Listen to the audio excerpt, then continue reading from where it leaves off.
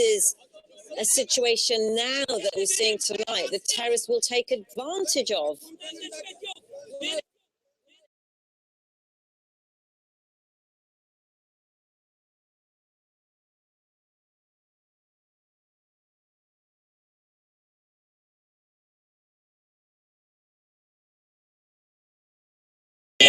Well, the terrorists, particularly Islamic State, are trying to save their existence right now because they have lost a lot of territory, and also the United States called Erdogan, told him to get in line, and he started to cut off supplies to Islamic State. So Islamic State is going to be desperate and utilize all sorts of tactics until they are solidly defeated, which they should be defeated. Okay, that's Colin Cavell, political analyst. Colin, thanks for your views on the situation in Turkey, which is looking very, very tense at the moment. We've got people on the streets opposing the military takeover of the country. Now, 2 bombs have been dropped on the Turkish parliament in Ankara.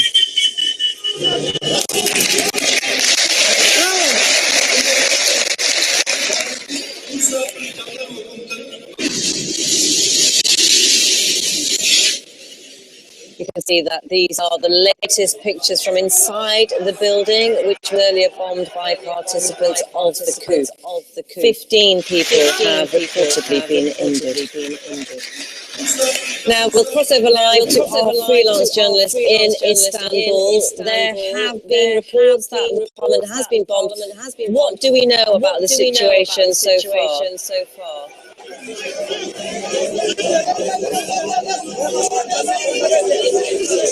Military, as President Erdogan says, that part of the military claims that they are going to have an intervention against Turkey, and now what we see in the streets are people are rushed to the streets, and they are protesting the military officers, and they're supporting the president. And I can clearly tell you that this is not the only supporters of the president. They are also originally opposed to the president, but they are still on the streets to say that we do not want any military intervention, as we know that what has done to our country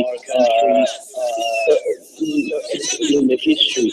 Now, President Erdogan, he is expected to be landed at the airport. He is coming back from where he went for holiday. I think that they will take care of the situation since it is an uncertainty still. It's an interesting situation, isn't it? Because the military have obviously taken action because of discontent with President Erdogan.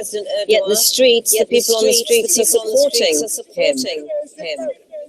Yes, exactly. This is the strangest military intervention that I have ever seen.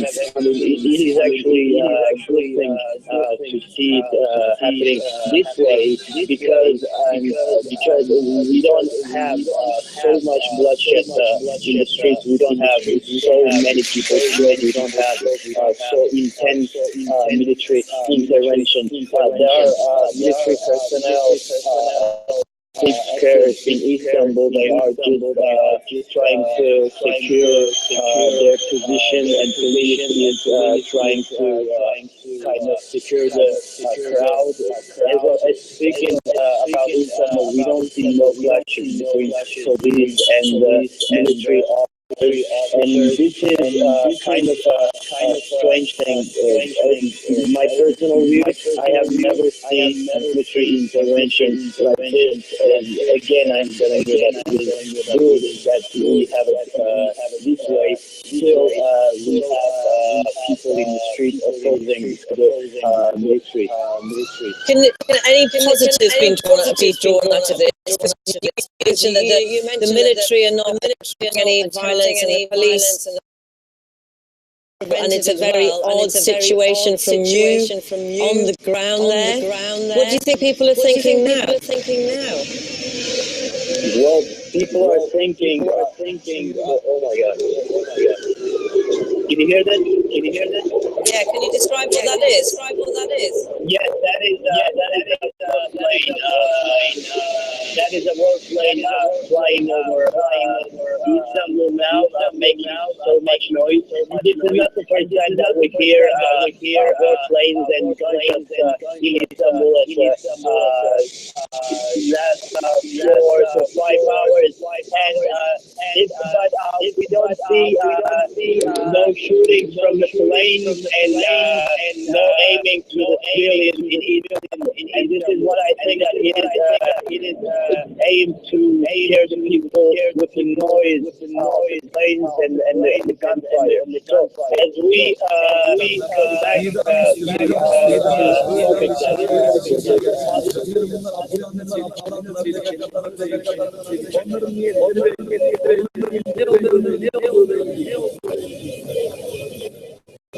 in the neighboring countries of Turkey, but this was definitely the situation that was happening at the other countries. On our screens now, just describe to you, we can see some pictures of some of the crowd who are walking towards the military, obviously in opposition to their actions. How intimidating do you think this is for the civilians here on the street saying, we don't want the military to do this? Exactly. Even as I said, up to 50% of the people of Turkey, they are supporting the president. However, there are other 50% who is not supporting him anyway, and he to disappear in a second. But everybody in this country is against any kind of military intervention, democratically elected government. This is what people are against, and this is why they are showing their anger this way. Earlier on, the military officer said that there will be a curfew, which means that no one is allowed to go on the street. But the president told them to go out to the streets, and they answered. Now we have to. Oh my God! What's that? Can you describe what's that?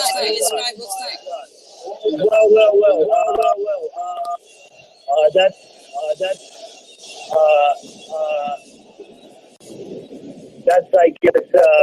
Was that a bomb? I think that just wait up. Go. It is so hard to describe as we hear noises of things in Istanbul and the sounds of warplanes, and this is so terrifying right now. Well, we cannot see. Can you describe where you are? Right now, I am in my office. I am at the center. I am at the city center, and this is what we hear. And people are here still looking through their windows to kind of get an impression of what is happening. So it is. I'm sorry that it is still hard to report in this atmosphere as we have sudden noises like this. I mean, we're talking now, and you know, we're having what appears to be a normal conversation, but the reality is you're in a very dangerous situation, aren't you? Well, exactly. Right now, I think that it is getting way more dangerous. But still, we see people in the streets acting normal. This is seeming like a peaceful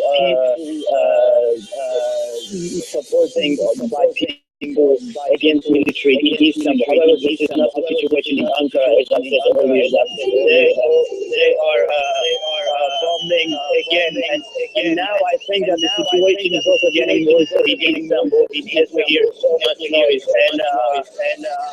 So what can you hear? So just in the last few minutes, we've heard several noises go off in a very short conversation.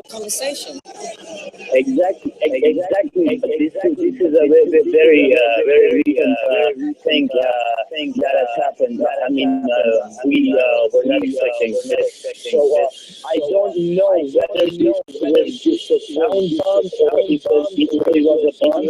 So from here we cannot see where it hit. What we see is just a street from Marino, and this is what my neighbors are seeing as well. So I really hope that no one got hurt, but it was very scary. Was it a bomb? Do you think? What was it? Well, the sound was huge, so I think that it was a bomb, but I am not sure if it was just a noise bomb or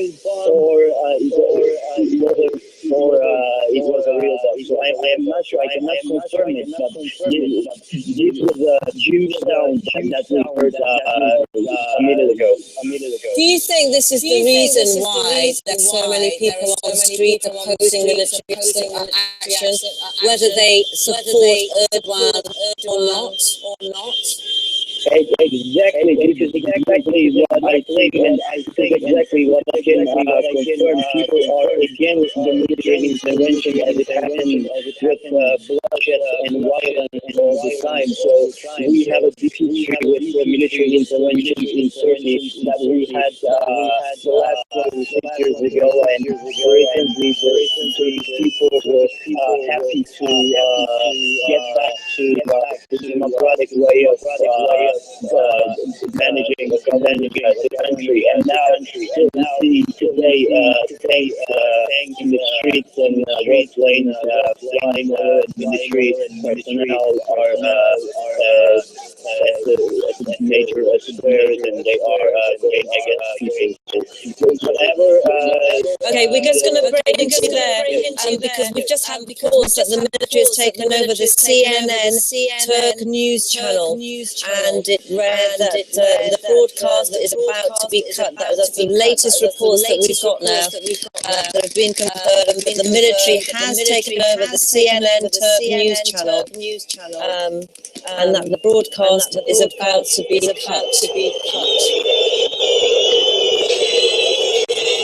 It has been confirmed, this information, we can say that now, it has been, and as you can see on the screen now, these are live pictures, attempted military coup underway in CNN Turk news channel, a new development on the situation here in Turkey, where the military is taking off. It looks, if you can see in the background, that people are leaving the building there, so maybe they've been told to leave the building. We don't know the situation, but the reports are that the military has taken over this building. What you can see is the CNN Turk news channel building, and the broadcast is about to be cut. These are the live pictures. We'll hold on to them for as long as we can until they are cut. But yes, the situation seems to be differing in Ankara and Istanbul. We've been hearing from our journalist that Istanbul seems quieter, although as we were speaking to him, he said it sounded like a bomb was going off, which he wasn't expecting, but that Ankara seems to be more violent in Turkey, where the military say that they seized power in the country. Obviously, President Erdogan's party is calling and has called for supporters to take to the streets, which they have done. What you can see on your screens now is a development on this whole situation that you've been following for the last few hours now, where the military has just taken over, and these are confirmed reports, the CNN Turk news channel, and the broadcast is about to be cut. What do you think about this situation? It's a new development. Are you surprised that they've taken over the CNN Turk news channel? Can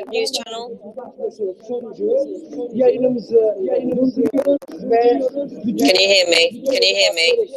I can hear you. Can you hear me? Yes, I can hear you. Yes, I can hear you. What do you think about these latest reports that are confirmed now that the military's taken over the CNN Turk news channel? CNN Turk was a target for the military, as they control over TRT, which is the official media organ for the government. And President Erdogan, he called people to street from CNN Turkey, FaceTime live stream, and so military they took control over CNN to kind of stop the president to give any kind of speeches. Are you surprised at this news? Hold on. No, it is. I am so sorry that it is. Hold on. Can you tell us what's going on? Yeah.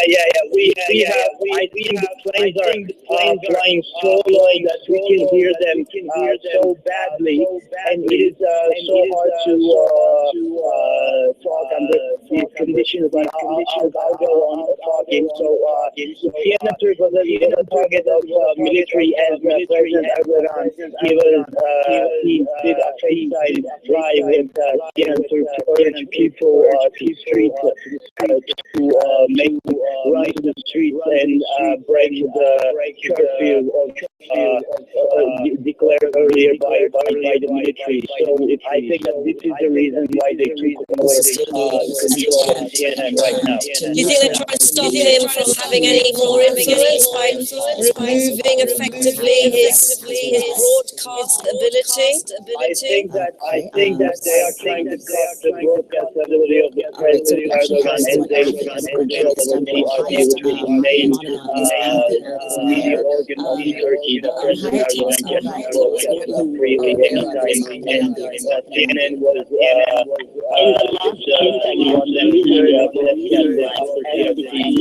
them and now military Okay, well, listen, I'm sure we'll be talking to our freelance journalist there in Istanbul. I'm sure we'll be touching base again very shortly. Joining us now on the line is Abayoni SET Media, the Pan African News Wire. So can you hear us? Welcome to the program. We've just seen the military take over of CNN Turkey. The first one was louder, and there is no clear indication if this was an explosion or was it a jet flying by. Right now, people at the airport are really scared. Okay, so Hyatt, the pictures you're seeing now are from earlier when people were first allowed back into the airport. So before you started to hear these sounds, can you describe what was going on at the airport? Well, earlier in the last 3 hours, we saw tanks driving by the airport, and suddenly we saw trucks, also soldiers at the airport. Then at one time, we saw hundreds of protesters basically entered the tarmac, and we were walking between planes and chanting and saying Turkish flag. Then at one moment, people got scared when they saw the protesters actually entered the airport. I mean, they were like approximately 100 meters away from me, and suddenly we heard also an announcement asking the protesters to come outside and leave the airport. But right now, what I can tell you is that still hundreds of protesters carrying flags at the airport. So is it safe to say that operations at the airport had not resumed, even though we had gotten word that might happen shortly? As of this time, there is no operation going on. Every flight is delayed. Every flight is canceled. Nobody knows what time they're going to leave the airport. And as for the time being, no flights are taken off. No planes are taken off. So you're saying that there were lots of protesters there. So the pictures that we're seeing from earlier, it seems that perhaps these are protesters. At first, the assumption was that these are people that were at the airport to take flights, but it seems that what we really may be seeing, based on what you're saying, are protesters that basically just went into the airport. Is that right? Yes, correct. Yes, I saw them inside on the tarmac, carrying flags and Turkish flags, and some of them also were carrying white flags, and they were walking in the middle of the tarmac. That's what I felt. And also so that he managed to get inside the airport, and he was so close to us. That's how, and people right now are scared, and they're huddled, and there's a lot of crying going on. We also have reports that President Erdogan was supposed to be landing at some point at the airport in Istanbul. Clearly, that still remains to be seen, as it seems that there's still so much happening at the airport. Sounds of explosions, and you're describing a situation that doesn't particularly seem to be stable at this point. So, what are you seeing where you are right now? Where are you in the airport? I am at Istanbul Airport in the Turkish Airlines section. I was supposed to catch a flight to Doha, but everything now is delayed. All the flights in the airport are delayed. No planes are taking off. No planes are landing for hours. I've been here. And what type of police presence or security presence are you seeing? We did not see soldiers inside the airport. There is no security whatsoever. I mean, the way it looks, everyone is going to their own. I have not seen even one police since this started. Wow. Okay. Hyatt, thank you. Continue to monitor this. Continue to be safe. Al Jazeera News Editor Hyatt Mohammadan, thank you. We'll get right back to you as soon as you get some more information. Let's talk about President Erdogan's relationship with the military. It has been pretty tense in recent years. Here's a recap. So after he was elected in 2003, he immediately moved to limit the role of the National Security Council. A decade later, hundreds of high-ranking officers, journalists, academics, they were all sentenced in the so-called Erdogan coup plot trial. But an appeals court overturned many of those convictions in April because prosecutors found the evidence unreliable. Al Jazeera senior political analyst Marwan Bashara joins us live from London. So, one that describes a pretty tense relationship with the military, but the word we're hearing is that this was not a coup from the overall military. This is an attempted coup from a specific faction of the military. How would you characterize Erdogan's relationship with the military? Well, it certainly evolved over the years. In the beginning, it was pretty tense, and the military was always worried about what they termed an Islamist leader taking over in Turkey. Back in 1997, they got rid of his predecessor, Mr. Erbakan, if I remember correctly the name. Back then, basically ousted them from power. Then, after a few years, with Erdogan winning more elections, I think eventually, especially over the last term, he succeeded in strengthening, if you will, the political weight of the government in the military, making some appointments and so on and so forth. So I am not surprised that the overall brass is not involved in the coup, because I think there was more of an understanding and a division of labor, if you will, in the country. That certainly happened at one point, Michelle, back when Turkey wanted to join the European Union, and it was clear for the Turkish military that any more attempt at interfering in the governing of the country will torpedo any potential relationship between Turkey and the European Union, which for the military at least was an important guarantee or guarantor of secularism of the country, meaning Turkey joining the European Union. So that allowed Mr. Erdogan even more influence and using the potential membership in the European Union in order to put more pressure on the military. The last was, of course, better relations with the United States, being a member of NATO, and seeing eye to eye a number of issues in the beginning of the Arab Spring. I want to go back to this point, just a bit of detour about Erdogan relations with the United States, to say the following. the tension between Washington and Ankara is not because of human rights and media repression in Turkey. Usually when the strategic relations worsen, Washington then brings up the sort of talk of human rights violations and violations of media freedom and so on and so forth. Because some of the worst human rights and press freedom violators in the world are America's allies in the Middle East and elsewhere. That's not usually an issue for the United States. The main problem between Ankara and Washington stemmed from first over Ankara's objection to the use of its military bases during the 2003 American invasion of Iraq under George W. Bush, and later on, because of Erdogan's opposition to President Obama's policy in Syria. They don't see eye to eye on that. I think those important strategic issues have created the kind of tension between Ankara and Washington that we see until today.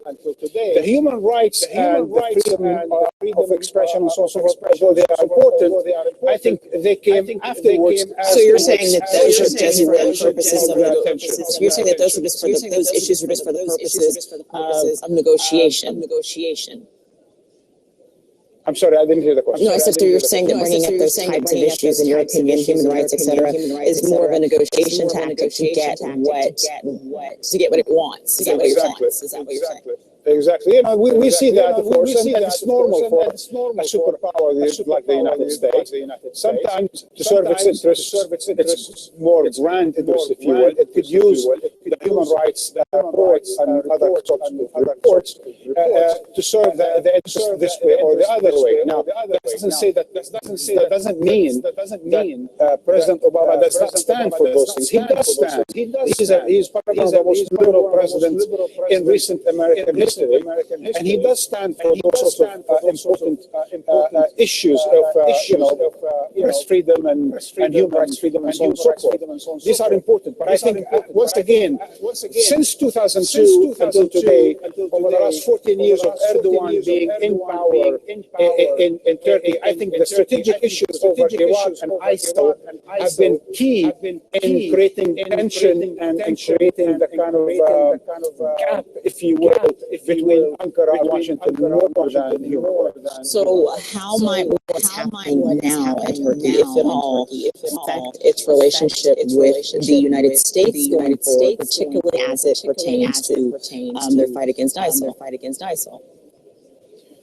I think now at this point in time, it's going to depend on the wisdom of those people in Washington, and not just President Obama, but of course his successor, whether it's Clinton or Trump. Now, clearly, as everyone has been saying, Turkey is a NATO ally. It doesn't have the second largest military within NATO after the United States. So it's a very important ally, and it's a front country for the NATO alliance, meaning it's the one that's facing the rest of Asia, basically within NATO. Now, having said that, President Erdogan is not exactly pleased with the kind of talks taking place today in Moscow between Kerry and Lavrov, because Secretary Erdogan thinks that there's a kind of a complicity going on between Moscow and Washington, whereby they would start giving priority to the fight against ISIL instead of focusing on a political process in Syria that will get rid of Bashar al-Assad. Clearly, the Russians are bringing the Americans more to their side, and clearly Assad has a place in the future in Syria in as far as Russians are concerned, and perhaps more and more the Americans. That's not to the liking of the presidency in Turkey, which sees itself as a border state with Syria and Iraq, which sees itself as influenced and destabilized because of the situation in Syria and Iraq. And hence, whatever happens between Moscow and Washington, I think Erdogan in the coming weeks and months wants to be in on it, because at the end of the day, you can do so much in Syria and Iraq without Turkey. Marwan, you have spoken about what you see as the need for the international community to strongly and swiftly react to this attempted coup in Turkey. I want to run through some reactions that we have and circle back to you. So, U.S. Secretary of State John Kerry said that the events in Turkey are being viewed with the gravest concern. Obama urged Turkish people to support a democratically elected government and to show restraint. That Qatar denounced and condemned the military attempt to overthrow the government. The border with Bulgaria has been placed by Turkey following the attempted coup, and a German government spokesperson on social media to urge that the democratic order be respected. All we're hearing right now, as it pertains to Russia, the Russian foreign minister urged their citizens to stay inside until there is more information on what is happening. So, Marwan, are you still with us? Yes. Yes, Marwan, my apologies, I'm juggling a few things here. So, more on what you would like to see from the international community. Look, certainly, there's a certain friction been going on for a while now between Turkey and Russia. And any student in history knows that this tension goes back centuries. Be that as it may, I think it was important for President Putin. It is important for President Putin to come out and condemn the coup because there are voices. I don't necessarily think they are legitimate voices, but there are voices out there of those who think that perhaps Russia would have liked to see something bad happen to Erdogan. I think it's important for the Russians to condemn this kind of a coup. It's good to hear from the United States, but I think generally speaking, in addition to supporting Erdogan, I think there should be a clear condemnation by the Europeans and others of the coup d'etat in Turkey. All right, Marwan, it's the top of the hour, so let's get viewers up to speed on what it is that is happening. The Turkish president says that the situation of an attempted coup is under control, that this coup has been thwarted. In fact, there have also been arrests. The state news agency was reporting earlier that the Turkish parliament had been bombed in some fashion. We're trying to get more information on that. We have confirmed that an F-16 shot down a helicopter carrying, quote, coup plotters. And the president, Recep Tayyip Erdogan, did appear on television saying that those responsible will pay a heavy price. We're getting word that he's supposed to be landing in Istanbul. We will update that as soon as we can. What we know about the airport of Istanbul from one of our Al Jazeera team there on the ground is that there were sounds earlier that sounded to be some sort of explosions, and that the situation there is really not particularly stabilized. She described a situation where there were protesters that had come into the airport and in fact were on the tarmac walking around planes. Those are the protesters going into the airport. So there are no flights coming in or out of the airport right now in the Ataturk airport at Istanbul. So that's getting you up to speed on everything that we know right now as the situation continues to develop. Marwan, talk about how tenuous the situation is over the next few hours. Judging from far, and we are far, of course, from the nitty-gritties of what's going on in the country, but clearly this is a group of officers within the military desperate, apparently, to take action in a country where there has been a certain instability on a number of fronts, whether it's religious and secular, or whether it is ethnic, or that between the Kurds and the Turks, and certainly a series of bombings that have hit the country. Taking advantage of that kind of instability in order to step in clearly is ill-fated, both for the military and for the country.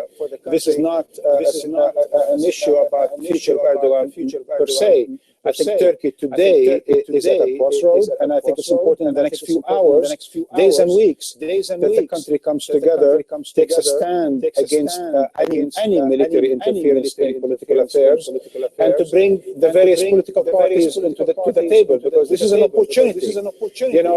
In every type of challenge like this, there could be an opportunity, and I think this might present itself as an opportunity for the various political parties in the country under the leadership of Mr. Erdogan to come together and figure out what the future needs to look like. Because in the end of the day, as I've been saying all night long, Mr. Erdogan is not the president of the AK Party, he's the president of all Turks. And so it's very important for those Democrats in the opposition, especially the Democrats in the opposition, to be totally, utterly, and categorically against the coup, because they stand for democratic process, and that's why they're critical of Mr. Erdogan, because they stand for democratic principles. The military will never bring democracy to the country. It will only bring bloodshed and instability. All right, Marwan, we are going to bring in a former advisor of President Erdogan. We have him on the phone. Khalil Ibrahim Darman, again, a former advisor of President Erdogan, joins us now on the phone from Istanbul. Have you been in contact at all with President Erdogan in the last few hours? Mr. Damran, are you there? Hello? Mr. Damran, can you hear me? Yes. Mr. Damran, have you been in contact with President Erdogan in the last few hours? Yes. Hello? Hello? Can you tell me what the conversation was? Can you tell me something? Mr. Damran, can you hear me? Hello? We seem to be having I'm going to try again. Mr. Damran, can you hear me? I was asking if you've been in touch with President Erdogan. I hear you. Can I speak? Yes, please. And this is a big organization government of Turkey. And our president, our leader, and only his business now working, and every people in Turkey attack for this terrorism. And we are supporting, and all the people on the street support to Mr. Erdogan. And everybody going to do not really Turkey. Turkey is a very powerful and efficient make business in Turkey, development women and development country and development goals. He's working on the piece of the goals. Mr. Erdogan as a big leader, everybody with him, and all the governments are around the world with them. Today we need the peace, and we need the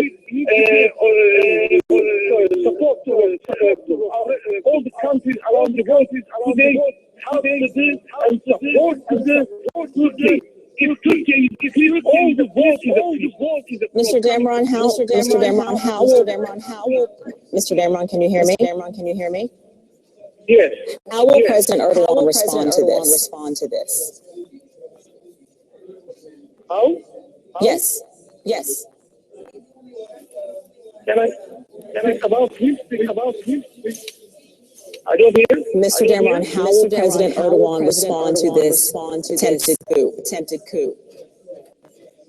Now, Mr. Erdogan is coming to the airport. Everybody is there. Everybody supports all the people around the Turkey. The support coming to Erdogan here. Turkey today is a big terrorism organization. All the support this peace. We don't need this problem. We need our country development. We need the peace of the world. We need everybody support Mr. Erdogan today. This is a small terrorism organization all the people, all the countries finished this problem. Our government on the war and on the business, and we are today, Mr. Erdogan about finished the whole problem in Turkey. Our government working, our police working, our military, government of Turkey, Mr. Erdogan. Mr. Damran, Parliament is supposed to be having an emergency meeting within the next 24 hours. What needs to happen at that meeting? No, before there is one organization from outside, from countries. This is a small, not like Libya, like Syria, like another country. This is only small people, 700, 800 people, make terrorist organization. We are coming tonight. Problem. And tomorrow morning, you see the day, you see this coming when unity, everybody happy, everybody they come to peace, tomorrow morning. You see, like this. The pictures, we're seeing pictures now, Mr. Abderman. If I can get a little bit of guidance on what the pictures are that we're seeing. These are supporters of the government who are apparently still out in the street as President Erdogan called for that earlier. So let's talk more about President Erdogan. He is due to land at Istanbul's Atatürk Airport. It is not clear how that will be affected by reports just a few minutes ago of explosions there. And actually, I'm getting word at this moment that he actually has landed at the airport. Let's listen to a little bit of what he had to say earlier as the situation was developing. This insurrection against our national security, whether it comes from a group within the security forces, whether it comes from a group from another source, will be given the right necessary answer to them. There is no power above national will in this country, and as the Prime Minister, as the President of this country,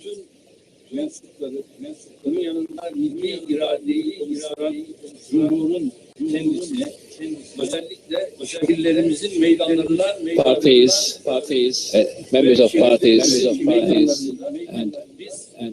and the people, inviting the people to the streets, and we'll give them the lesson they need by doing so. This revolt by this group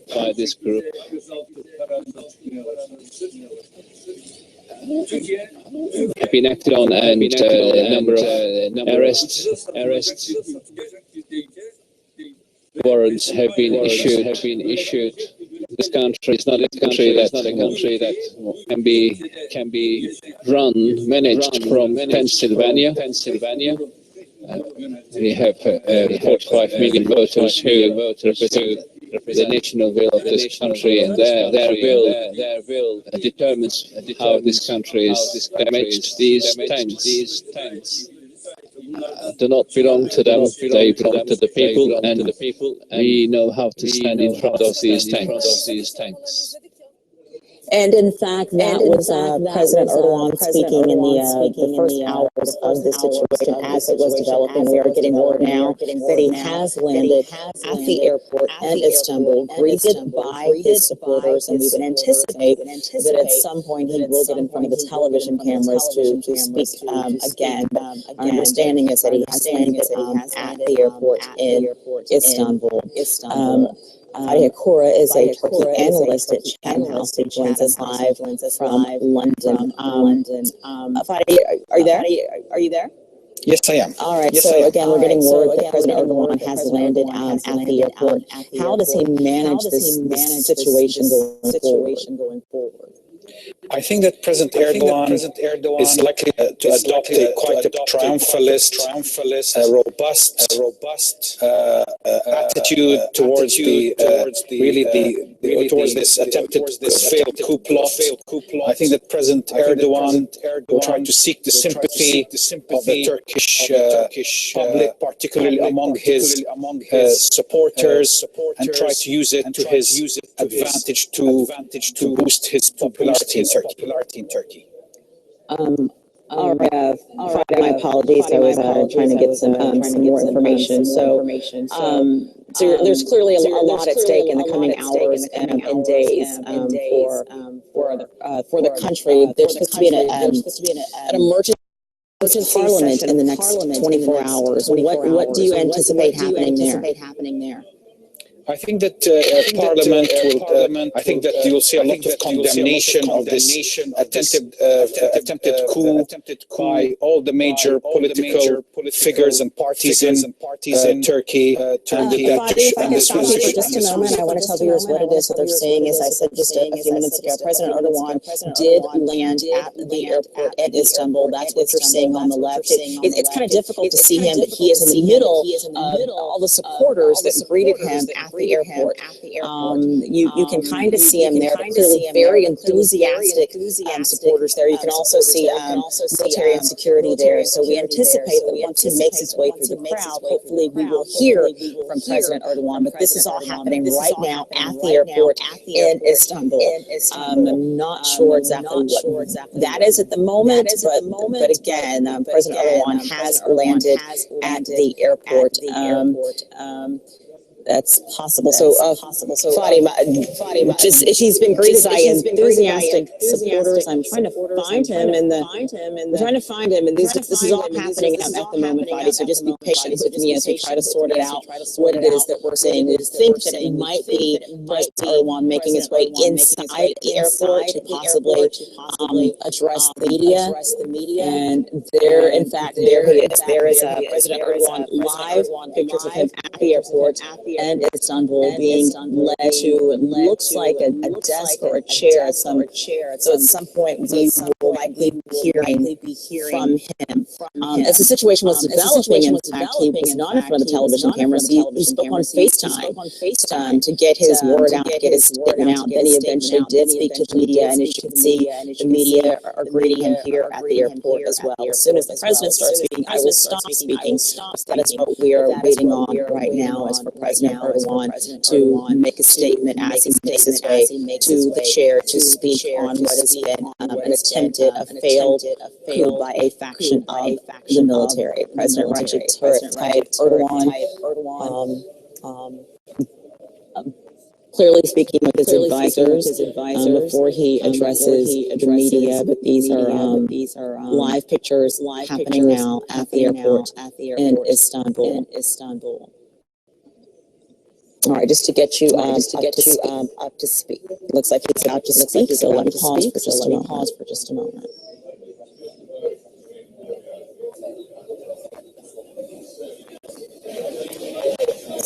So as soon as we get the sound from the president, I will assure you, allow you to hear from him. But clearly, there's a lot at stake with what he's going to say right now. This attempted coup in the immediate minutes after this began to develop, he and the Prime Minister both said that this was a temporary situation that would be neutralized, would be put down, would be thwarted, and in fact, that is what has happened. President Erdogan seems to be trying to call the room to order.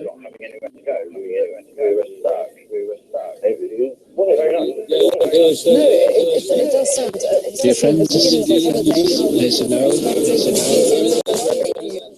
Today, this afternoon, there's been some action. Fortunately, this happened within our armed forces, and a result of that showed the minority group within the armed forces had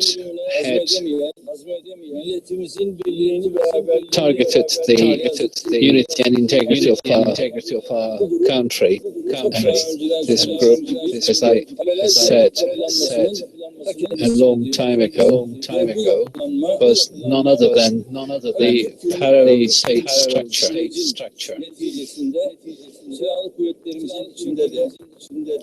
Of course, they had taken place within the armed forces, within this police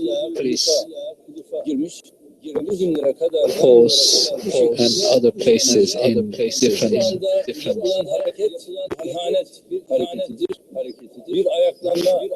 faces and forms. This latest action is an action of treason and they will have to pay heavily for that, I should say, at the start. There is a government that's been elected by the people. There is a president who's been elected by the people. And they cannot put up with the fact that Erdogan is the commander-in-chief and the president. We put our head on this path, this legitimate path, and we came here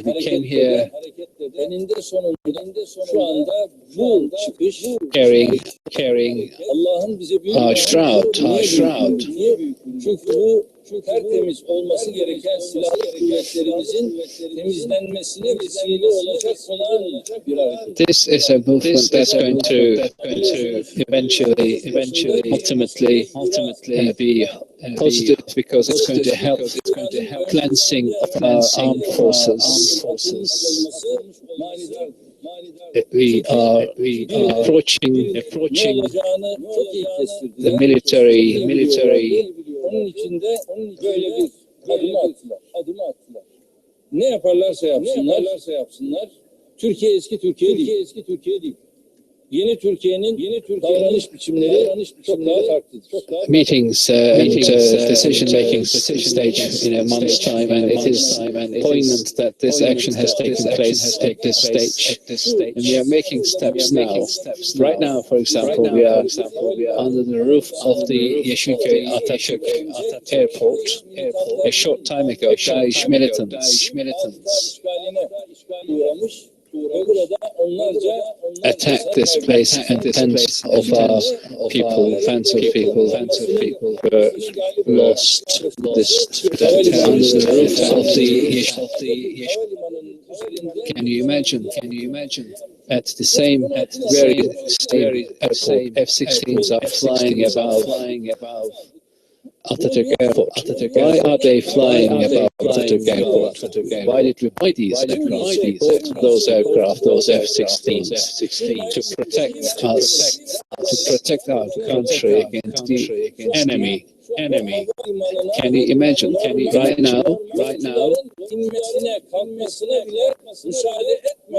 they are flying above this airport to prevent civilian aircraft landing and taking off from this airport, and ultimately threatening the president of this country. I was in a different place in Marmaris, and shortly after I left, I've been told that they bombed those locations where had been shot time before that. I assume that they thought that I was still there when they bombed those places. Perhaps they could not imagine that I would be coming all the way to Istanbul. But now they have taken away my general secretary. What are you going to do with my general secretary? I don't know the situation of our chief of staff of the military. But I'd like to address them. I'm addressing all high-level commanders of our army, of our military, including the commanders of the forces.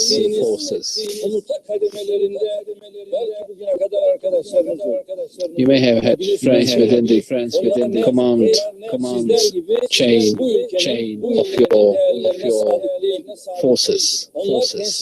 Some of them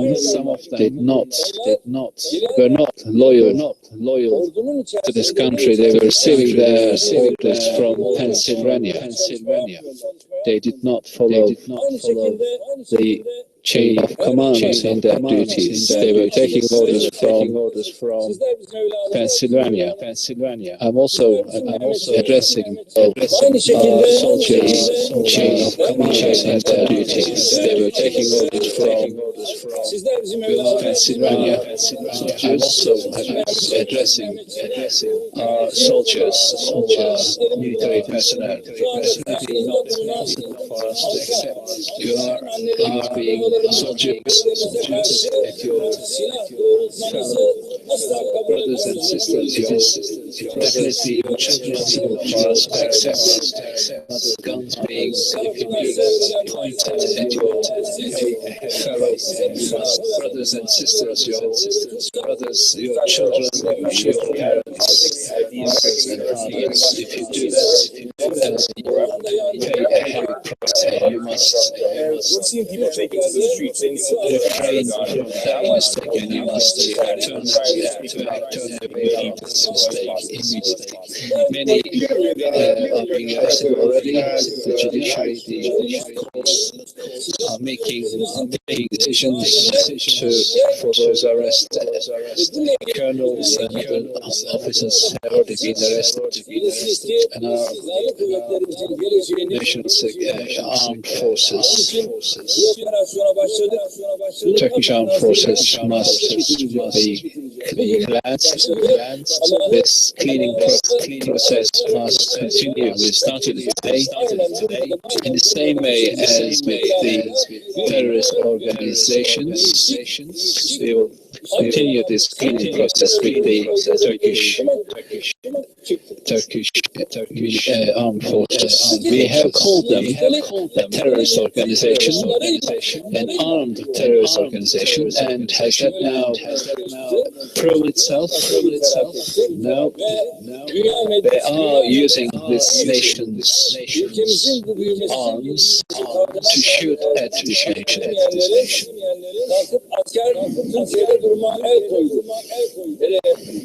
They say military has taken over. What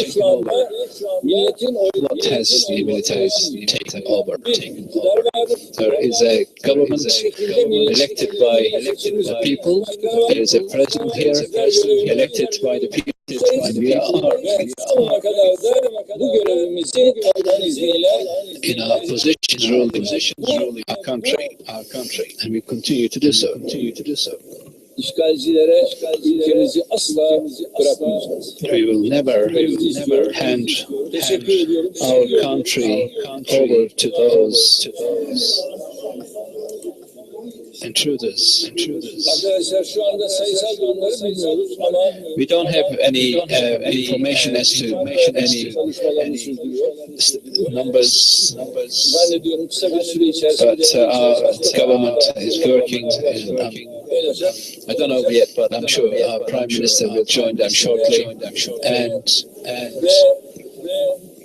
bakın sizin için en önemli olan ne biliyor? you know what is the most important thing for you? Right now, it's 4:30 here. Millions of people in the streets. Niye? Why are these people in the streets? Why is this nation in the streets?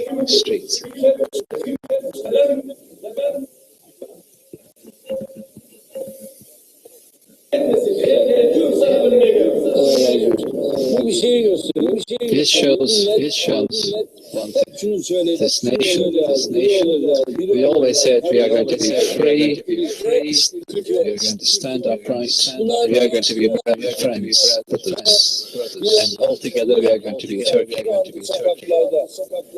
Millions of people are in the streets and waiting for the outcome of this development. This means that we are going to be here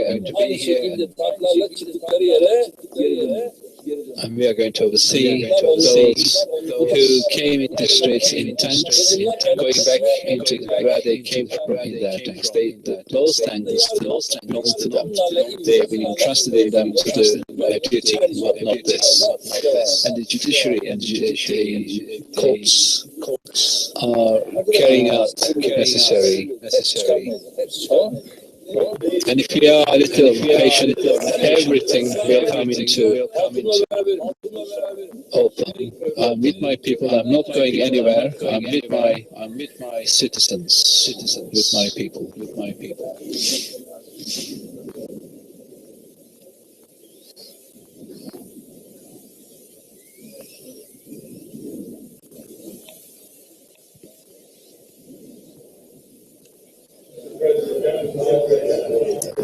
We've been listening to President Erdogan, who at this moment seems to be speaking to his advisors. It's not clear if he's going to take questions or continue to address the media. So we're going to stay on this until it is clear whether or not that's his statement. But he is some of the things he said. If he's speaking. All right, that seems to be from President Erdogan at the airport in Istanbul. He talked about the millions of people, as he said, that are in the street. He said that this is a government elected by the people, and those responsible for this coup. He called it an act of treason and said that they will pay heavily. In particular, he said that it was a minority group that targeted the unity and integrity of our country. Al Jazeera senior political analyst Marwan Bashara is in London. Marwan, were you able to listen to what President Erdogan was saying? Yes, it seems that he's coming out, strong and forward. Clearly, there is two things now standing before the president. And if I heard him correctly, I would say that there is a punitive process coming forward, which is going to involve cleaning up the military from what he called a parallel to the state. And in fact, he described it. He said a cleansing of the armed forces was coming. He described that as something positive. That's right. This is the punitive aspect of it. And I think the punitive meaning that he will be taking measures that are severe and that are aggressive in the military. And I think he will use it as an opportunity in order to do what he wanted to do from perhaps the beginning. Make sure that nothing like this will happen ever again, where a military will step in and try to take over the political power in the country. The question is how much of a restorative process he will issue parallel to the punitive process towards the military, meaning how much of a political process in order to restore the democracy and restore the political cohesion within the country by bringing back all the opposition parties together with the ACT party in order to figure out the future of the country. That we haven't heard a lot from. Clearly, he's still shaken by what happened tonight, and he still talks about his supporters, about people going out to the streets.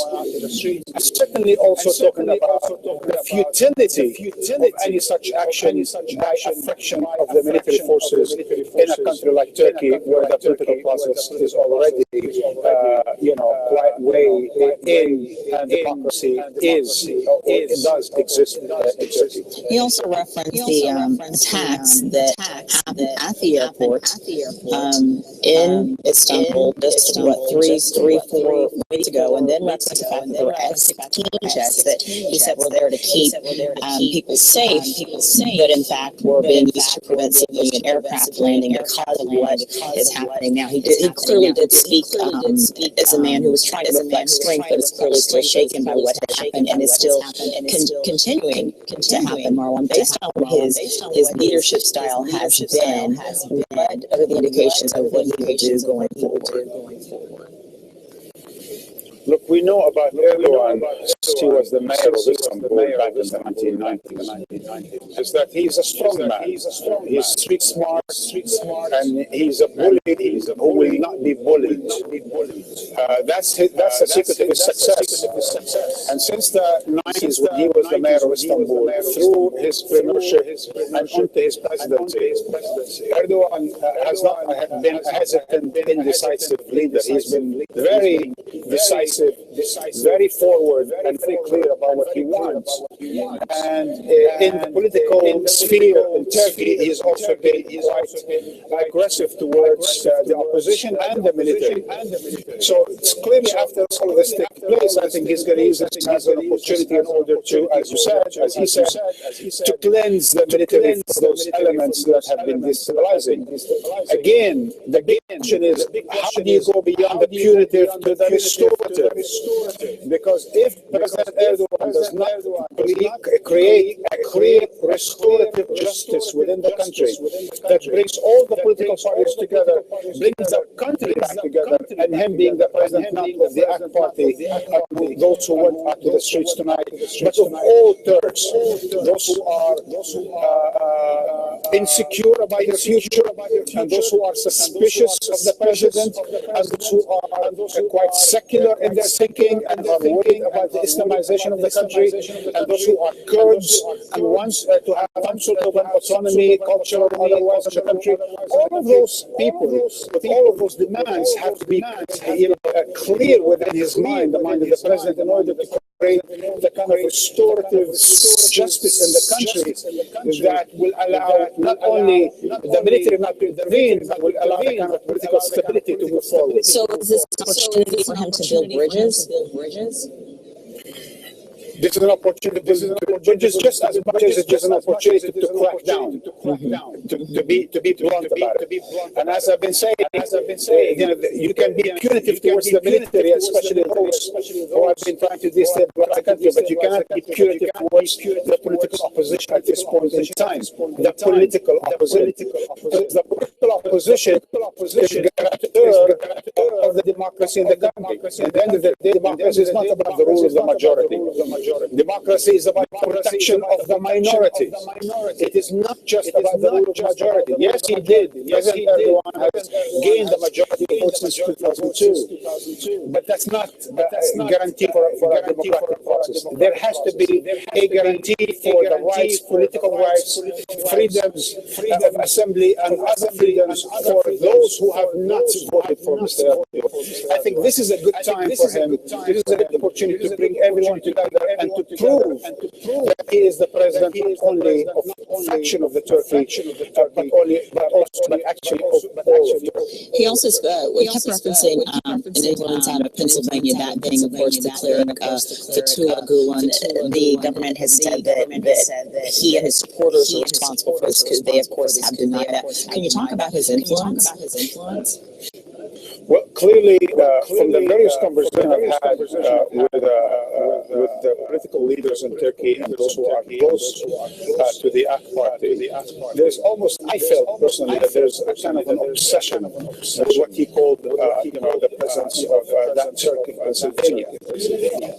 There's a suspicion that there's an infiltration in various stratas of the state in Turkey, whether it's military, the bureaucracy, and even the political establishment within the country.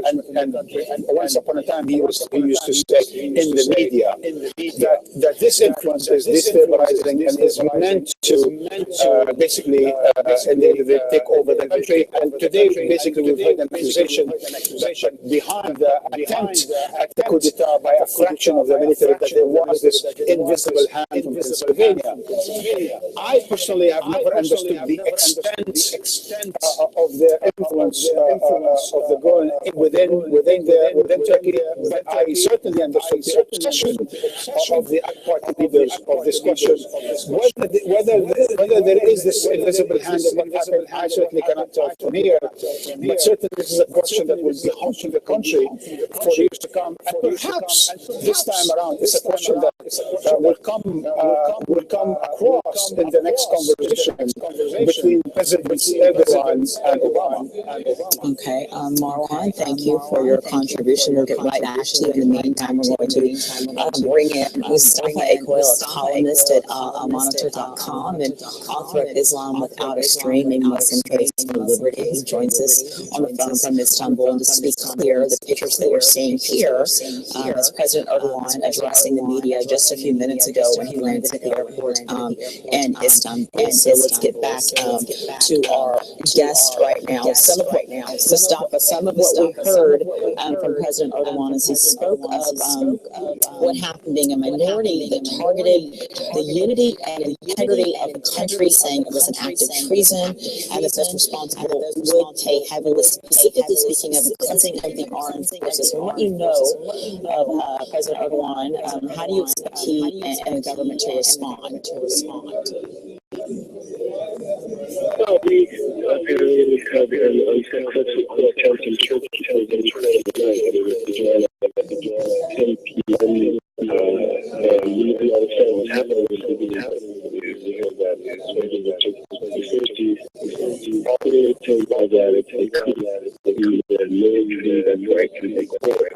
The intentions of this is a clashes.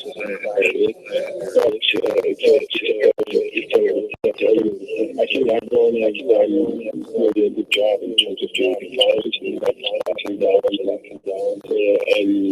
we had a very strong speech just a couple of minutes ago. And the key question was the position of the government on this. That's all basically civil society, the nations, the media, and the secular media, such as critical of our ground-based sovereignty of democracy. So actually, the coup was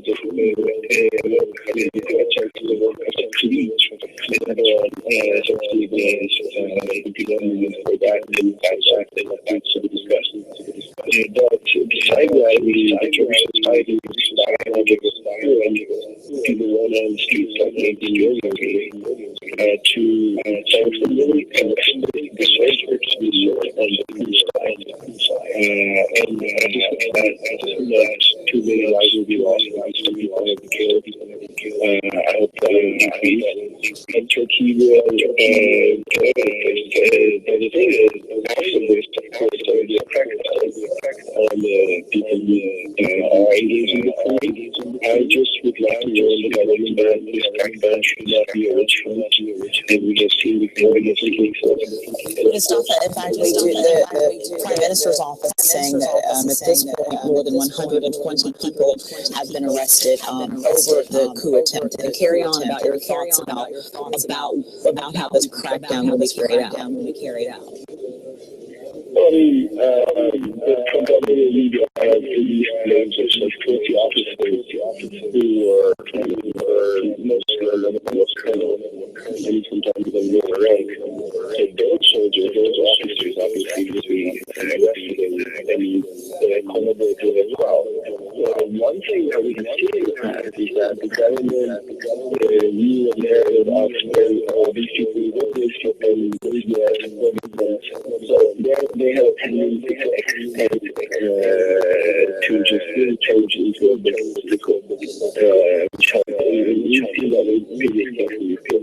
That should not be the case. Of course, the military soldiers are have to be punished and they will be on trial. But it should not be realized with positions for those who are against the government because they are and ultimately Turkey needs to be able to communicate with its ambition to go and have a real life until Turkey has become a very polarized society. I feel it's supporting and supporting So Mustafa, let me ask you, what is at stake for how the country responds and moves forward? What is at stake here? Well, first of all, we got to go. I mean, we need to have a last week office, but we had assumed that unfortunately, and by all that they have done. But this incident has shown that the government is showing about the Paris, like cliques within the military and police institutions. I think this will lead to let's say a community of the others and of course having there that this is very sensitive things and very some just a organization in these institutions should be out, but also that it will become just pockets of partisans of the government, especially in terms of the judiciary. Then that will be another one. So therefore, Turkey wants to be forward. It's not just about revenge, it's about how to build a democracy which is inclusive, which is which all politicians will be ruled by law and democracy and the opposition. Whether I don't agree with that, I don't know. It's not giving a big technology of the people here that are judgmental. Also, arriving with some of it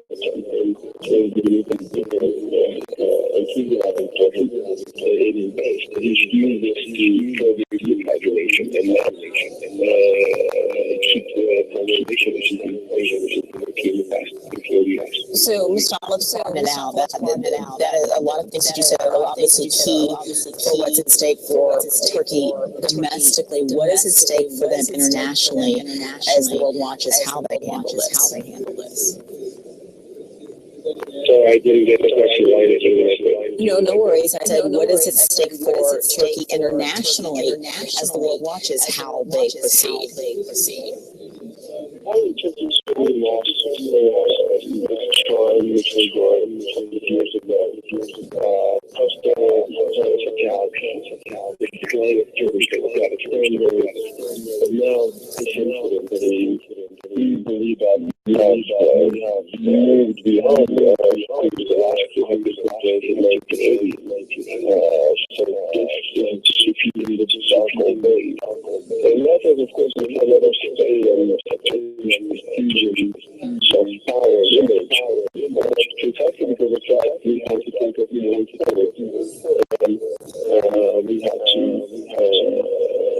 we have to think how we can bring countries back together, and not all of the persons have the power to do that. Like even Mustafa, a Quora columnist with elmonitor.com. Mustafa, thank you very much. Right now, let's take a look at what is happening in Turkey a bit earlier tonight. Our Caroline Line reports on that. Gunfire on the streets of Istanbul as people try to cross the Bosphorus River. Helicopters were seen overhead, and there's reports that a Turkish fighter jet shot a helicopter down. There were tanks on the roads lining up on the bridge over the city's main waterway. All part of an apparent coup attempt by part of Turkey's armed forces. They stormed Turkish broadcaster TRT and forced a newsreader to make a statement saying the military had taken over the country. A few hours later, she appeared again to explain she'd been held along with a group of TRT staff who were also taken hostage. President Recep Tayyip Erdogan spoke from an undisclosed location and asked people to come outside and show their support for the government. This action against our nation and security, whether from security or another source, will be answered. There is no power stronger than the national will in this country. As president of this country, I say, the members of the parties and the people going to the squares and the streets will give them the lesson they need. Many people gathered tanks in the squares to demonstrate against the coup, many of them with Turkish flags. The former Turkish Prime Minister Ahmet Davutoglu spoke to Al Jazeera and described the attempted coup as a failed attack on democracy. First of all, this is a attempt against the legitimate parliament, the legitimate government, and Turkey has a long democratic tradition, and in this tradition, latest on 1st of November 2015, there was a clean democratic process of election, and the existing parliament was formed by this election. So there is no question of legitimacy in Turkey. people also seen taking on armed forces who were out on the streets of the capital, Ankara. The airport there was shut for a time, as was the main airport in Istanbul, where arrivals were suspended. People gathered there as well to take a stand against the coup attempt, which has been condemned by all the main political parties represented in Turkish parliament. Caroline Malone, Al Jazeera. Let's go now to Al Jazeera senior journalist Marwan Bashar, who is in London.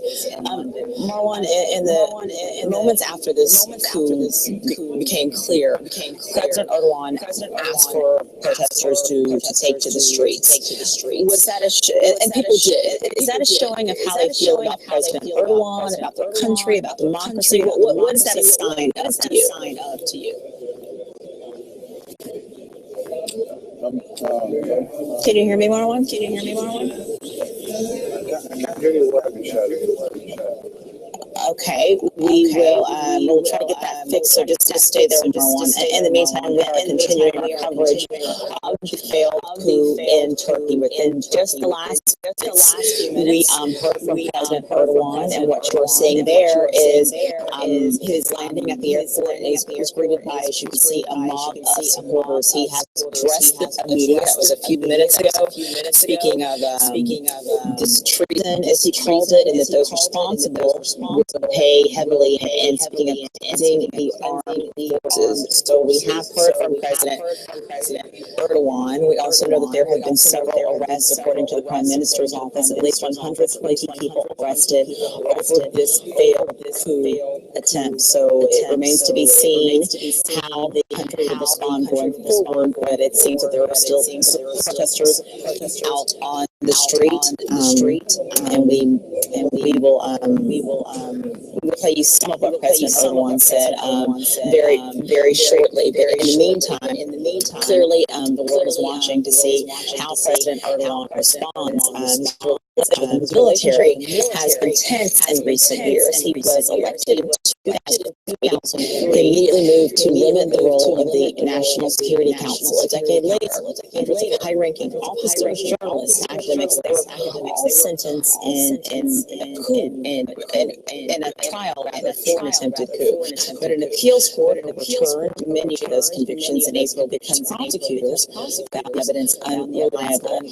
They've got that technical issue fixed with Marwan Bashar. So let's go back to Marwan in London, and just to remind the viewers of what the question was that I put to you. As the President Erdogan asked for protesters to take to the streets in a protest against the coup, and the people did respond in huge numbers. What does that say to you? Well, certainly it does have an important following within the country.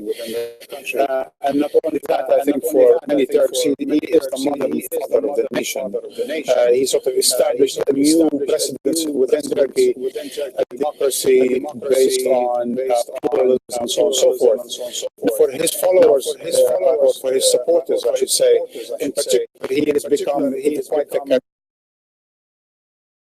regards to interest and so forth, interests of the weak and of the powerless and the likes. Now, of course, for his detractors, he's become more authoritarian. He's cracked down on the press, and so on and so forth. Mr. Erdogan himself justified his increased authoritarianism, if you will,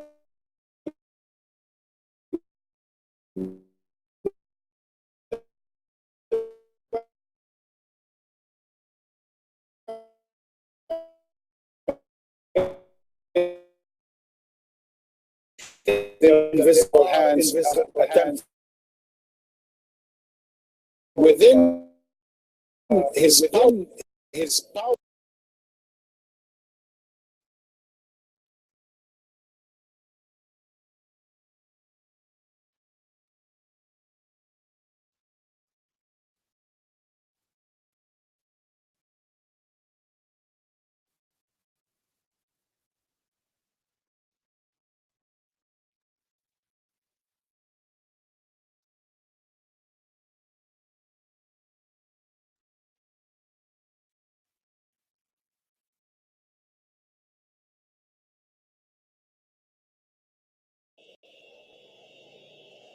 The Turkish military said it has seized control of the country with for his detractors, there is a major problem, and I think that's why I have been emphasizing two concepts tonight, and I think they are important, and I need to repeat them. There is a punitive way forward, and resolved by punitive measures. They need restorative measures, restorative justice to restore the democracy to its previous path when he started back in 2002.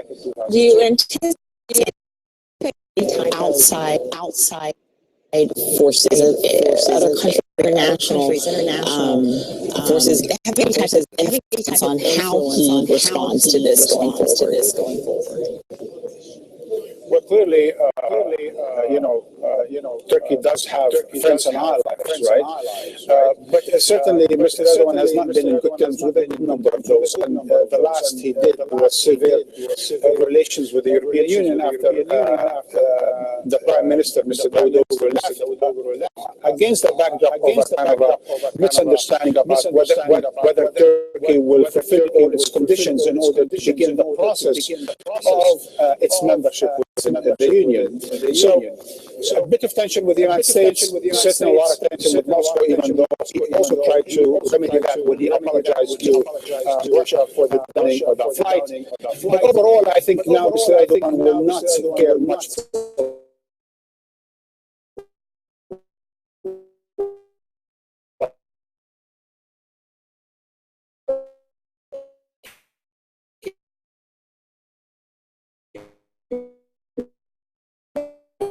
I think now he's cutting out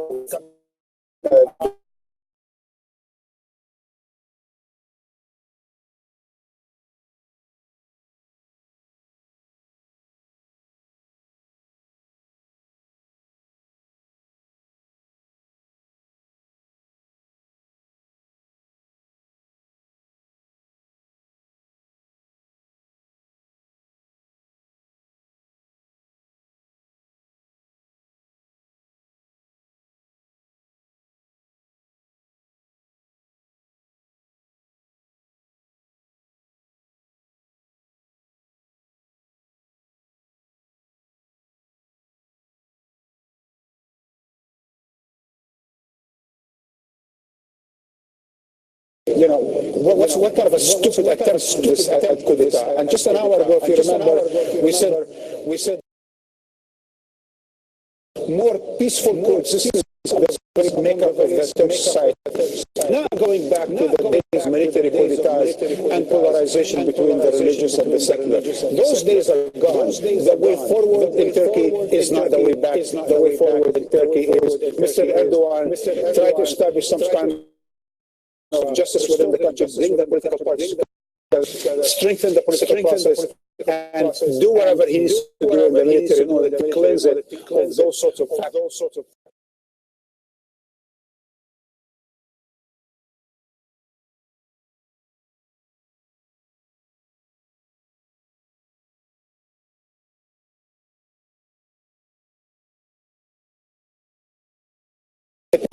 Are going to go vacationing in Turkey after knowing what happened, let alone all the other previous attacks. I'm not sure how the stock market, if it is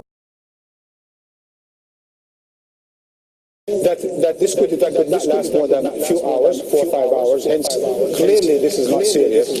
Two, that the Turkish economy is strong and foreign investments, has witnessed some of the highest growth in its economy relative to most other economies in the industrial world. So the fundamentals in Turkey are serious and are good. It remains to be seen what will be done with all these other issues that are not just Turkish per se, especially the ones that deal with Syria, Iraq, ISIL, and so forth, and the Kurdish question. I think that's we're going to come to it again and again. This is a very important Turkish issue, and how to deal with Kurdistan within Turkey Turkey is going to be key. All right, Marwan, we will just stay close, catch your breath. We'll continue that conversation in the next hour as we do continue our coverage of the failed coup in Turkey. What you're seeing there is President Recep Tayyip Erdogan landing to a crowd of supporters at the airport in Istanbul. He addressed the media. We will continue to cover this at the top of the hour here on Al Jazeera. Keep it here. Keep it here.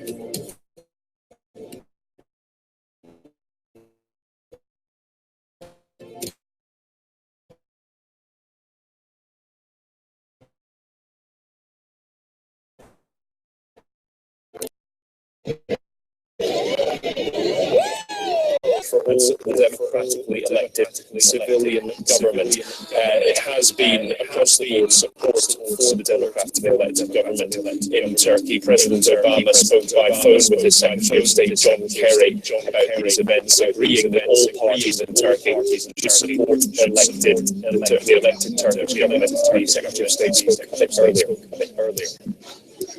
It's inappropriate for me to comment except to say that we've heard the reports that others have heard, and I don't have any details at this point in time. I hope there will be stability and peace and continuity within Turkey. But I have nothing to add with respect to what has transpired at this moment. Strong condemnations from across the world. Countries that denounced the coup through the morning include Qatar, the US, as you heard, Germany and Greece as well. The UK's Foreign Office also released some information saying that they strongly advise Britons in Turkey to stay indoors and remain vigilant following a state of martial law being put into effect in the country. There's plenty more to come here on Sky News after this attempted military government against the Turkish President Recep Tayyip Erdogan.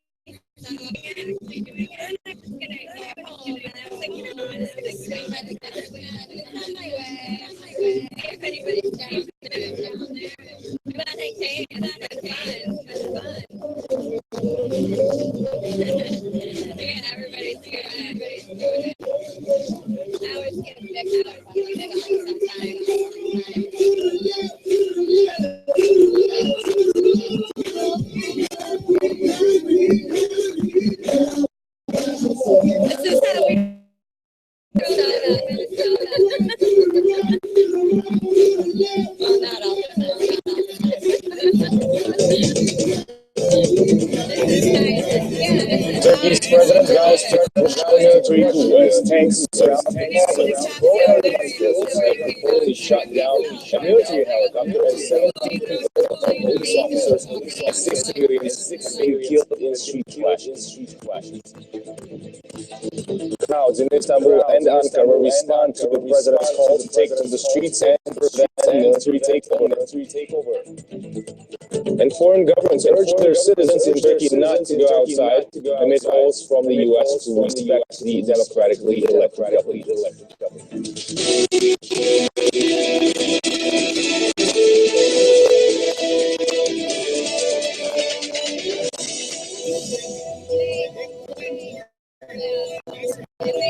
They're watching RT International with me, Breakfast the Most, and the Turkish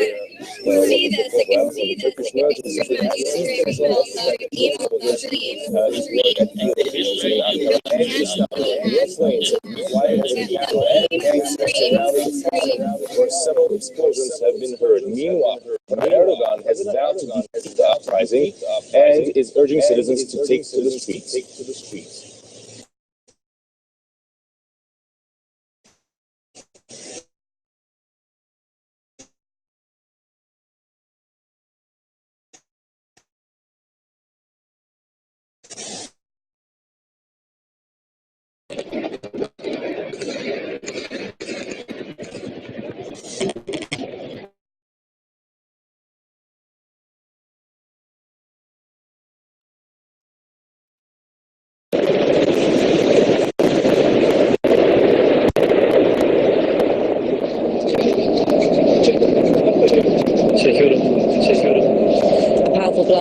headquartered on the central square in the Turkish capital, Ankara.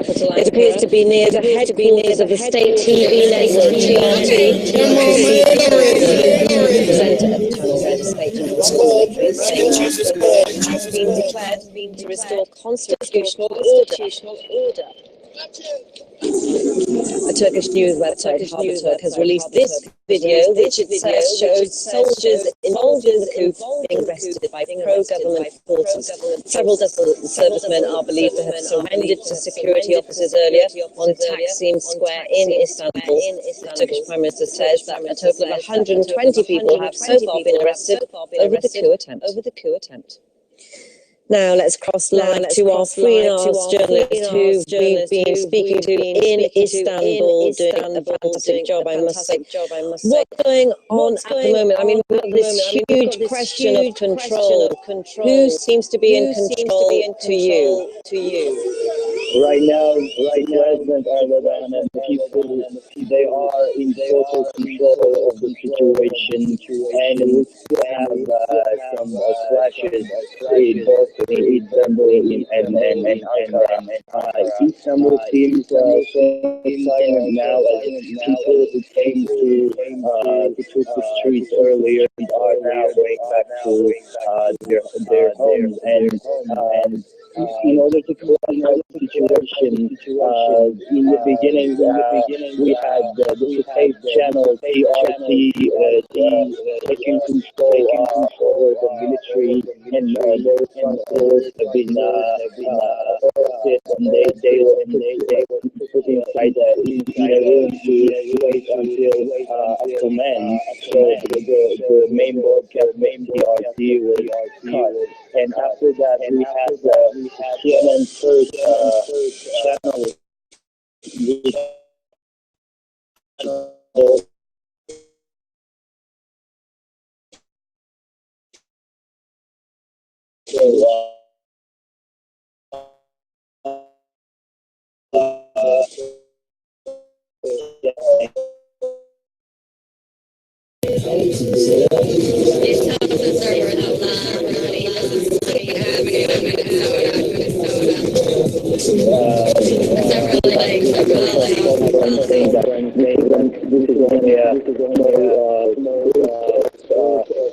military officers who attempted to have a coup in the country, and he said, and thank God it has failed.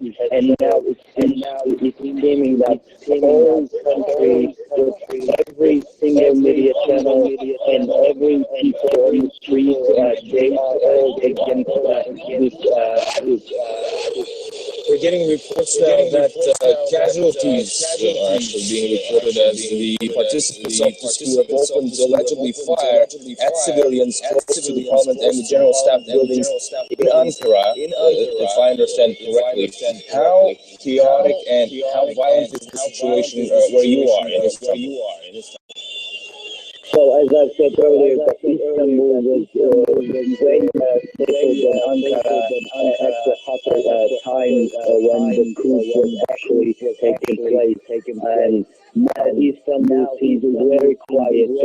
Earlier, 2 or 3 hours ago, we had so much noise in Istanbul. Simply the F-16 planes were flying so low on the city to create a massive noise to scare people that this is actually happening. And now in Istanbul, we can easily say that we found out that it is not the truth. And the truth is that streets are silent, and now people are going back to their homes peacefully, and the military personnel who took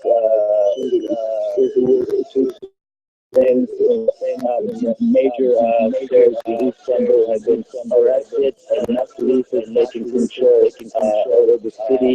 Istanbul seems very silent. However, the situation in Ankara has not yet as peaceful as Istanbul, but I believe that as the coup is losing power, it is not going to take so much time to Ankara to be back to normal again. However, we still have civilians who are squarely bullet to their targets of gunfire, and we also have 17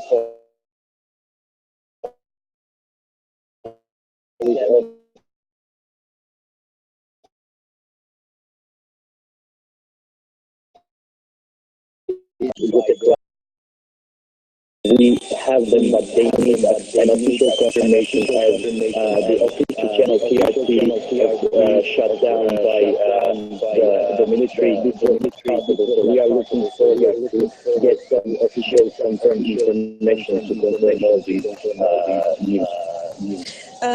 You mentioned that President Erdogan is completely in control now and Istanbul is quiet, but the truth is, with these alleged casualties reported, he's not quite in control because we still don't know how much of the military are responsible for wanting to, it looks like, overthrow Erdogan. So we don't know how much backup Erdogan has got, do we? We don't know how much backup Erdogan has got within the military, but as I said earlier, that the media is back and the centers are back in cities. It's quiet. He landed at the airport and tens of thousands of people welcome that. And this is the reason why I said that he claims that he taken control over at least Istanbul, is that the military personnel that they were causing scares, they have been arrested. Some of them have been arrested, and some of them have been still securing their positions. But however, there are no big noises of warplanes flying and moving. This is the reason why I can sort of tell you that he seems to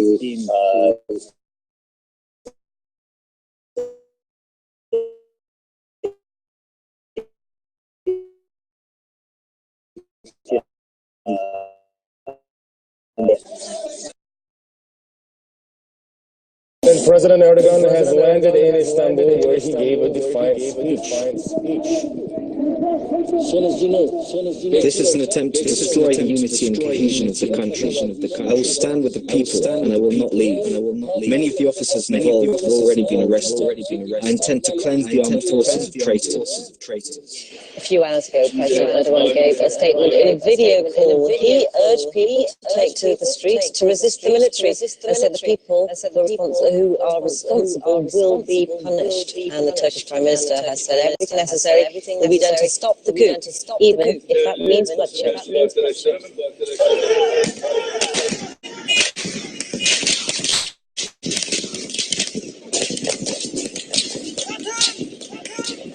Earlier, we received reports that 2 civilians have been killed and several injured during clashes on the Bosphorus Bridge in Istanbul. The standoff escalated when a group of people attempted to cross the bridge despite a military curfew. Eyewitnesses say soldiers blocked the way and opened fire. Crowds have been rallying in both Istanbul and Ankara in support of the government and protesting against the coup. Some protesters have managed to capture armored vehicles.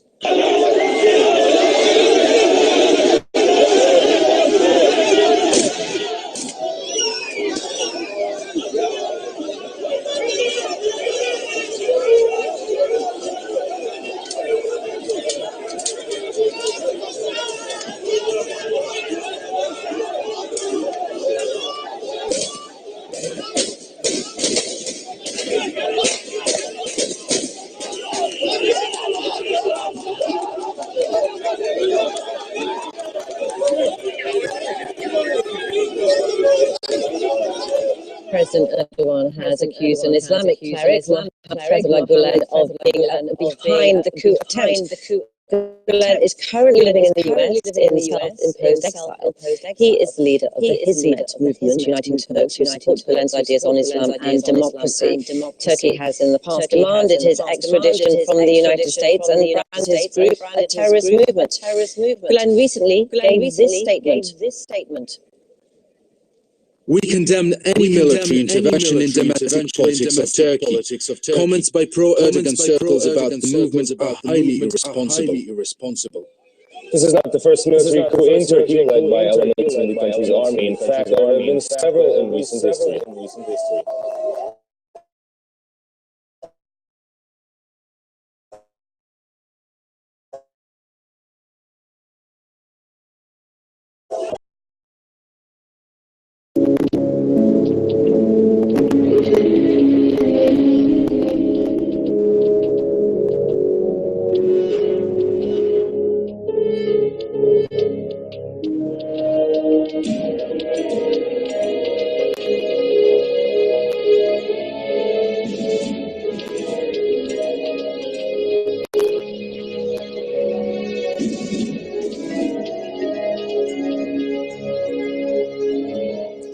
Now we can cross live to Paolo von Schirach, President of the Global Policy Institute. Now, the reports are telling us now that dozens of soldiers have reportedly laid down their arms. Does it look like the coup has failed? It really does. Quite frankly, this looks to me a rather amateurish affair. It looks, again, from various reports, including what you have been broadcasting so far, and other sources that reported to me from Turkey. My understanding is that the coup plotters did not have the support of the top echelons of the Turkish military, who were temporarily arrested in their quarters. And also, you don't organize a coup during the day. You know, everybody who knows anything about this matters tells you that you do it in the middle of the night, when everything is quiet, when you can arrest key people, the head of state, the head of the government, key ministries, and make it, a fait accompli. This is really not what happened. And again, as the fact that Erdogan managed to go back to Istanbul, to appear on television, and there are all these crowds in the streets applauding him. And it also seems that the soldiers in the streets, on the tanks, on the armored personnel vehicles, are conscripts, young people who are completely clueless. They had no idea what they were doing. So it seems to me this is really a botched affair. Paolo, it's interesting you say that because at the beginning, it looked like they were very much in control. It looked organized. Some of the experts said it was very organized. It looked like it was very secretive. It looked like they'd warned people to stay in their houses. And yet you're saying the opposite almost. Indeed. I mean, again, the impression is this. You can see the soldiers are there in the streets to enforce the coup, if you wish. And then you have crowds of pro-Erdogan civilians with no weapons who overwhelm the soldiers in the tanks. It doesn't seem to me a very well-organized affair. I'm sure, as you have reported, and other sources have also reported, unfortunately, there's been gunfire, there have been casualties, but this doesn't look like a plotted, thought-through affair. Once again, the fact that they failed to arrest and imprison the head of state, the president Erdogan, and he's now back on TV, telling the country under control, everything is fine. Maybe he's not entirely in control, but it seems to me that the tide has now moved in favor of the plotters. I am not suggesting it's all over. Probably other parts of the country there is fighting and whatnot, but this doesn't seem to be working the way the plotters want it to. We're getting reports now from that the Turkish Prime Minister said that the plotters are firing from the air, both in Istanbul and in Ankara, and that the government has scrambled jet fighters to stop them. And also, you've been saying how many of the soldiers seem to be very young and conscripts, and there have been reports of casualties already. How far do you think this could go in terms of people getting hurt? We're all speculating here. The key factor, which was my first question when I got the news of these coups, are the top leaders of the Turkish military, which is really a powerful organization. 500,000 soldiers. This is a big affair. Are they all behind this? Yes or no? I didn't hear anybody. I didn't hear a top general going on television and saying, "I am in control." This is not. If we switch gears for a moment and we go to the similar situation in Egypt when the military took over. General Sisi came over and says, "I'm in control." Basically, it was quite clear what was going on. And here, we didn't see that.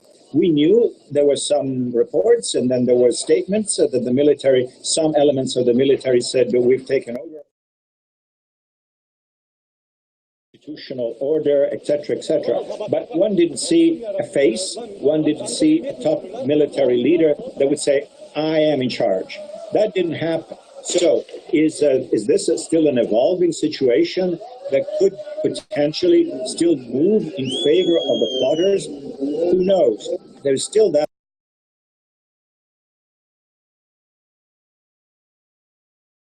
Very, very unlikely given how things have evolved so far. And even though, as you report, there is gunfire and people are shooting at each other, etc.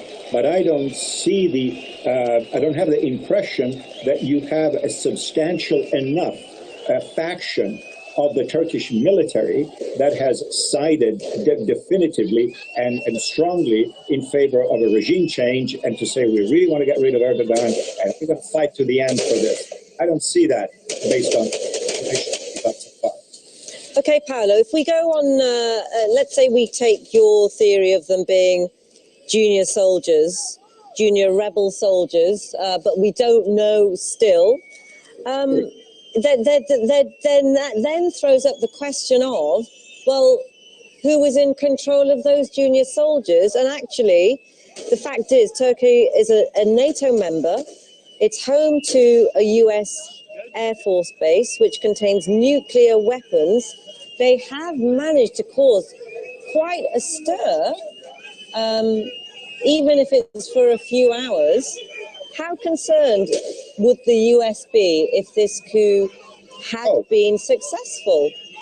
Look, the last thing that the United States government needs at this stage, considering that we are in the closing months of the Obama presidency, is to deal with yet another international crisis, especially so close to the theater of major military U.S.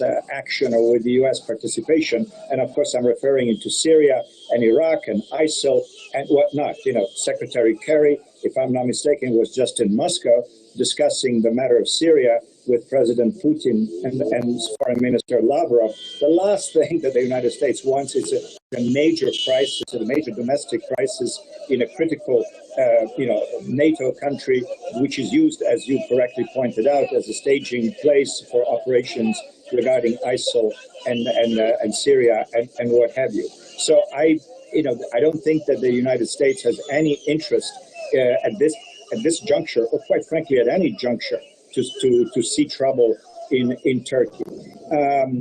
Some people have even speculated, and I know this is kind of wild speculation, that this whole thing has been engineered by Erdogan himself, because he. Well, there's another theory, Paolo, yeah. but the fact is, something has happened.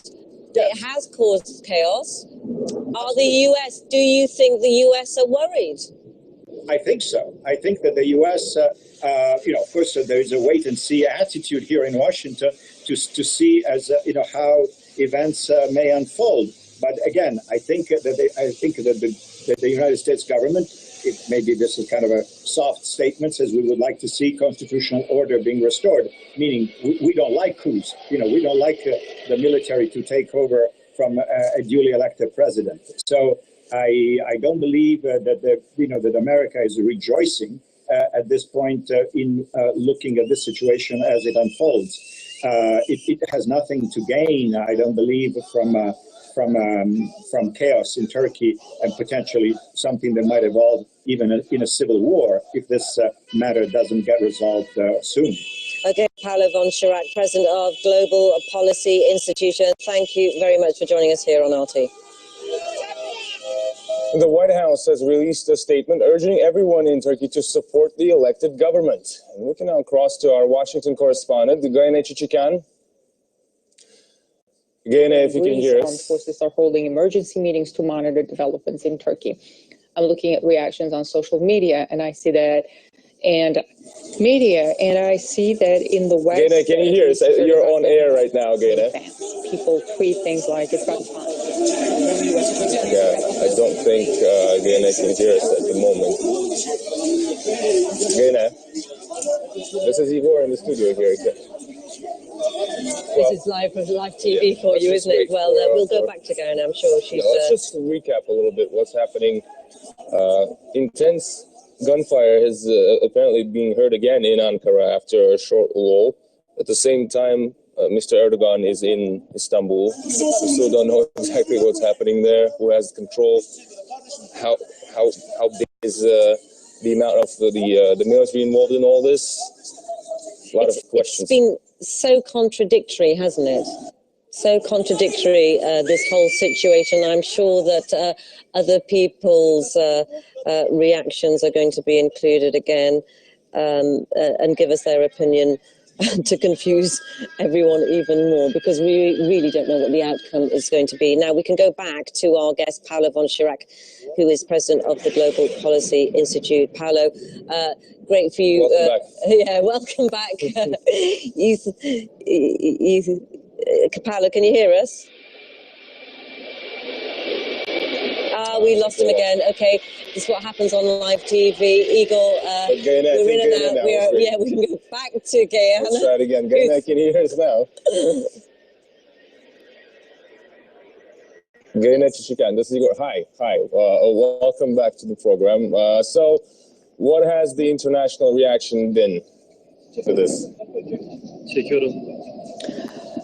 Yegor, world leaders are watching the situation in Turkey, trying to understand what exactly is happening there and where this is headed. Embassies of many countries are warning their citizens in Turkey to stay home tonight, avoid public gatherings. As we understand, all flights to Turkey are being canceled. Turkey has shut down social media. People around the world struggle to understand what exactly is going on there. Top EU officials have issued a statement saying, quote, Turkey is a key partner for the European Union. The EU fully supports the democratically elected government, the institutions of the country, and the rule of law. We call for a swift return to Turkey's constitutional order. We continue to follow closely the developments and to coordinate with the 28 EU member states, end quote. President Obama and Secretary Kerry have also put out a statement saying the U.S. supports Turkey's democratically elected civilian.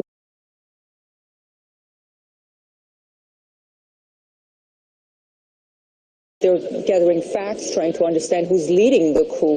And the U.S. military said there has been no impact to the counter-ISIL operations from the Incirlik air base, but said that they're taking steps to protect U.S. forces there if necessary. The U.S. always deployed in Turkey, so it is certainly watching very closely what's happening there. Turkey is, of course, a NATO ally. There have been coups in NATO countries in the past, in Turkey and in Greece, and NATO did not ostensibly intervene. In neighboring Greece, armed forces are holding emergency meetings to monitor developments in Turkey. I'm looking at reactions on social media. And I see that in the West, at least, Erdogan doesn't have many fans. People tweet things like, it's about time. One U.S. Congressman, Brett Sherman, his name, tweeted, military takeover will hopefully lead to real democracy, not Erdogan authoritarianism, end quote. Many are concerned about the possibility of violence on the streets of Ankara, but in the West, at least, there seems to be little support for the Turkish president himself. And that is, again, the reaction I saw on social media. Governments, though, are putting out statements saying that they support Turkey's democratically elected government. Gayna Chichikan, thanks for that update there. Now, the attempted coup is just the latest in a string of security challenges faced by Turkey.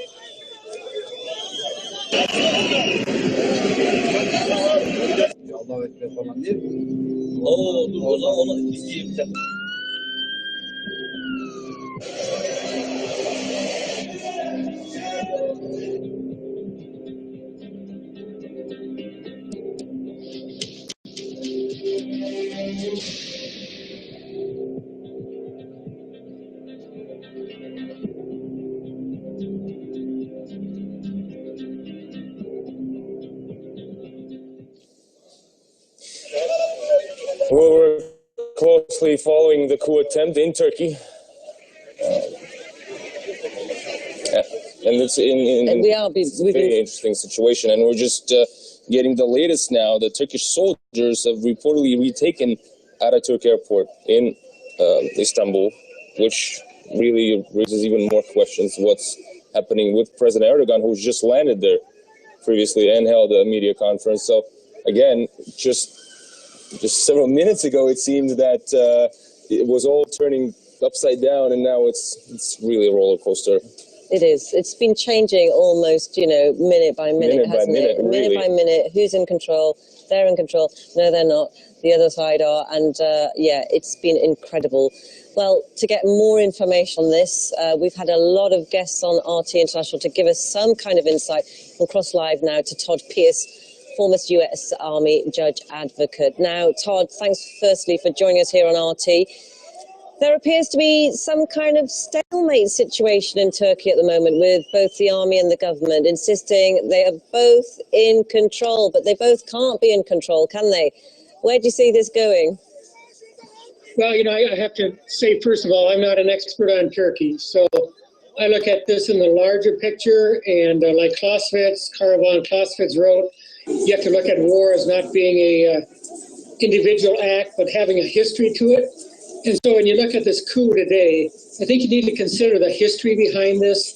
And we're now seeing an unbroken chain of tragedies going back to the United States course of action that they began in 2001. And it's ironic that the initial plan of the United States to fragment 7 countries in the Mideast is now resulting in basically the fragmentation of Europe.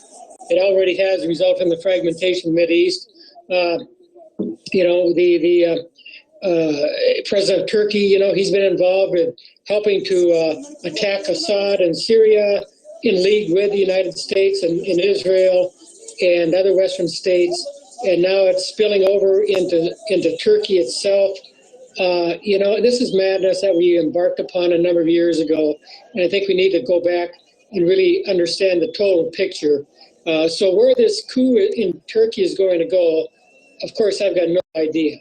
But Erdogan, he has been attacking Russian planes that were attacking ISIS. He supported ISIS. He allowed free entry into Syria to ISIS in order to subvert Syria with Assad. But he did that in league with the United States. And that must not be forgotten. It's, the chickens are coming home to roost, so to speak. And earlier, Erdogan urged civilians to take to the streets and resist the military. Was that a bit surprising, do you think? No. You're always going to turn to the people if you think you can gain support from them if you're a leader, such as Erdogan. So, of course it's not surprising. It's hard to choose, and I don't have to choose who I prefer to see rule Turkey. You've got I'm concerned with martial law principles being introduced in the United States itself, and I won't go into how that's happening, but it is. And Erdogan was basically doing the same thing in a number of ways, from what I understand, acting as a civilian. So there's really no distinction between that sort of authoritarian state and a civilian authoritarian state by Erdogan versus what might have been under the Turkish military. So again, I think the picture is far more complex than what we can see just from the surface.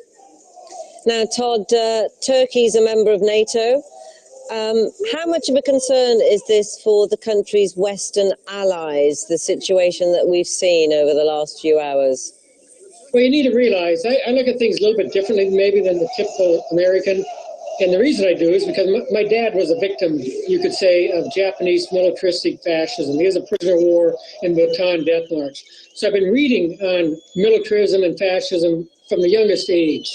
And I'm not using the word fascism just merely in the pejorative sense, but rather looking upon it as a political ideology. And you look upon, what the United States and NATO have been doing for 15 years. They've been acting so very aggressively and encouraging each of its members to act aggressively, such as Turkey, in again shooting down Russian planes. That from my point of view, what was the best interest of Germany, say in 1942? Was it marching upon Stalingrad and meeting defeat, or was it maybe acting prudently and not waging war upon the world?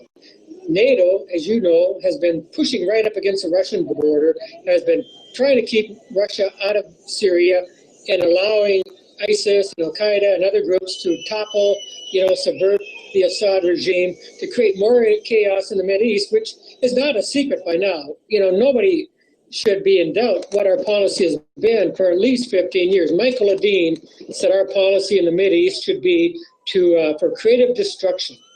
That's exactly what we've been getting for 15 years. Now here's Michael Ledeen, basically just coming out with a book with Lieutenant General Michael Flynn, who was the head of the DIA, who's an advisor of Donald Trump. So you could say that Michael Ledeen is 1 degree away from perhaps the next president of the United States.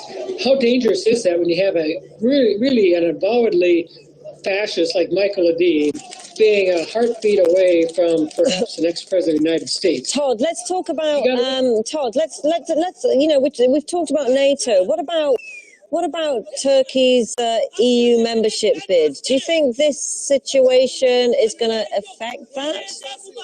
Well, I'm sure it will. I don't know that I regret that. I mean, look what happened with Britain. Britain was basically the mole of the United States, bending the EU to the will of what U.S. aggressive foreign policy is, and they left. I don't consider that something bad. Perhaps the EU will get back to its original intent, which was merely to be a economic collective in Europe to promote free trade.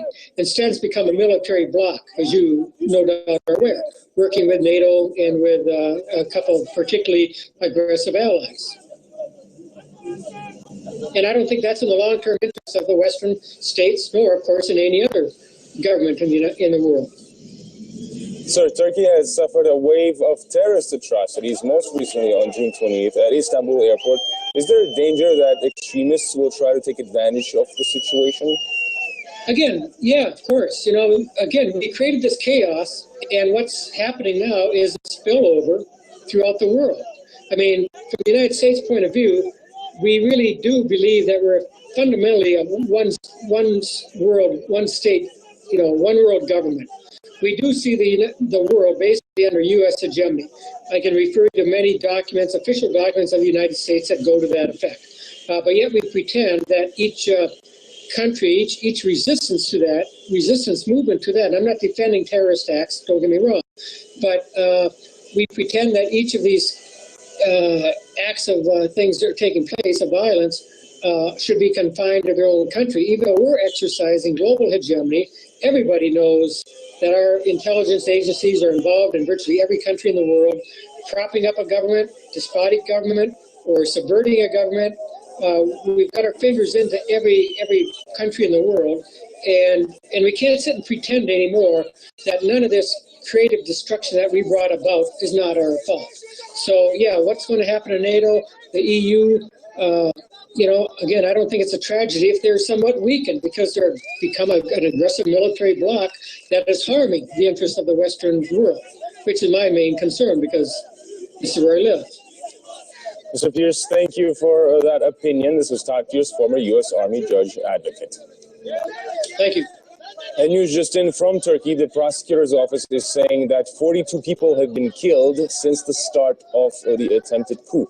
It's so far unclear how many of those are civilians or soldiers. The military claims to have seized control of the country with tanks surrounding the parliament and key strategic locations. But the government denies that, saying it's still in power. 130 coup plotters have been arrested.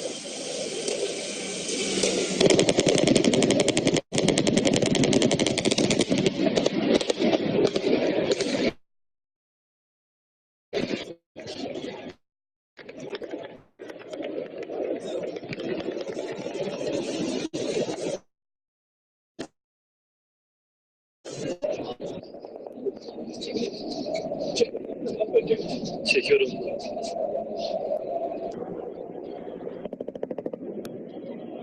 Earlier, warplanes were seen flying over the capital Ankara and several explosions were reported. On Friday night, the state TV network TRT was seized by soldiers. A presenter at the channel read a statement from the military saying martial law has been declared to restore constitutional order. 3 bombs have been dropped on the Turkish parliament in Ankara.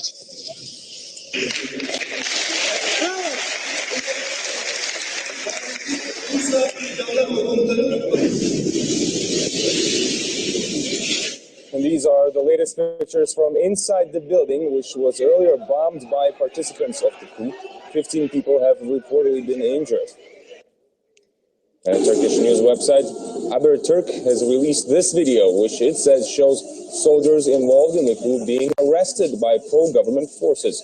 Several dozen servicemen are believed to have surrendered to security officers earlier on Taksim Square in Istanbul. The Turkish Prime Minister says that a total of 120 people have so far been arrested over the coup attempt. I think we can now cross live to freelance journalist in Istanbul. Welcome back to the program. And both sides are still claiming to be in control. We've been getting these latest reports now that the army has regained control of the airport in Istanbul. What's the latest from where you are? Well, I am in Istanbul at my office and watching all this show going down. This is a very odd situation that we had in Turkey. I mean, this was a clear coup attempt, which has eventually, well, seemingly failed. So let us remember what has happened in the beginning. At this yesterday evening, the roads were blocked by army officers and soldiers that telling people that go back to home. This is not a joke. It is serious. So, and then we had flying jets low in Ankara at the parliament building and even in Istanbul. And then we had bombings of the parliaments, and we had gunfires in Istanbul, both in Istanbul and Ankara. And then President himself said that this is an attempt to coup. And now what we have here is that it was a very hot night, I must say, outside. The president urged people to the streets to rely on his own power, which are the people. So people were kind of protesting against the military officers and giving their support to their president. And there is another important point here is that it was not only president's supporters that were on the streets. There were also other people who are supporting the opposition parties in Turkey as well as the opposition parties themselves gave statements and their support to the president. So Turkish people are tired of these coups and military interventions as what has it done to our country in the last 80 years or so. So the situation seems to be getting back to normal again, but we cannot still confirm that everything is over. It has been interesting to follow the events in Ankara and Istanbul. And some of you mentioned the intimidation and the power of the people there, democracy above everything. And what was interesting, we've obviously seen pictures of the people pushing. It looked like they were kind of pushing out the military, which must have been intimidating. I suppose the question is, how desperate are the people for the military not to be in control of the government? Well, are you asking about the supporters of military? No, I'm asking, we've just had pictures that we've seen throughout the evening, throughout the night, of people on the streets. Initially, we thought they were supporting Erdogan, but you just mentioned yourself that they were opposition supporters mixed in with Erdogan supporters, actually coming together almost against the military uprising. So my question is, how desperate are the people for the military not to take over the country? Well, actually, what I've said earlier is that we had several military interventions in Turkey, which has done so many casualties to the country. 36 years ago, in 1980, we had one of the biggest military interventions in Turkey that caused the lives of thousands of people, and it has done so much to our economy, our people, and the future of our country. And now people remember these events. They do not forget. And whatever their position against the president is, they are all united. And now we can easily say that, at least for the time being, the President Erdogan is the president of all Turks in Turkey. And there have been reports of an explosion in Ankara at the General Assembly, and also the latest information that we're getting here in the newsroom is that, according to the Turkish Prime Minister, one of the generals who was apparently involved in this coup has been killed. And also the Turkish prosecutor's office says that 42 people, mostly civilians, have been killed in Ankara. What do we know about the situation in Ankara right now? Well, we know that there are around 40 people have been killed, and 17 of them were Polish.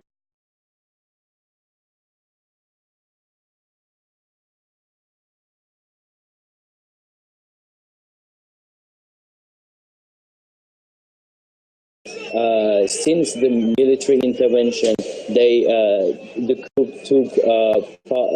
seized the TRT and the major media companies and television organizations in Turkey.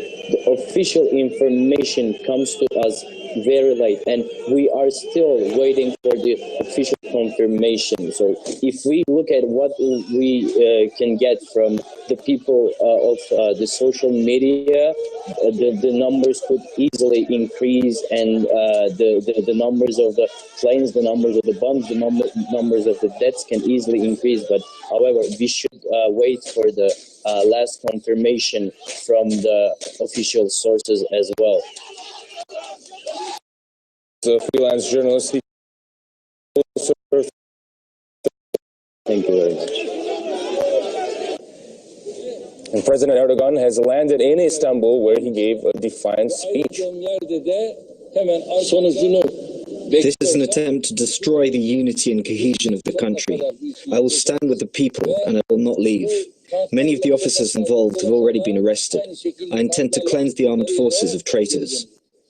Before that, a few hours ago, President Erdogan gave a statement in a video call. He urged people to take to the streets to resist the military and said the people responsible will be punished. And the Turkish Prime Minister has said everything necessary will be done to stop the coup, even if that means bloodshed.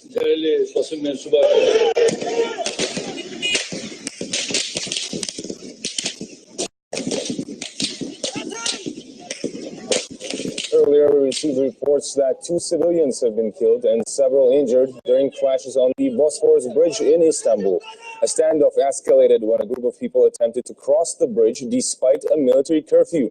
Eyewitnesses say soldiers blocked the way and opened fire. Crowds have been rallying in both Istanbul and Ankara in support of the government and protesting against the coup. Some protesters have managed to capture armored vehicles.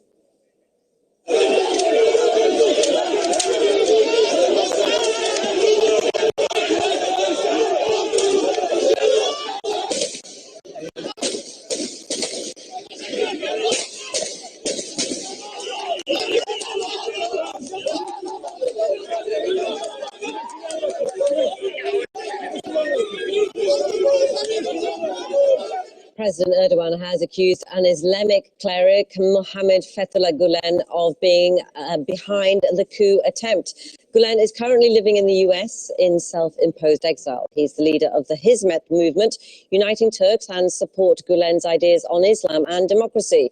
Turkey has in the past demanded his extradition from the United States and branded his group a terrorist movement. Gulen recently gave this statement. We condemn any military intervention in domestic politics of Turkey. Comments by pro-Erdogan circles about the movement are highly irresponsible. This is not the first military coup in Turkey led by elements in the country's army. In fact, there have been several in recent history.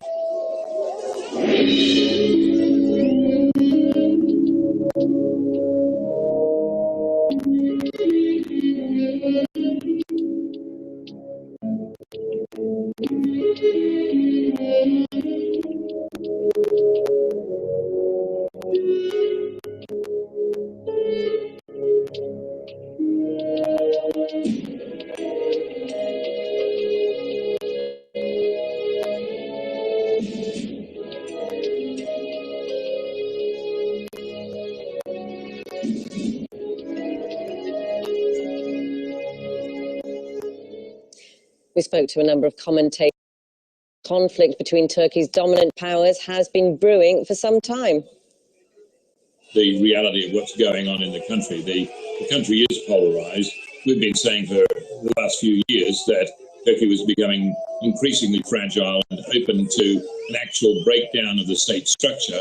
President Erdogan, or when he was Prime Minister, in fact, started the process of neutering the armed forces, taking out all of the military who were Kemalist, supporter of the late President Ataturk, who was a secularist, replacing them with supporters of the Islamist movement. So what that means is that the coup planning this event was very, very secretive, very, very sophisticated. It's not a secret that the Turkish government under AKP rule has moved the country farther away from the Kemalist principles that were laid down at the time of the announcement of the Republic in 1920s. And the Turkish military is strictly secular and Kemalist by definition. Erdogan government tried to move the country closer to the EU standards, limiting the political power of the military, which has been the strongest political power in Turkey since 1920s. His supporters will use this as a showcase that they managed to defend their leader and they managed to defend their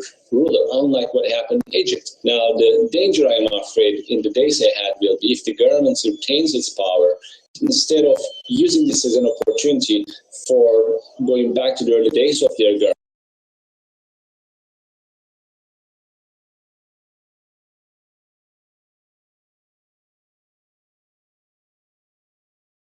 Advance of society for further democratization.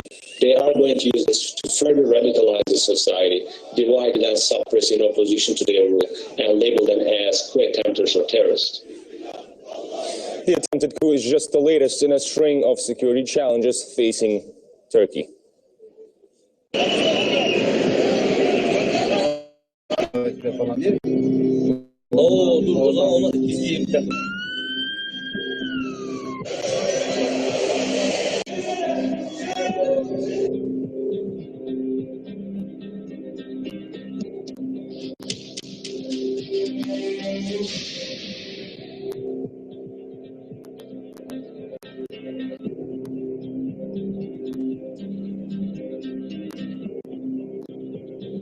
Two commentators told us that it's Erdogan's tight grip on the country that President Erdogan's lack of respect for democracy by ordering the arrest of academics, journalists, members of parliament, etc., rings hollow that now that he is calling on the people to come to his support. A man who does not support democracy is now calling on the people to democratically defend him when he had no respect at all for democracy. It is very likely that we will see more clashes between civilians, military, between police and military. In this scenario, police are very loyal to Erdogan. Erdogan, President Erdogan and his government have managed to purge all those officers who were loyal to Gulanis from the police forces, and they have built their own strong police force. And recruitment within the police have increased over the years. Since last few years, they've been recruiting thousands of police officers and providing sophisticated weapons to the police force and so on. Maybe it was anticipated, maybe it was expected by President Erdogan that this could be a case at some point, and he was trying to build an army of his own within the country. No military coup has delivered anything good for any country in the past. So this military coup will not result in anything good for the country. But tensions and unhappiness against President Erdogan has been growing in the country. Attempts to undermine democracy, rule of law, human rights, and so on within the country. And his treatment of Kurdish population in the country have all been adding on to the tensions within the country. Let's update you on our breaking news story this hour. At least 60 people are reportedly killed in the attempted coup so far in Turkey. There are also reports that there are at least 100 participants in the attempted coup. Some of them have been detained. It's unclear who actually has control in Turkey at the moment, though. There are frequent reports of explosions, including in the parliament. 15 people have reportedly been injured there. The state-run news agency TRT and CNN Turk are back on air after having been taken briefly over by the coup plotters. A no-fly zone has been declared over Ankara and Istanbul, with government vowing to shoot down any plane taken up by the military. We've already heard reports that pro-Erdogan forces have shot down a military helicopter used by the people behind the coup. President Erdogan supporters have taken to the streets in protest.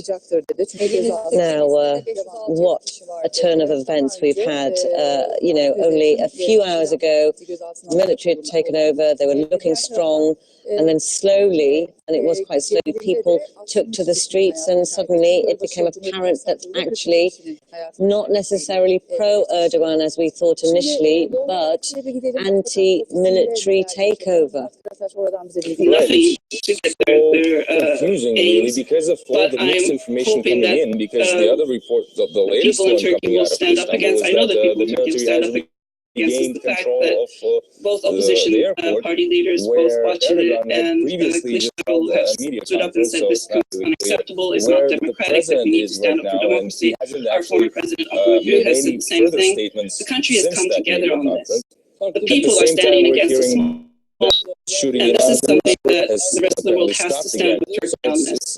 They have to stand with us. They have to stand up for their NATO ally and say, this is unacceptable. We do not accept this. Democracy must be allowed to continue in Turkey and find its own way, and injured or Turkey must continue to allow to grow and to foster its democracy. So what exactly do you want to see from the international community? Do you just want to hear condemnation, or what more might you want? Yeah, he was saying at the moment, peaceful on the streets, it was quiet. Condemnation. He said that he thought people we're were going hearing to it, and I hope it continues. And I hope that this situation will resolve very, very quickly. We will need nothing else from the international community except for their support in allowing Turkey's democracy to grow and to continue to thrive as it has been. That haven't ended well.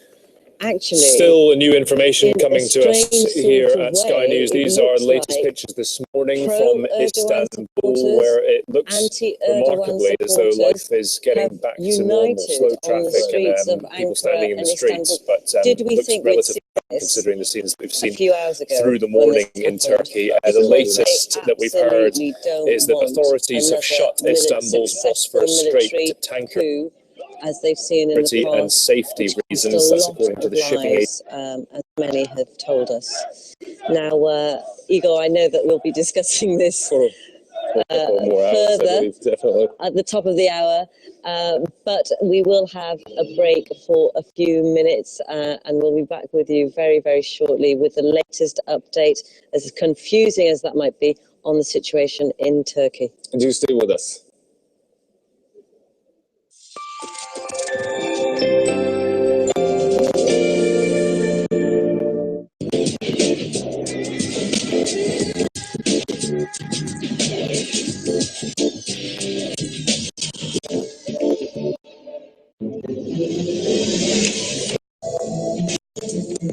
I'm Tom Harpin, and you what the mainstream media can't, the big picture.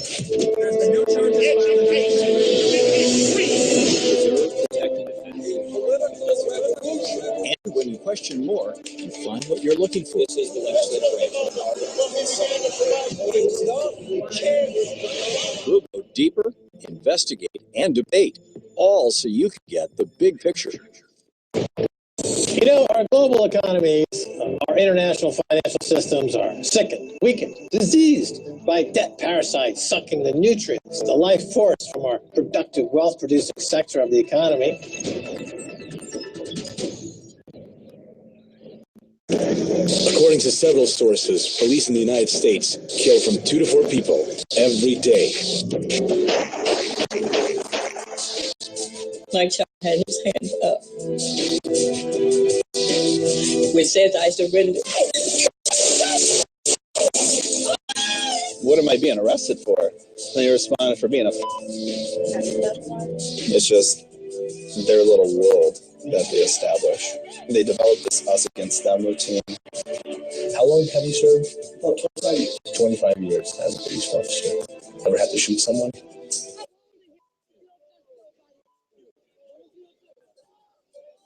is a corruption inside of the police. Well, the culture is...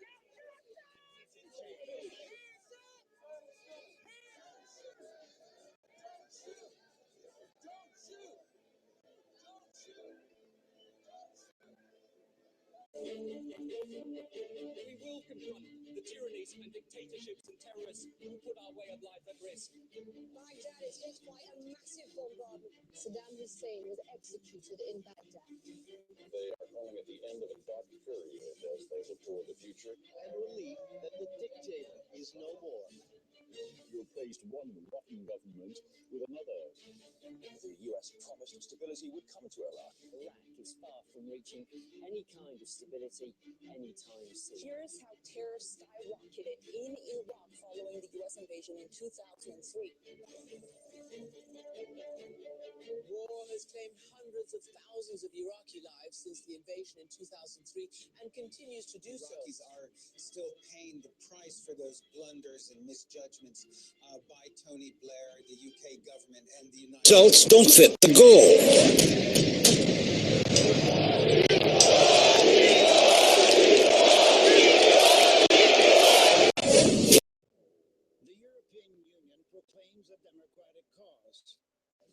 The military just went and politely asked the government to resign, and the government agreed. So I would suspect that people will be just fine. I think that Catherine does not need to worry. I would suspect that they will be able to restore law and order pretty quickly. And I think that it's important, the stakes that we've got to think about as Americans. Why does this matter? Turkey is really the only truly functioning Muslim Middle Eastern democracy. And while Erdogan has many problems, he is very popular. He has won 3 elections. He has not, he's not run afoul of the Constitution in the sense that he can be impeached. The path to getting rid of bad governments should be to elect them out of office, not to have military coups against them. And if we're looking for stability in the Middle East and stability in the Muslim world, which will help us with, in the war on terror, we don't want to be watching coups and counter coups and things like that. So I think that if order can be restored and democratic government can be restored in Turkey, it's good for America. It's good for the world. You said, and this is partially that it wasn't successful because it's a middle-class society. Yeah, the last successful coup was what? Egypt. Well, Egypt was successful, but if you think about Egypt, I think I have these numbers right. It's about $3,000 or $4,000 per capita GDP. Turkey is maybe 3 times that level. It's maybe $11,000. So it's a middle-class country. It has a real civil society. It has media.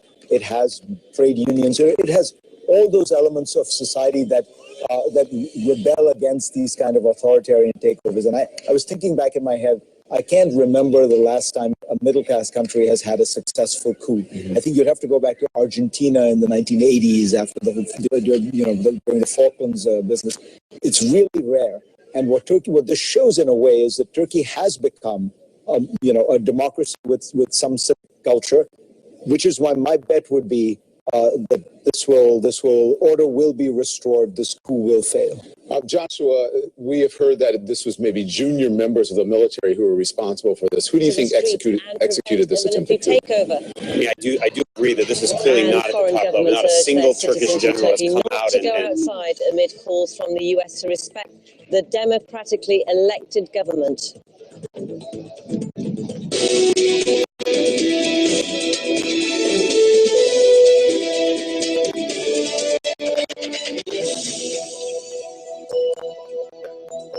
You're watching RT International live from Moscow with me, Nadira Tudor, Thank you. I got to get to the top of the hour. Thanks all of you. Up next, our breaking news coverage of the coup attempt in Turkey. The Turkish military says it has seized control of the country with soldiers deployed at key locations in Ankara and Istanbul. Warplanes have been flying over the capital and tanks have surrounded parliament, where several explosions have been heard. Meanwhile, President Erdogan has vowed to defeat the uprising and is urging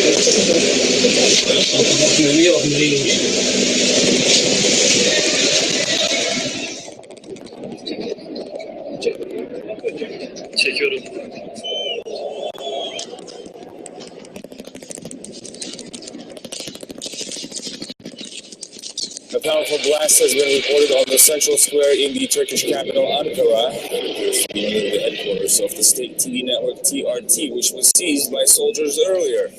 A presenter at the channel read a statement from the military saying martial law has been declared to restore constitutional order. The Turkish news website Haberturk has released this video, which it says shows soldiers involved in the coup being arrested by pro-government forces. Several dozen servicemen are believed to have surrendered to security officers earlier on Taksim Square in Istanbul. The Turkish Prime Minister said that a total of 130 people have so far been arrested over the coup attempt, which was seized by soldiers earlier. A presenter at the crossed live now. Oh no, we've got some pictures there that you can see on our screen now. These are latest pictures from inside the building, which was earlier bombed by participants of the coup. 15 people have reportedly been injured.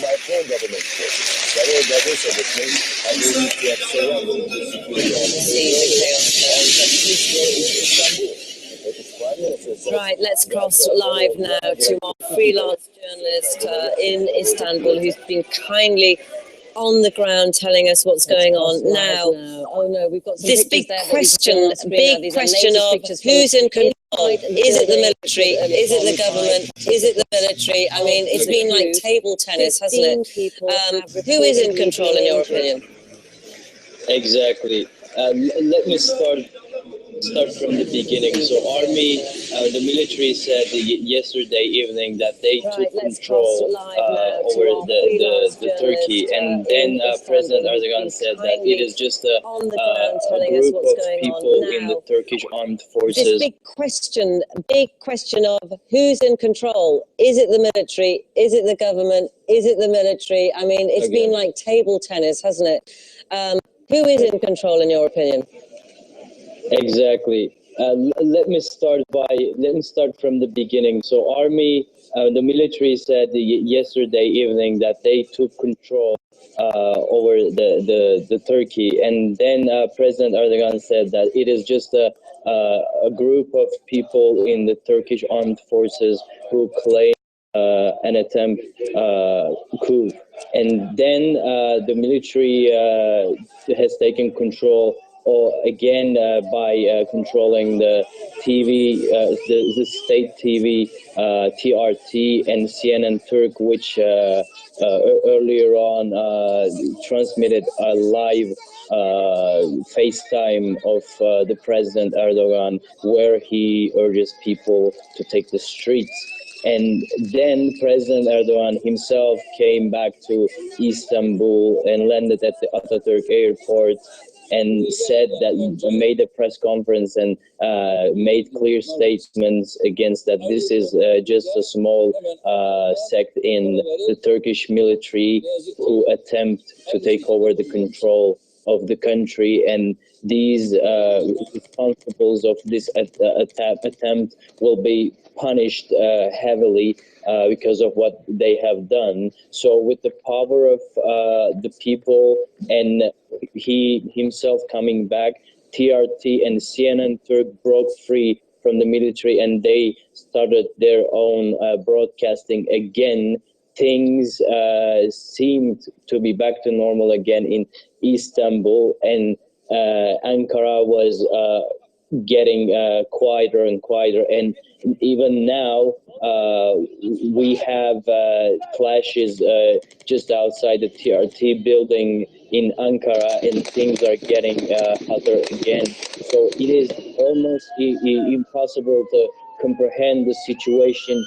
Who has controlling who has the control of the government, and who's in control, and who's going to feed who's backing who? We are surely say that the people are with the democratically elected president, whether if they like him or not.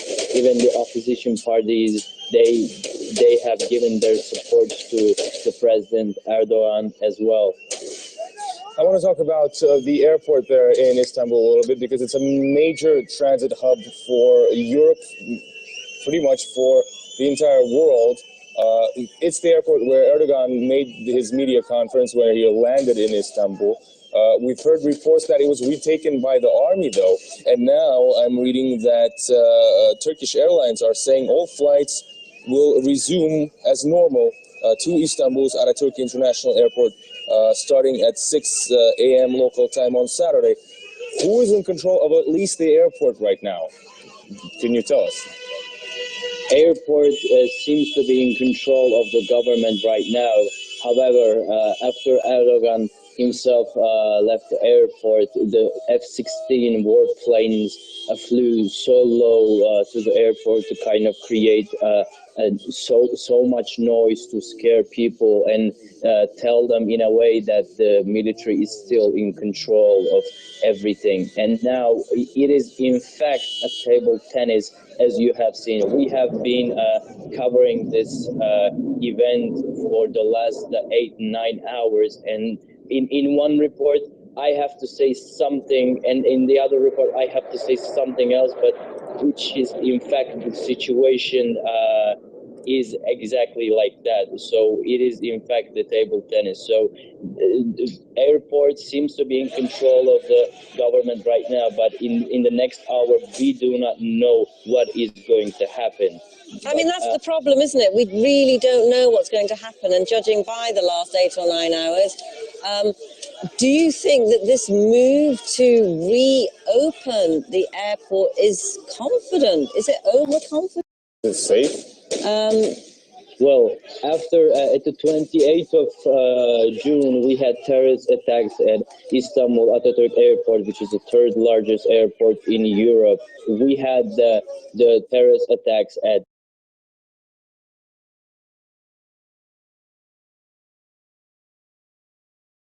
at 3:30, the airport was operational again. Just in 5 hours, it was operational, and this was exactly not the case in Brussels when a terrorist attack happened at the Brussels airport. So this is the Turkish Prime Minister Erdogan's way to, in a way, kind of respond to their opponents that you cannot scare us, you cannot do anything to us, everything seems, everything is back to normal again. It's interesting you use that phrase, you cannot scare us. Has this incident, this revolt, this uprising, I mean, so many names have been given to, you know, the plots, the plotters as they're called. Have they actually not scared the public? Surely there's fear now, because if the speculation, some of the speculation is saying that they were actually junior members of the military. If they were able to go this far, what does that mean about security in the country? How stable is Turkey?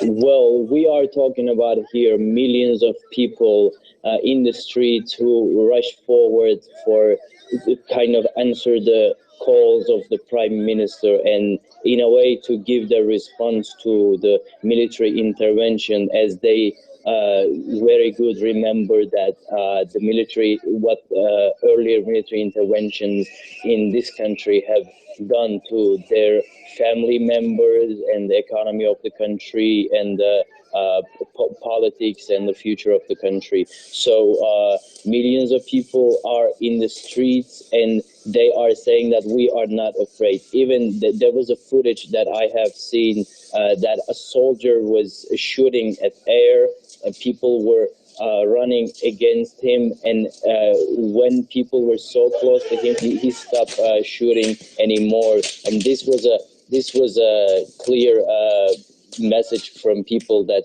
we are not afraid. However, there are other occasions that we had in Istanbul when there was a huge noise, whether it's a gunfire or a bomb. People just flew away, ran away with the look on their face, with a scared look on their face. So as I said earlier, that we are talking about millions of people here, but the majority of the people seems to be not afraid as they dare to take the streets against the call of President Erdogan. Now, the security level in Turkey, you cannot expect at the top level of security as when the military first came to power, police was irresponsive. They were a kind of a block between the people and the military officers. So the security level is still somewhat not what it was used to be. I'm reading the latest reports now, citing one of the Turkish officials who says that the airport in Istanbul is currently under the control of the military loyal to the government, and has also said that the authorities have warned all of the supporters of the coup that if any aviation will be used, it will be immediately shut down. So this is the latest information that we have here. And just to remind you, our viewers, we are speaking to a freelance journalist from Istanbul. And sir, thank you so much for that report. Thank you very much. President Erdogan has landed in Istanbul, where he gave a defiant speech. This is an attempt to destroy the unity and cohesion of the country. I will stand with the people and I will not leave. Many of the officers involved have already been arrested. I intend to cleanse the armed forces of traitors. Before that, a few hours ago, President Erdogan also gave a statement in a video call. He urged people to take to the streets to resist the military and said the people responsible will be punished. And the Turkish Prime Minister has said everything necessary will be done to stop the coup, even if that means bloodshed.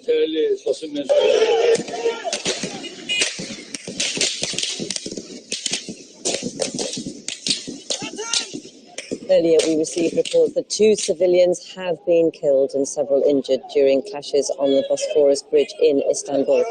The standoff escalated when a group of people attempted to cross the bridge despite a military curfew. Eyewitnesses say soldiers blocked the way and opened fire. Crowds have been rallying in both Istanbul and Ankara in support of the government and protesting against the coup. Some protesters have managed to capture armoured vehicles.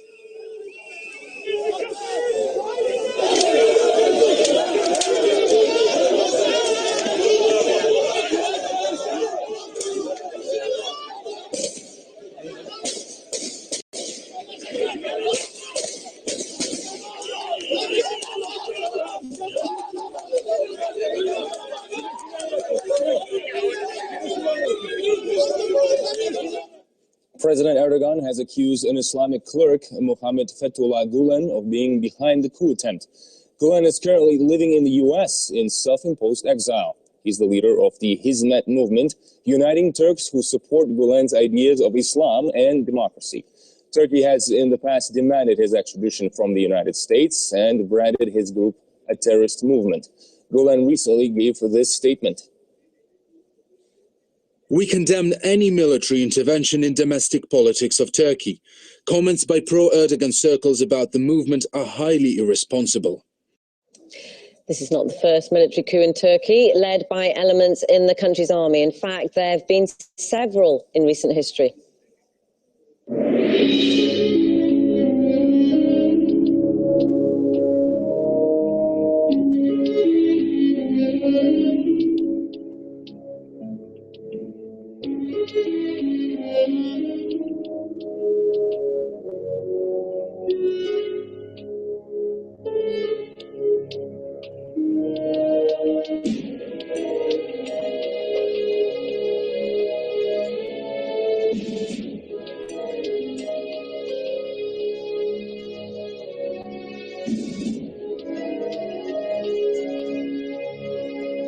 For more, we can now cross live to Stephen Kelly, former CIA contractor. Sir, welcome to the program. And dozens of soldiers have reportedly laid down their arms. Does it look like the coup may have failed? Well, you know, I myself will not suggest one way or the other until the dust is settled, but it certainly looks like the coup has failed. And I personally think that it's very easy to dislike Erdogan for many, many reasons, but I think that stupid-looking, the coup having failed and is there's this actually a good wicked thing. alpha predator. It's interesting you Just say that flaming because evil. what we've witnessed With a list of crimes through behind live it, pictures and and reports of wreckage journalists on that is the just ground in unbelievable. Istanbul and Ankara. And they love the Is gimmick. this She's a coming woman. together It's just truly pro sickening. and anti-Erdogan Truly. supporters? My buddy's in Iraq right now, and he's military? actually in Erbil, How Iraq, which is interesting is outside. that? It's southeast of Mosul, You know, which the has been thing about completely this taken whole over story by is that, ISIS. Is that the same guys we had dinner with at the It's 4th of very July? fluid. It's very No, that was another group of guys. But these there's so are many conflicting guys agendas who are out there, and what are they involved, doing? They have to it's rescue almost these incestuous, Christian if you families will. that have been living in Mosul, It's and they're, hard to they're say being who taken is to these what, tent and you can cities to almost live in. expect that anything that's Meanwhile, coming from the Obama's official taking the media is radical going to jihadis be and twisted bringing them into somehow. America. And now With we see what the- happens all with across the attack on country. the airport Belgium numerous times, France in numerous Ankara, times. How and many with the- times does this the have to peace happen treaty before or these the- world leaders the, open their eyes and actually pull their heads good out of their with butt and Russia do the right recently. thing? I And think it's this only is going to be a matter of really time the before cause of this. it's And I only a think matter of time the before CIA Fox CNN comes out and starts operation blaming it on definitely, guns. the EU Well, and the NATO back of the needs truck to was full of guns. Well, the guns change weren't everything, used. and They're going to certainly completely forget that that Erdogan's truck was position with used the as a weapon. Kurds. You're not going to hear for a sweep of banning trucks. They're smuggling the weapons in every attack. Remember the guy that tried to kill everybody on the train and American soldiers stopped him? They spun it and said he was just depressed and had a gun. He was shooting people. I mean, all I'm saying is, look, leftists intimidate anybody that lays down to them. That's why they bully patriots and libertarians and conservatives and veterans. They're actually scared of Islam, I think, and that's why they're bending over to it. And they're just such idiots to watch cowards like this try to ally themselves with this. Joe, makes me sick. Well, I mean, all it's going to do is empower more attacks to happen. Like we see, the stuff continues to happen. These guys are getting emboldened. They're getting empowered. They see these other people doing it. They see them becoming martyrs, and they get off on that. And then social media, Twitter, Facebook, allow these people to go out there and openly call for the killing of Christians, the killing of Jews, the killing of homosexuals, and they do nothing to censor it. But if I put up a picture of me holding a gun or talking about the Second Amendment, I'm told I'm a terrorist. I'm shut down. Oh, we get censored all the time. All right, Joe Biggs, pop back in with us. I want to go to Paul Joseph Watson in a moment, about 15 minutes. We've got a special report John Bound filed that we're going to be getting to that is extremely important about the Day of Rage with George Soros. He'll fund right-wing Nazis in Ukraine, literal right-wing Nazis. Actually, Heil Hitler. That's what he put it as their first president. That's the way he's going to do it. But I would say to the fact that they managed to beat back this coup at all is commendable, and I didn't expect them to be able to do it. So we've heard the reports in Europe. First, they claimed it was 100,000. Remember that a few years ago? Because they're going to let them run wild, go crazy, and then take everybody's rights, saying don't have any free speech. That's what made the Muslims mad. I said that a few years ago. Germany and France and others have declared civil emergency and taken people's free speech. And then right when the martial law was rescinded today, as Joe Biggs pointed out, in fact, I want to go back to Joe if he's ready and then to Paul. That's a key point you raised. They rescinded the martial law edict today and the terrorist hit. He's already gone to the other studio. I'm going to ask Paul Joseph Watson what he thinks of this. Just briefly, it cost a lot of money to have Paul Watson and crew over in Europe, and his brother and other crew working with him, Steve Watson with his degree in political science and international affairs. These are really educated, informed folks that are having a huge effect worldwide. It takes a lot to be getting ready to send 8 people, including myself, to the RNC next week. It takes a lot to be able to send. There are issues of security. I mean, you mentioned the possibilities of ISIL being behind some of it, or social justice warrior events. It takes a lot to have Paul Watson up at 1 in the morning or 2 in the morning or whatever it is in London right now. And you know what? You've been supplying it. We give you the best nutraceuticals, the best durable foods, the best non-GMO seeds, the best Hillary for President and Molon Labe t-shirts, the best films, the best books, all of it at InfoWarsStore.com. And you built InfoWars. Stop thanking me. We're doing this together. Thank you. Let's just all have a group hug here. I mean, really. It's kind of sick when you thank me. We're in this together. This is history happening. Sure, I'm on the enemy's list. Sure, they're coming after us. Sure. So what? I'm not a scumbag. I know we can have victory if we take action. All that evil men and tyrants need to flourish is that good men and women do nothing. So I want to thank you for your support. The 40% off on the best durable foods out there. There are the lowest price. It's basically a lost leader at this price. It ends tonight. InfoWarsStore.com. The 10% off on all the nutraceuticals, X2, all of it, Living Defense, shortwave radios, that all ends tonight. 25% off DNA Force, that's running until next week. InfoWarsStore.com, InfoWarsLife.com takes you to the nutraceuticals. InfoWarsStore.com is the umbrella site. This is stuff that is super high quality. This is game changing. You think our info is powerful? We only and the White House has released a statement urging everyone in Turkey to support the elected government. Our Washington correspondent, Gayne Chichikan, has more. World leaders are watching the situation in Turkey, trying to understand what exactly is happening there and where this is headed. Embassies of many countries are warning their citizens in Turkey to stay home tonight, avoid public gatherings. As we understand, all flights to Turkey are being canceled. Turkey has shut down social media. People around the world struggle to understand what exactly is going on there. Top EU officials have issued a statement saying, quote, Turkey is a key partner for the European Union. The EU fully supports the democratically elected government, the institutions of the country, and the rule of law. We call for a swift return to Turkey's constitutional order. We continue to follow closely the developments and to coordinate with the 28 EU member states, end quote. President Obama and Secretary Kerry have also put out a statement saying the U.S. supports Turkey's democratically elected civilian government. They said that they're gathering facts, trying to understand who's leading the coup. And the U.S. military said there has been no impact to the counter-ISIL operations from the Incirlik air base, but said that they're taking steps to protect U.S. forces there if necessary. The U.S. also has nuclear weapons deployed in Turkey, so it is certainly watching very closely what's happening there. Turkey is, of course, a NATO ally. There have been coups in NATO countries in the past, in Turkey and in Greece, and NATO did not ostensibly intervene. In neighboring Greece, armed forces are holding emergency meetings to monitor developments in Turkey. I'm looking at reactions on social media. And I see that in the West, at least, Erdogan doesn't have many fans. People tweet things like, it's about time. One U.S. Congressman, Brett Sherman, his name, tweeted, military takeover will hopefully lead to real democracy, not Erdogan authoritarianism, end quote. Many are concerned about the possibility of violence on the streets of Ankara, but in the West, at least, there seems to be little support for the Turkish president himself. That is, again, the reaction I saw on social media. Governments, though, are putting out statements saying that they support Turkey's democratically elected government. The attempted coup is just the latest in a string of security challenges faced by Turkey.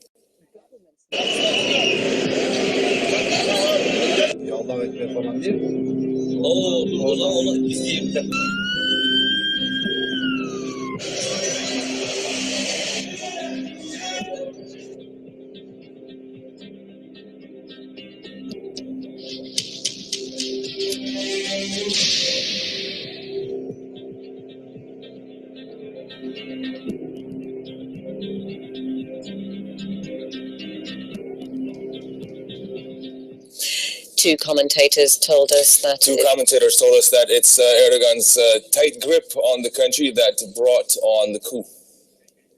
President Erdogan's lack of respect for democracy by ordering the arrest of academics, journalists, members of parliament, etc., brings hollow now that he is calling on the people to come to his support. A man who does not support democracy is now calling on the people to democratically defend him when he had no respect at all for democracy. It is very likely that we will see more clashes between civilians, military, between police and military. In this scenario, police are very loyal to Erdogan. President Erdogan and his government have managed to purge the violence from the police forces, and they have built their own strong police force and recruit of Turkey. And his reasoning is that the leader was 15th of July 2016. I posted NBI 3408. Turkish military has taken control of Turkey. Received a couple interesting comments. One from Abu Mohammed Abdul Hakim. You need to die, Kofur. I'm actually going to attach a copy of what he sent me. And another one that he wrote, try and watch what will happen, Kofur, from the same Abu Mohammed Abdul Hakim. Hey, Abdul, go fuck yourself. Anyway,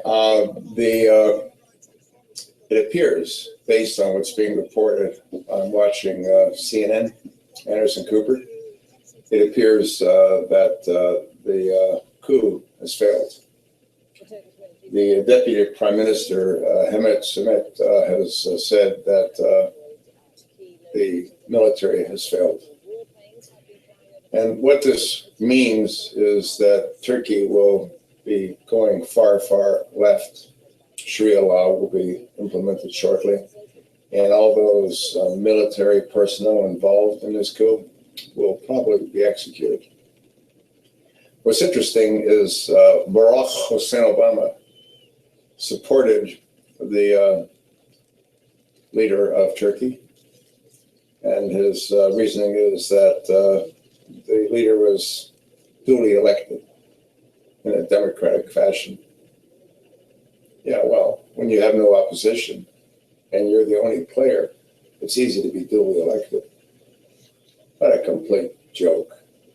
Everything that the leader of Turkey has done to further push his country to the Sharia law is the same thing that that floppy-eared jackass is doing. Absolutely everything is the same. Yeah. Recep Tayyip Erdogan will rule with an iron hand. And all those military soldiers will be shot after their farce of a trial. And this Abu Mohammed Abdul Hakim, like I said, go fuck yourself, you desert rat. That's sort of what I think. We'll see. At least they tried to save their country.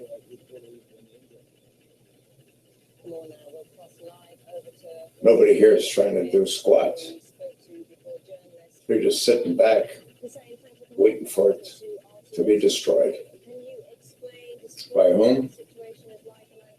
By that floppy-eared, crack-smoking, Sunni Islamic fudge-packing Muslim Arab shacked up with a fucking freak.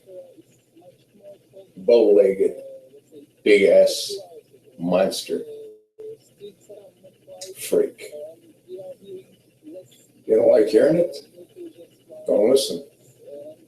We don't hear many explosions at the moment, but still there are some helicopters flying over Parliament, and we are receiving The very latest from Nice shortly. First, though, let me get you up to date with the latest situation in Turkey, because the Reuters news agency is reporting that the Turkish military has made a statement in which it has said that the military has taken over. They have gone on to say that all existing foreign relations will continue. They also say that they've taken over for democratic order and for human rights to remain. And going on in this statement, according to the Reuters news agency, they say that the rule of law must remain a priority. These news wires coming in all the time, so I'll keep a close eye on that and try and update you to see if that statement is continuing as we speak. But to give you some context, the pictures you're seeing on your screen there are from local Turkish broadcasters showing military vehicles at various locations in Istanbul and Ankara.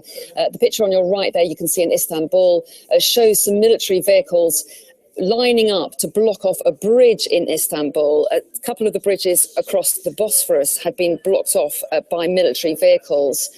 We've also seen tanks outside the Ataturk airport in Istanbul as well.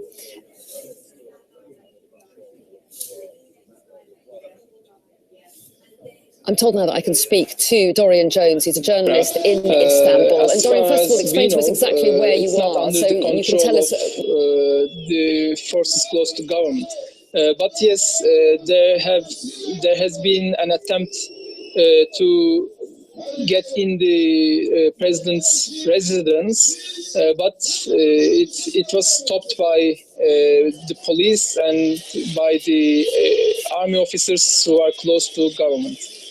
The thing is, Hussein, it really still doesn't feel like the situation is under control at all, because we keep hearing little spurts of new violence, new wave of violence going on, and then a bit of calm, and it's been continuous, to be honest. And actually, do you not find it worrying that Istanbul airport is about to open up again, despite the fact that the violence actually hasn't died down completely, has it?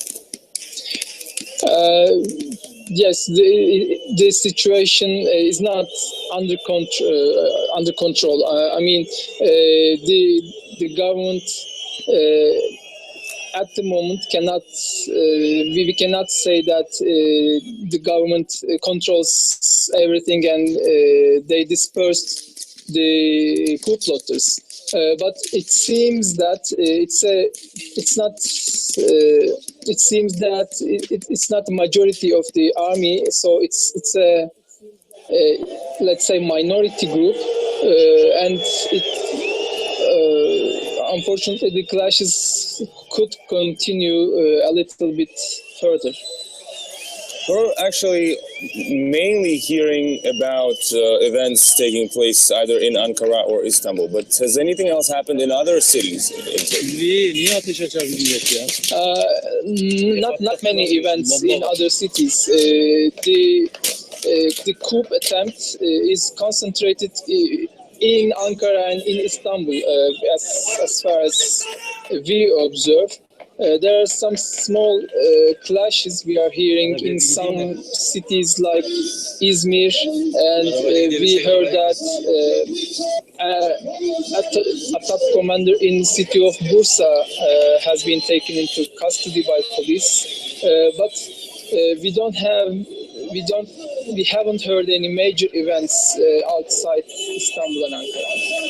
According to the senior saying, thank you so much for what we know. At this point in time, President Erdogan back in Istanbul addressing his supporters, but still some trouble in Ankara. 42 people have been killed in Ankara during this attempted coup, most of them civilians, and we are hearing reports of other fatalities in Istanbul itself. Now, Turkey's president spoke earlier at the airport where he landed after a morning where we didn't know where he was. Here's some of what he had to say.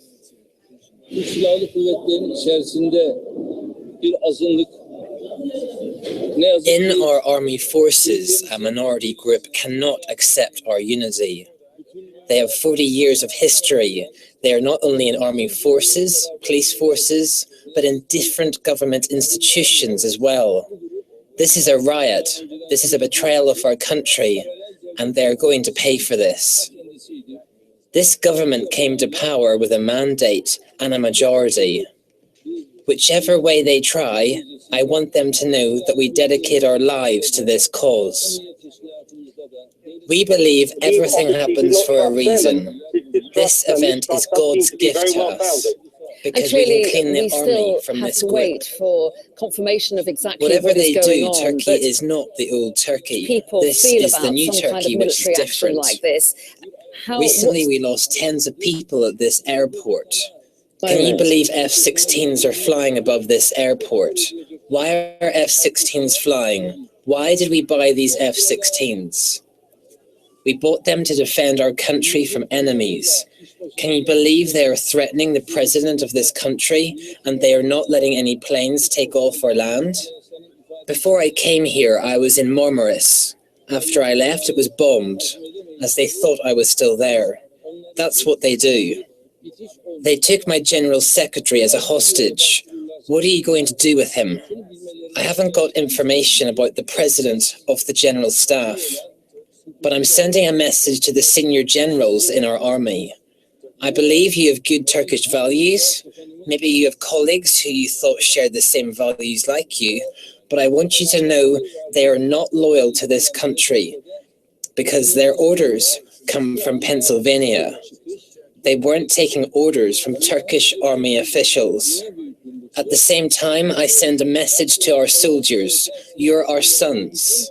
You're pointing your gun towards your mothers, fathers, brothers, sisters, your own people. We cannot accept this.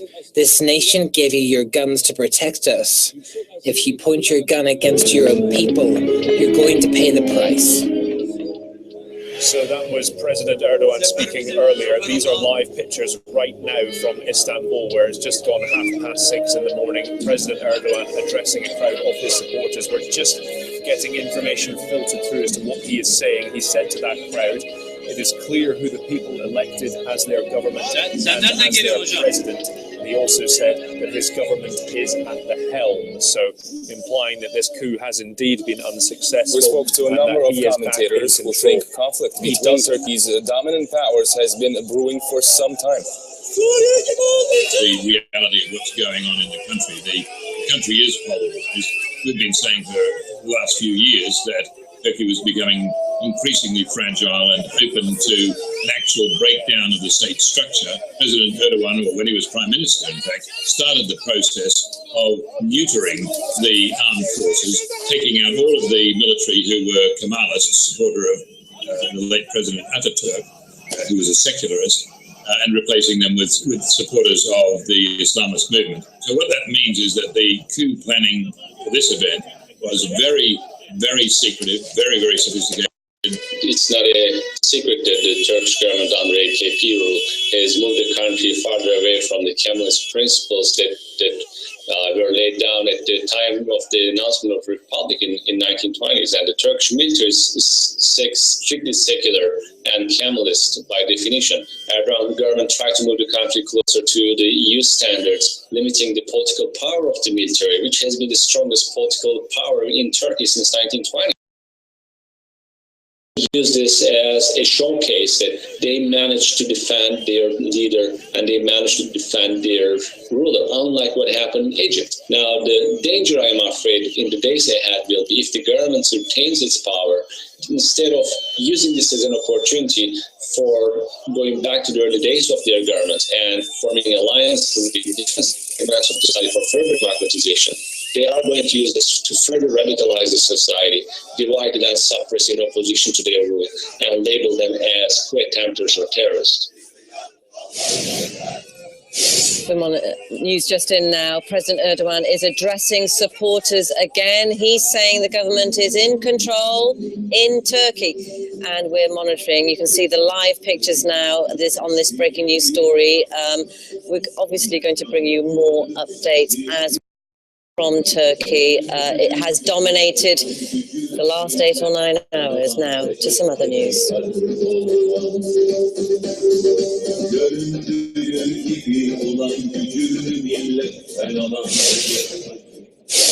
France is yet again plunged into shock and mourning, for scores of innocent people have been slaughtered at the hands of a terrorist. A gunman rammed a lorry into a crowd of people celebrating Bastille Day in the coastal city of Nice. 84 people, including 10 children, are confirmed dead. Over 200 more are wounded, with around 50 of them now fighting for their lives. The video you're about to see contains upsetting images.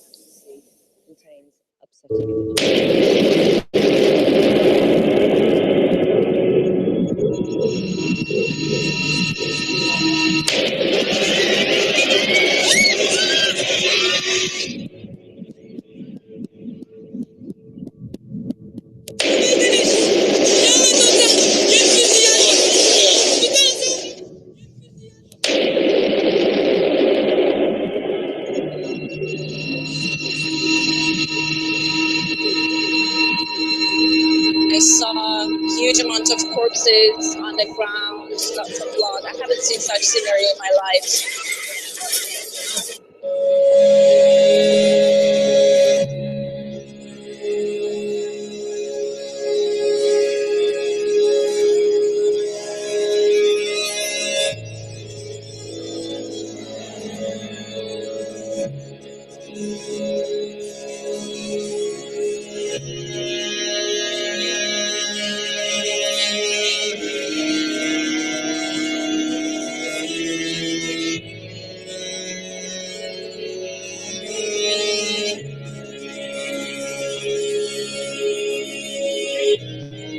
I don't know if anything can be normal after today.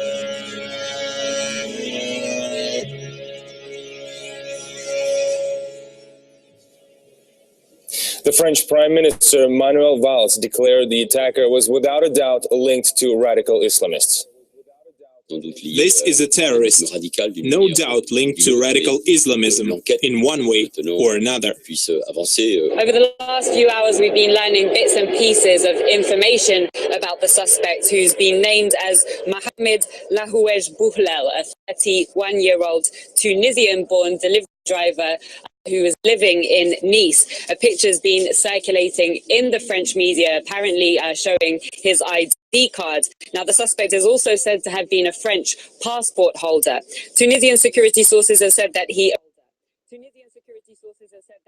originally came from the Tunisian town visited 4 years ago, but his neighbor described him as a loner whose wife left him 3 years ago, and she is now being questioned by police. He's also believed to have 3 children. Now, various reports say he was known to police for violence and weapons offences, but the French prosecutor says he was unknown to the intelligence services. Now, earlier the French premier warned that France will now have to live with terrorism. Times have changed and we should learn to live with terrorism. We are facing a war that terrorism has started against us. The objective of the terrorists is to instill fear and panic. France will not allow itself to be destabilized. Val's words have caused a lot of outrage online, many accusing the government of complete incompetence and an inability to protect French people. Some are demanding that he quits his post over this statement, and others wondering how many more people need to be killed before some real changes are made to prevent this from happening again. Even though we are under a state of emergency, there doesn't seem to be any security. We've known that there was going to be an attack. We've all felt like there was going to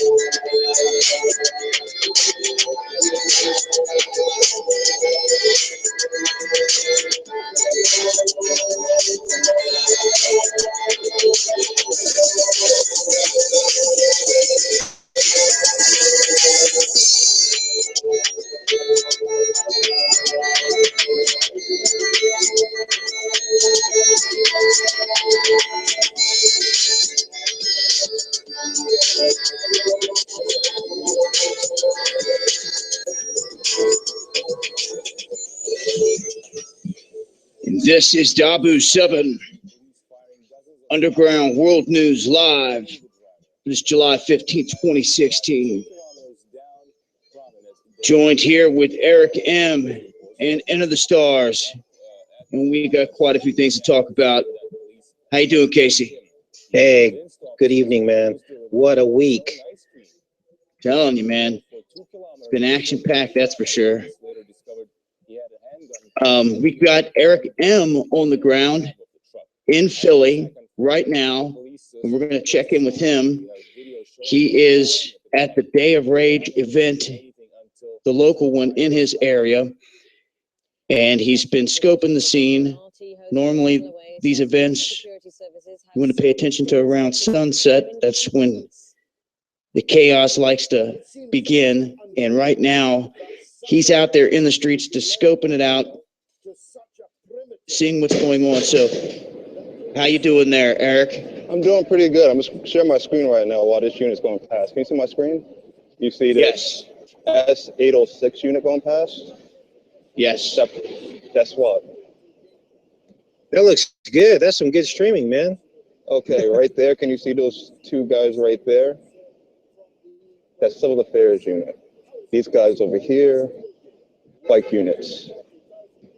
And there's just different units all over the City Hall area. Like I'm just looking at one section right now, but the section I was just at, there was a load of Civil Affairs. And the terrorists Okay, is there a specific time or anything they've given thus far about, or are you just kind of thinking the same thing? They're going to start gathering in here within the hour or so and kind of effectiveness of it was European supposed to security be taking services has place repeatedly at come into 7 focus in the o'clock. wake of recent terrorist There's attacks a on the continent. Pokemon Go event that's going on 3 blocks from here. I would assume some of the guys for this event will be staying over there just so they're not visible at the moment, probably until they have higher numbers. Gotcha. But that's all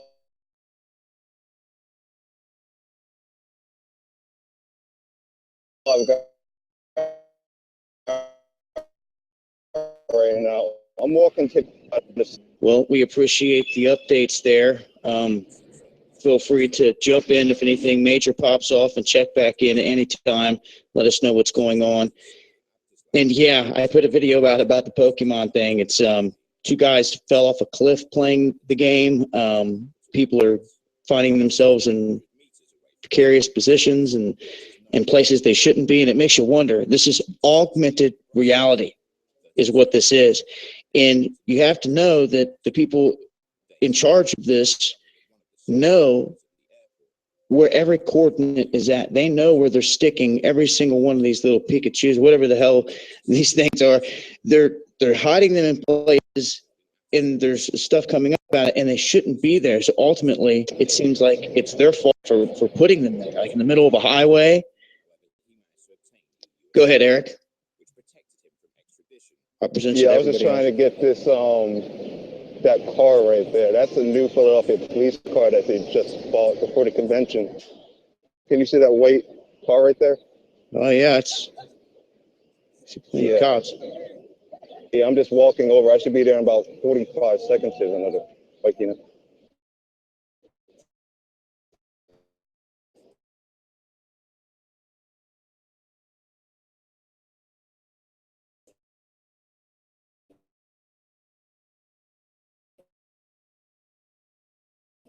Now, where are you at?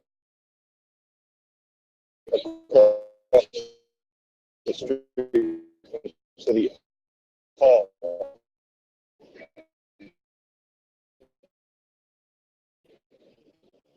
Okay, you're not at that position yet, though. Yeah, there's no location now put out for the event.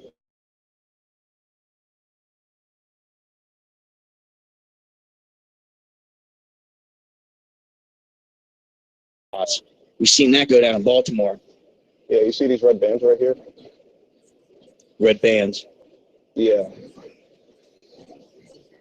I'm not so sure if you see my screen. Yeah, those guys were right there or the civil affairs units I was just talking about, those are the ones that are higher up inside the department. With the bands around the wrists? Yeah. Okay. These guys, I recognize them from every event. They're the higher up ones out of the entire department. Yeah, it looks pretty dead there as far as anything going down. It looks like the people are definitely somewhere else at this point, but yeah, keep us posted with whatever you're coming across out there. Anything else, let us know. Yep, definitely. And like I was saying about the whole Pokemon thing, that augmented reality, you're going to see a whole lot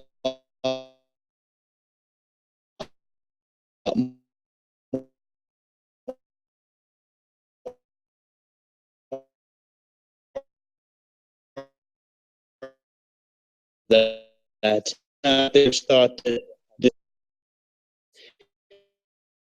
already eased in their device. Yeah, and I think the word device means the devil's vice, and that's exactly where he's got us. And people are addicted to their devices.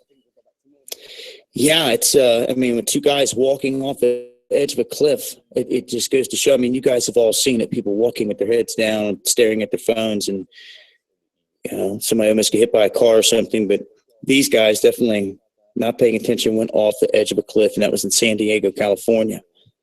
I want to talk about here, before we go to anything else, this 28-page thing, and I've left links for all this in the description box. You can also find links to End of the Stars, Eric M., and Be Rich as well in the description box. But this 28-page document, we talked about it before, it was hidden in D.C. It was in a vault that was beneath, I forget the exact spot that it was called, but it was between the eyes of the owl. And I did a video on it talking about it. And it looks like now they're trying to say, hey, these 28 pages, it's actually 29 pages. Shows ties that individuals that were connected to the Saudi government knew and were planning and everything with September 11th. But once again, they try to come out and say that our alphabet gangs, FBI, CIA, they've all reviewed it and said that it looks like Saudi Arabia has no connections, that no one has any connections, yada, yada. And that's just to keep their own nose clean, because they're all in this hand to hand. If that comes fully unraveled, then they're exposed. ISIS ever gets fully exposed, then you're going to see all these same groups. And at this point, the 28 pages referencing once again that Saudi Arabia had people on the ground tied to this, which is no big surprise. But it's just the way that they've done it. And I really feel, my gut tells me this is highly redacted. This is not the original. I feel it. And the key things that were in it that made it classified and kept it in that vault are probably still not being seen. So, yeah, it's almost like a cover up. It's almost like they're telling us part of the story, but then they're basically letting everybody off the hook because they still haven't named anybody. They're just saying that the United States knew about Saudi Arabia, but it's like we still have no names. I still think there's way more to it. I think it definitely had something to do with Brookhaven. If you really had nothing to do with it and you found this out, wouldn't you be highly ticked off? Anybody would. You attacked your country, but no, they're downplaying it. No, they had nothing to do with it. See, then that plays into the direction of they had something to do with it, exactly. And which all comes out in the open. But yeah, that's something they've slipped out here recently. Also, we have Obama signing that executive order and talking about civilian casualties pre and post strike when involving the use of military force. And he did that on July 1st. Once again, they're doing things in the mainstream media, not talking about it. When people are gathering like the 4th of July weekend and all that, they wanted to slip this stuff out there. And as long as the mainstream media is not talking about it, millions and millions and millions and millions of people never hear or see it. Instead, they get brainwashed, with the script. What's that? I think that all this, these executive orders and stuff, and these laws regarding martial law and the citizens, I think all of this has to do with them preparing for a gun grab. I think eventually that they're going to come. They don't need to take all the guns. They don't need to take the tens of millions of guns. They only need to take the guns that are that they perceive as a threat. They don't even need to take the guns. All they got to do is take the ammunition. Exactly. Take out the ammunition. Like tax it, like you were saying, like make it unavailable. The stuff that they've attempted before. Exactly. I'm going to share a screen here. I had some people asking me, what are you talking about, rise in the sky above Michigan? Well, I have people send me some images here that show that an aircraft was out spraying and sprayed the word rise right above Michigan. I believe this was, they shared this with me 9 hours ago. See if I can do a screen share here real quick.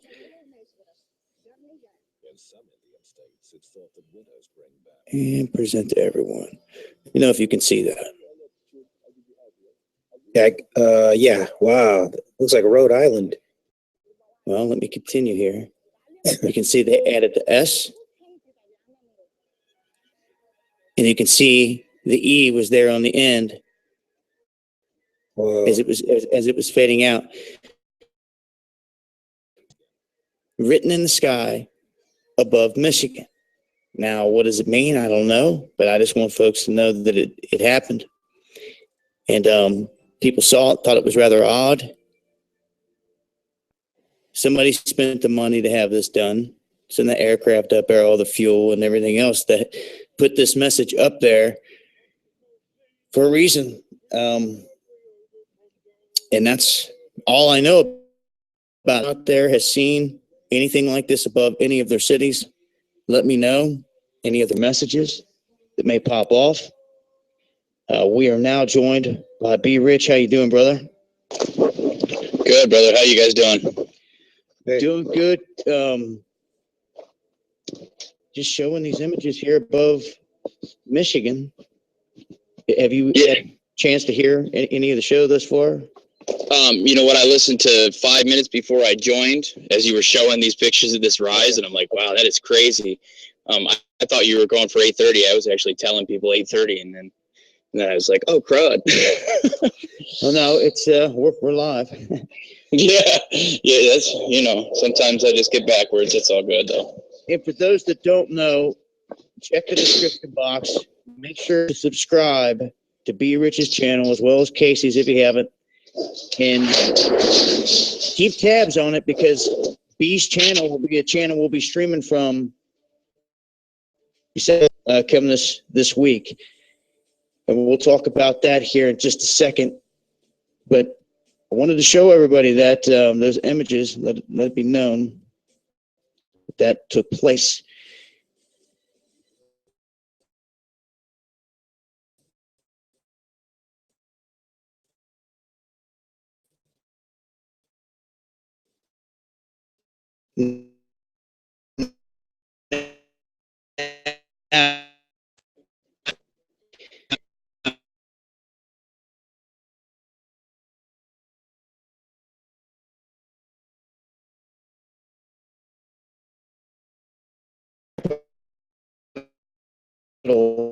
And renaming it Constantinople,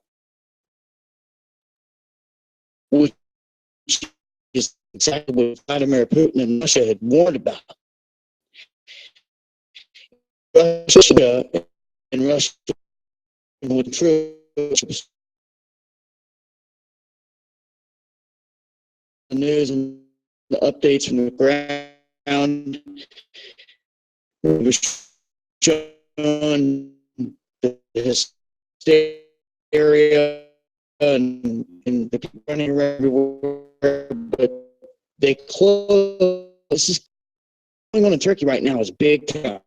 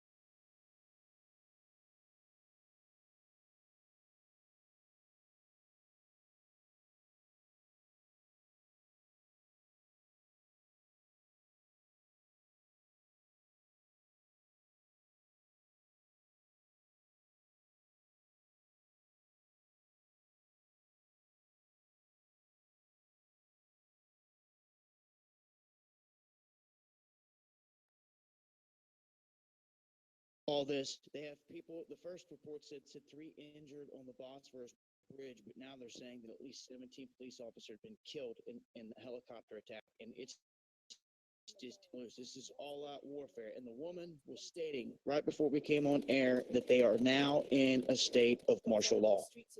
And that's why I have a title. They're in a state of martial law because of the madness that's going down. When you have your military turn and make a coup against your government, everything's out the window. We saw the same thing a few years ago, and what happened, and I believe it was a ploy, and it worked for them in Egypt.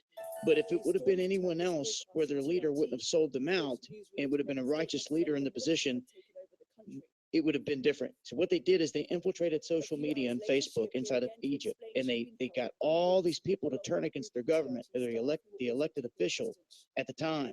And when they did this, it turned to pure chaos. They knew that al-Sisi, which was the leader of the military, which is now the leader of the country, that he had a huge following and a bunch of support from the people. But the people, not everyone seemed to know his Khazarian roots. And that plays in to everything that has happened, because the people joined forces with the military. They outed the other person, and now Egypt's sitting there with al-Sisi ahead of everything. And knowing if you dig deep on who he is, it just makes you wonder. The meetings and the connections and everything that he's had with Israel and the Mossad here recently makes you wonder.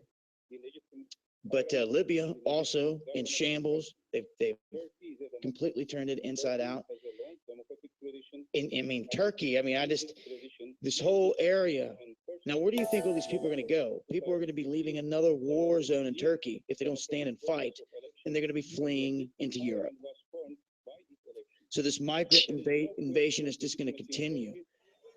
We got any updates there, Eric? Eric M., can you hear me? Yeah, I can hear you. What's going on? Well, right now, the set there is a large police presence. It's getting bigger and bigger by like every 5 minutes. It's got to be like 10 to 1 cops over the people. There's still no protesters or anything right now, but I saw multiple SWAT vehicles. I saw multiple police vans.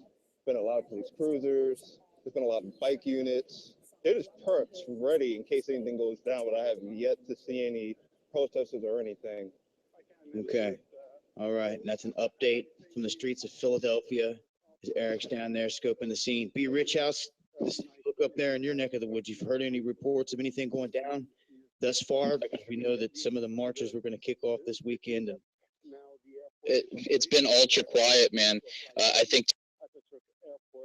Obviously, that was under the control of those attempts. Now that it is back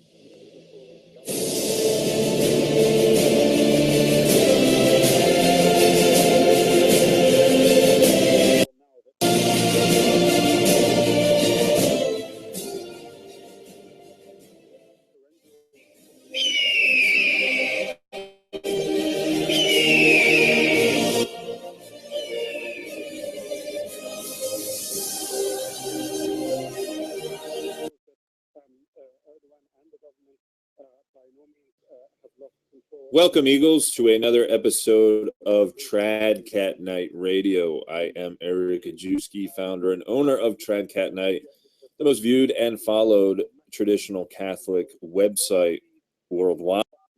The military in its entirety, it wouldn't have panned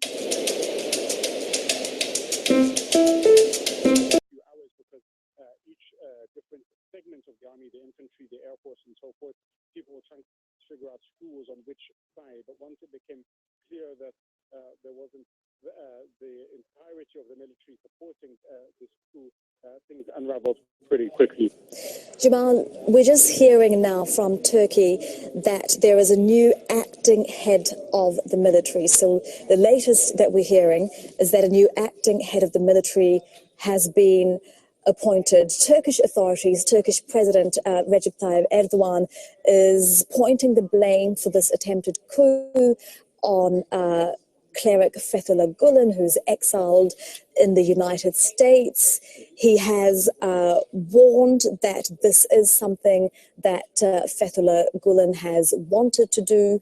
Gulen is denying any involvement or any wrongdoing, but if you can shed some light or put this into context for us, what is the sort of relationship between Erdogan and Gulen? How much support does Gulen have among the judiciary, among the military, and what are we to make of Turkish authorities blaming Gulen for an attempted coup of a democratically elected government, a member of NATO?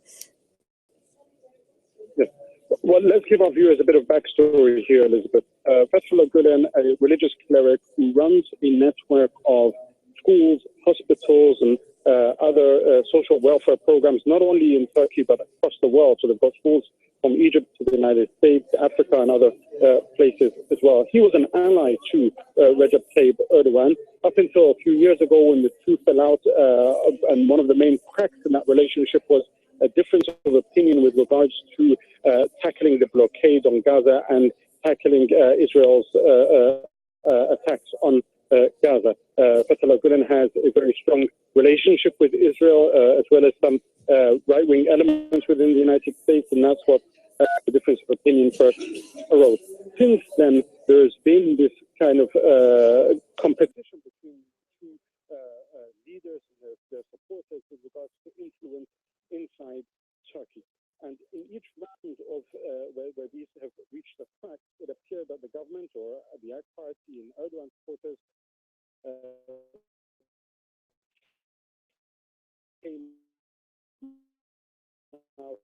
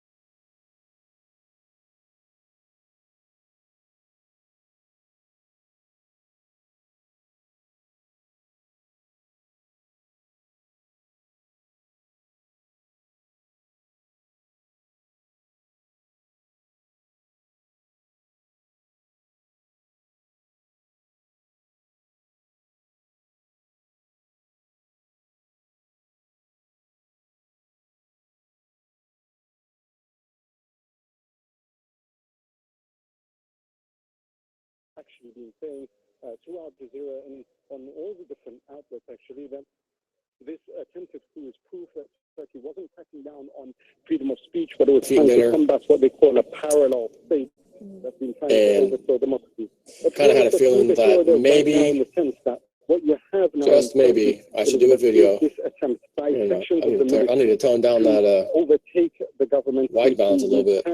Turkey under military rule, Sure, and that's for many Turks, even those who do not support Recep Tayyip Erdogan, is a huge red line because they still remember. You know, there's this big Said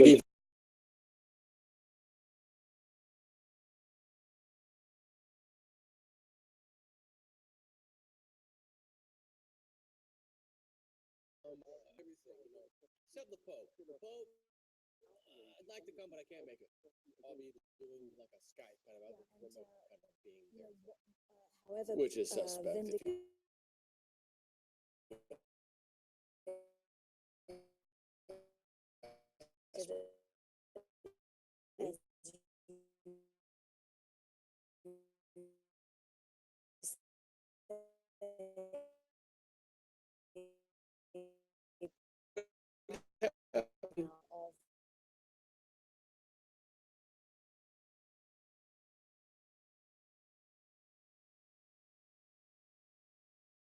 I got to toot my horn just for about that, just that much.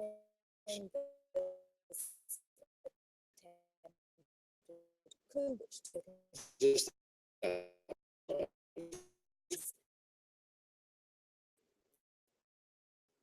we've seen these things coming, and the symbolism, the elite. Looks like they may have something planned. Looks like the club, they have something planned. Another attack. Oh my God, the terrorists are actually in America now. They've landed in America. Responsibility.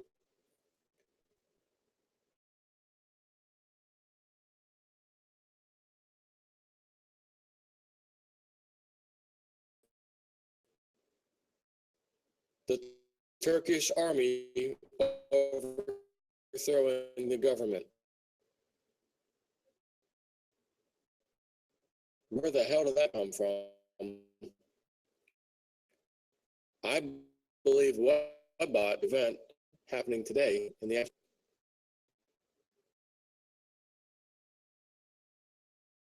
afternoon.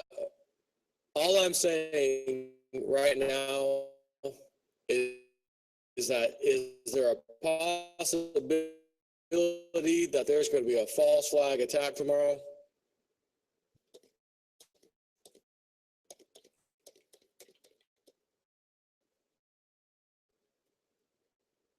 Constant.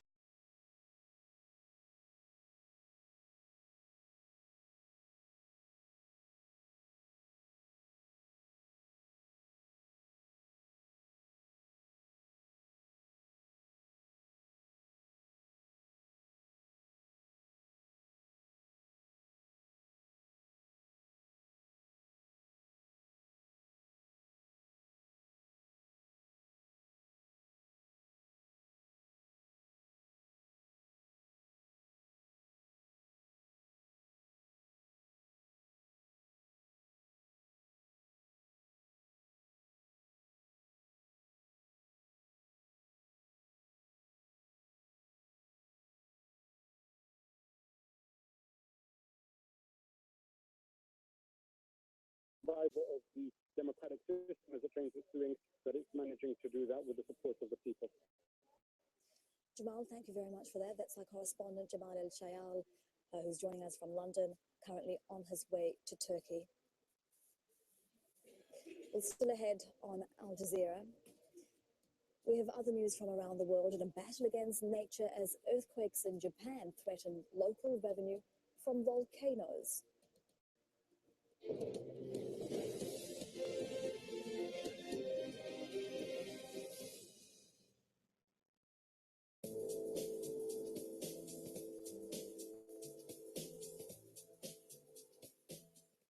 Welcome to look at weather conditions across the Americas. Now, in North America, we've got rain across parts of the southeast, extending up through Georgia and through the Carolinas. Also, and this is pretty warm for Dallas and Texas there at 36.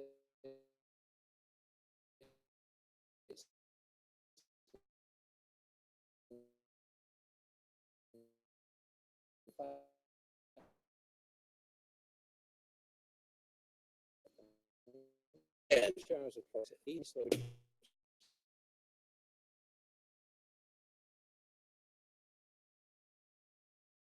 Said he was told last year the big collapse was going to happen at the end of last year.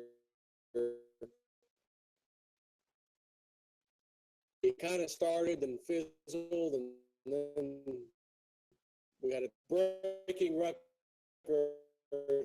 stock market rally for everyone to see here.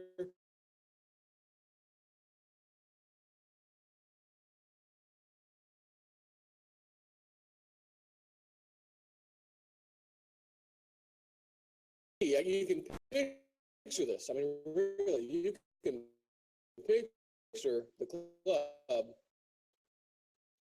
having some event happen because,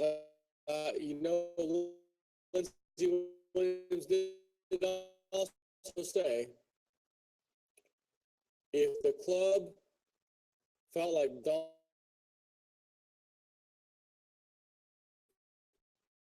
the Webbot had already said that about 3 reports ago, maybe 2 or 3 reports ago. Summertime radio, something like that was the title. Talking about the summertime this year. Now, you might already argue and say, Jay Snip, you just had the false flag attack in Dallas, right down the street from the Kennedy shooting, the dates, the time frame. Again, if we got a video, as I showed you my last video, the very last one before.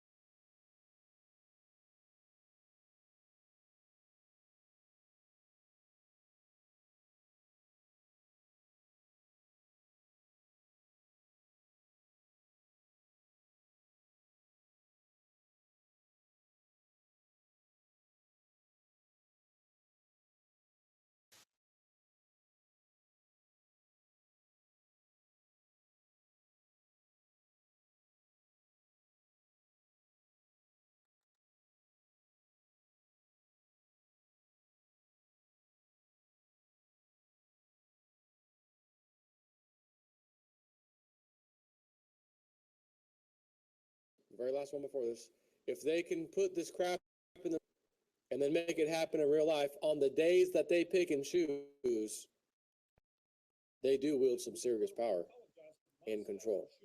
So you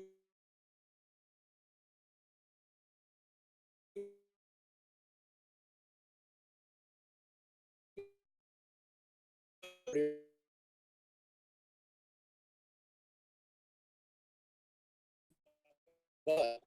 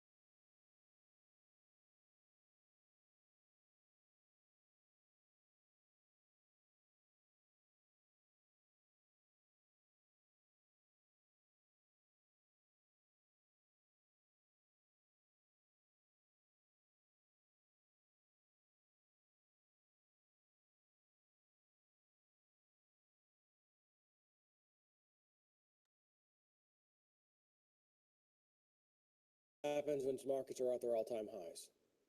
They crash. They always crash when they're at their all-time highs. And you'll find that the news just before the crash, everything's fantastic. Markets rallying. This is great. Markets up again today. 5 straight days in a row. Yeah, yeah, yeah. Boom. Oh my God, where did my retirement go? I don't know. But I hope you got some silver and gold because you're going to need it. So I had a feeling eating dinner with my wife, I need to say this. I need to get this out because if something were to happen,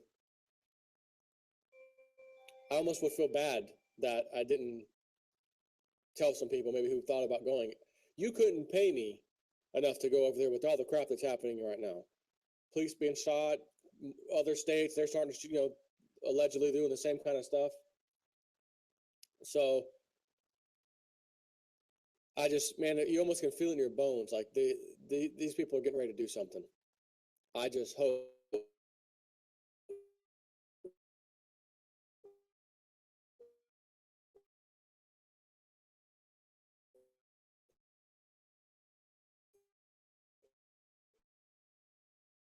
goes away, but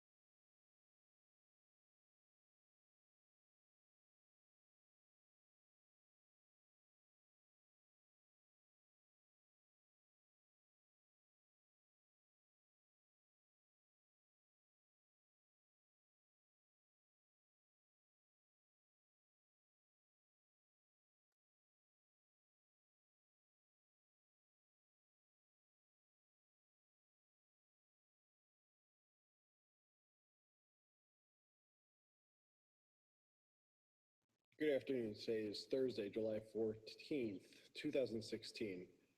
This is just bizarre.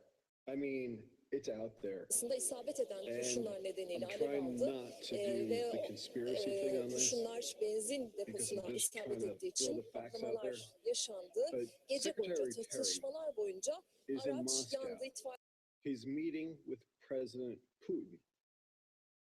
This trip appears, from what I'm hearing, and I'm going to play the clips, wasn't backed by the White House. Am I mistaken, or did something change with the role of Secretary of State? The Secretary of State, by definition, represents the White House, but there you see Kerry and Victoria Nuland speaking with Vladimir Putin. And from what I understand, this is not seen by the White House. Take a listen to the clip. But on Syria and on Russia and on this proposal that's being brought, it's been clear for several years now, or at least more than 18 months, that the U.S. position has slowly, but steadily evolved, shifted, coming more in line with the Russian position, which has remained consistent since the very beginning of this conflict. And I'm just wondering why, if the kind of proposal that's being presented, or that has been presented, is being presented now, why couldn't it have been presented far earlier in this process, at least I'm behind that of the Russians vis-a-vis Assad? Is it wrong to think that had this proposal been made earlier, a lot of lives could have been saved? I would dispute the view that our position has moved. Our position has been consistent, which is Assad must go, that there must be space to have discussions to create that area for a political transition to move. We have long said that we would welcome, Russia's increased focus on ISIL, on Al-Qaeda in Syria. Our common view is that these groups pose a threat to not only the people of Syria, but to both our nations. On your question on timing, again, I'm not going to get ahead of discussions that may be happening in Moscow. You say that your position has been consistent, but it hasn't. First, it was Assad must go, and he must go immediately. Then it was, well, maybe he.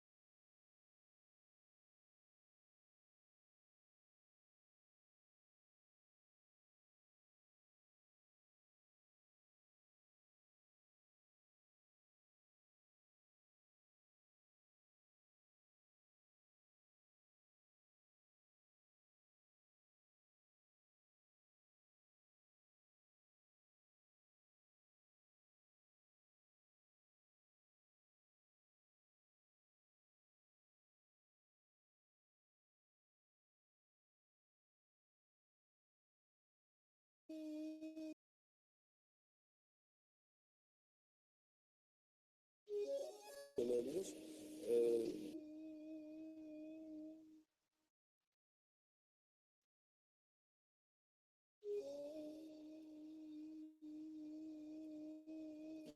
Bu gözaltına alınan 154 kişinin çoğu yaklaşık 300'ü İstanbul'da.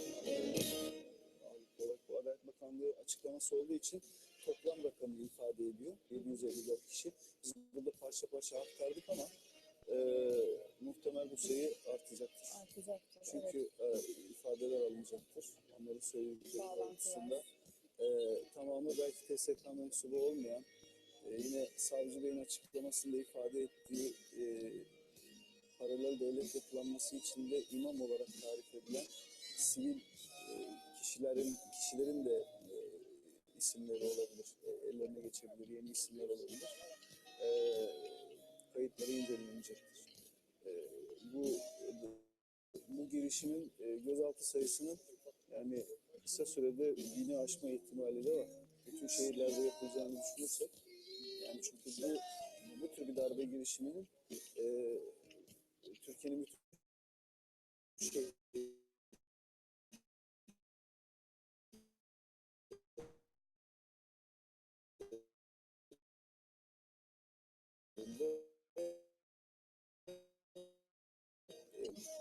Canlı olarak haber merkezimize ulaşan görüntüler görüyorsunuz. Sivil polisler. Şu an elinde silahlar var. Ocaklar Kuleli Askeri Lisesi'ne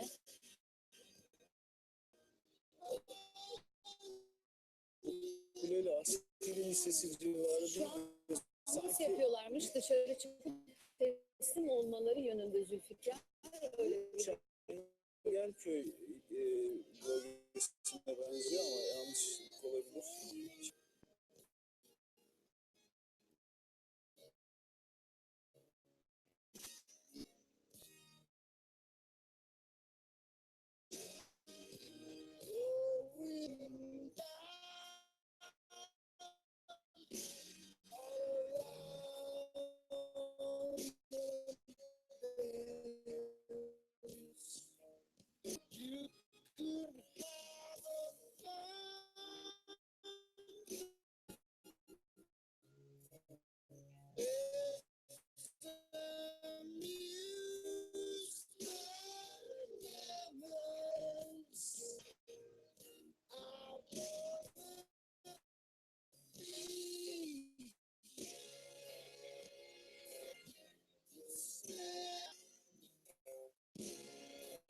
zaten. Kuleli Askeri Lisesi değil mi? Evet.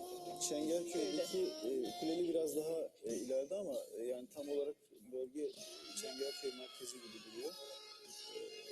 Görüntü tek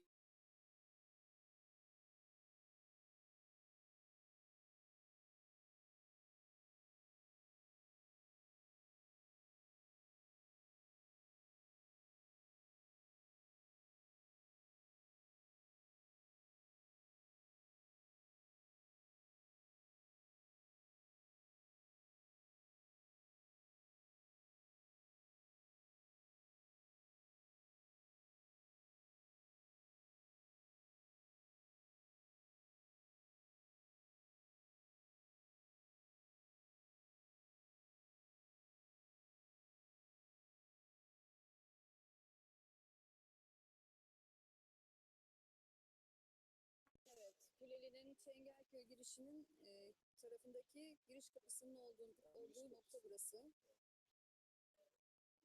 Görüntüler tekrar gelecek. Az sonra bir operasyon yapılacak Kuleli Askeri Lisesi'ne. Onu söyleyelim. Teslim olmaları yönünde çağrılar var. Kuleli Askeri Lisesi'nin içinde bulunan askerlerin operasyon...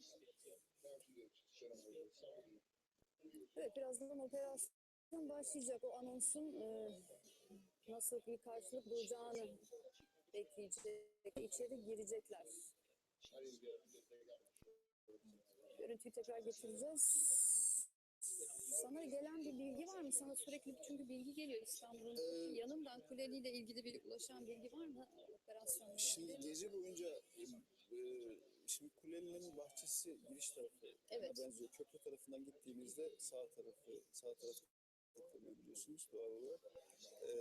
Gece boyunca yani 2,5 saat önce orada Çengelköy Polis Karakolu'na bir operasyon oldu. Oraya giren askerler oldu.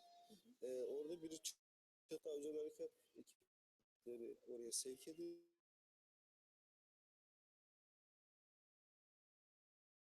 Yaşandı orada. Ama çatışma bölgesi olduğu için ayrıntılı detaylı bilgi henüz gelmiş değil.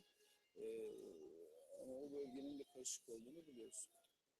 Şimdi Temmuz ayındayız, ortasındayız. Öğrenci yok sanırım Kuleli Askeri Lisesi'nde şu an. Tatil olması gerekiyor ama içeride yöneticiler, okul komutanı... Olabilir. Yani hangi seviyede darbe girişimine iştirak ettiklerini bilemiyoruz tabii.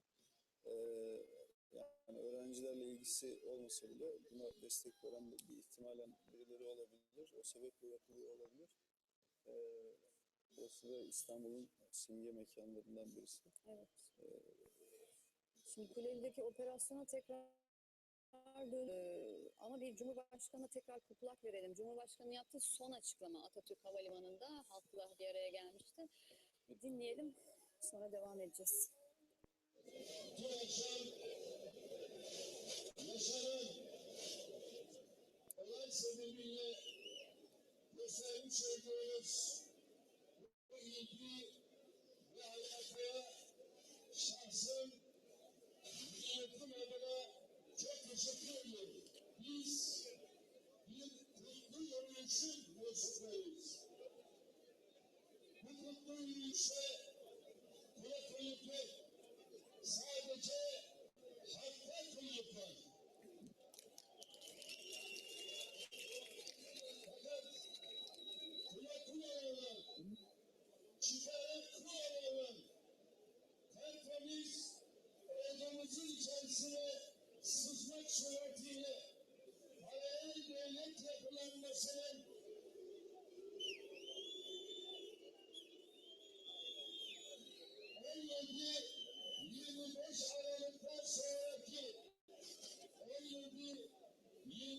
Aralık'tan sonra bunların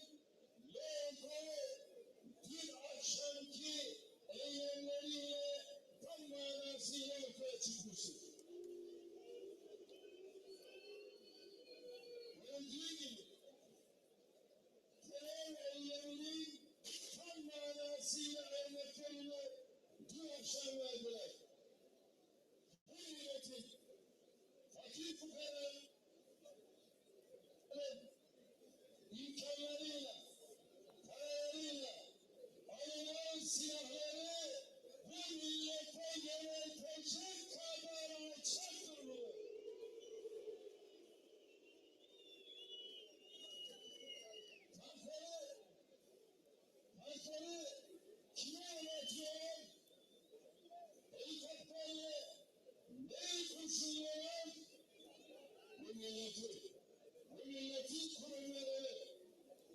gece buraya indiğimizde üstümüzden uçuyordu, F-16 uçaklar uçuyordu. Bu F-16 uçaklarını bunlar babalarının sermayesiyle aldılar. Bunların yakıtını bunlar babalarının sermayesiyle aldılar. Maalesef yeter ki siz bu duruşunuzu devam ettirin. Bir ifadeyi özellikle kullanmak istiyorum. Ordumuzun en üst kademesindeki Genelkurmay Başkanı'ndan kuvvet komutanlarına kadar ve en alt tabakadaki en başına gelen kullanmasına alet olmuş olanlar bunlar diyorsunluk Türkiye'de silahlı kuvvetler yönetemez bunu öğreniriz. Şu anda bu milletin kendi iradesiyle iş başına getirdiği hükümet görebiliriz. %52 iş başına getirdiği Cumhurbaşkanı görebiliriz. Maalesef şu milletimizi istiyorum. Hakkari olarak verilmeyen. Hakkari benim halkım aldı mı? Reisimiz aldı mı? Maalesef yeter ki biz şuna inanalım. Bu beden bu kendi oldukça biz kefenimizi giyerek bunların karşısına dikildikçe yapamayacağımız hiçbir şey yoktur.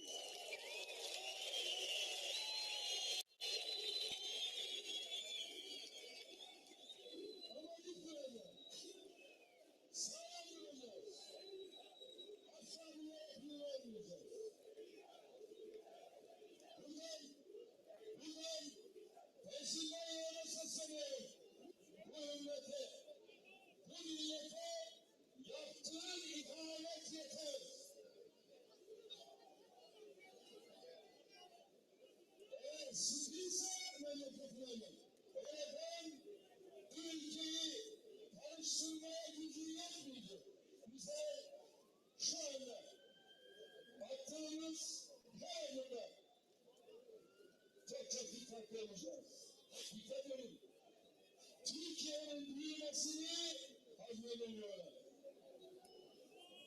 Bu milletin güçlenmesini hazmedemiyorlar. Anadolu'lar isteseler de istemeseler de hak yerini tamamlayacaktır. Ankara'da bir ufak sıkıntı var. İnşallah Ankara'da da bu açılacak. Kardeşlerim, burada yalnız size bir şey söyleyeceğim. Buradan durum normalleşene kadar ayrılmak yok.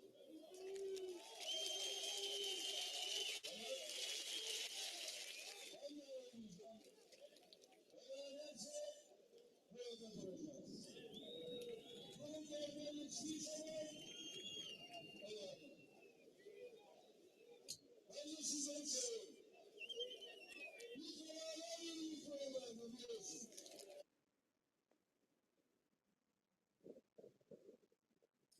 Sayın seyirciler, şimdi de yayınımızda Habertürk Ankara temsilcisi Alican Türkoğlu var. Alican merhaba.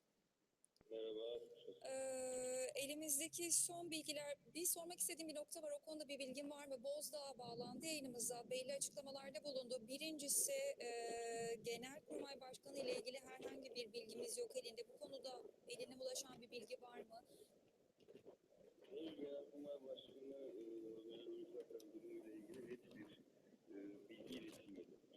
Her türlü çalışmanın sürdürüldüğünü söylemişti zaten Adalet Bakanı Bekir Bozdağ. Tedbirlerin alındı ancak şu anda zaten Ankara'da kısmen silah seslerinin, çatışma seslerinin geldiği noktalardan birisi Genelkurmay Başkanlığı'nın içi. Henüz Genelkurmay Başkanı'nın durumuyla ilgili net bir bilgi verilmektedir. Dün akşam saat 21.30-22 sularından bu yana aslında bir haber alınamadığını da söyleyelim. Zaten atamada yapıldı bilindiği gibi Genelkurmay Başkanlığı'na vekaleten bir görevlendirme gerçekleştirildi hükümet tarafından. Dolayısıyla henüz bir bilgi yok Hulusi Akar'ın durumuyla ilgili ama yakın zaman içerisinde Başbakan Binali Yıldırım'ın da bir açıklama yapmasını bekliyoruz. Çankaya Köşkü'nden gelip yanlar Çankaya Köşkü'nde Başbakan'ın bir açıklama yapmasını da bekliyoruz. Bu açıklama sırasında yüksek ihtimalle Genelkurmay Başkanı ve diğer üst kademe askerlerin durumuyla ilgili detaylı bilgi verilecektir diye tahmin ediyoruz. Ben istersen kısaca bir özet geçeyim şu andaki durumla ilgili olarak. Şu anda ekranlarımızda zaten Boğaziçi Köprüsü'ndeki askerlerin gözaltına alındığını görüyoruz. İçişleri Bakanlığı'ndan bir açıklama var. 5'i general, 29'u albay, 34 askerin görevine uzaklaştırıldığına ilişkin olarak Türkiye Büyük Millet Meclisi'nde büyük hasar olduğunu söyleyebilirim. Millet Meclisi'nin içerisinde atılan bombalar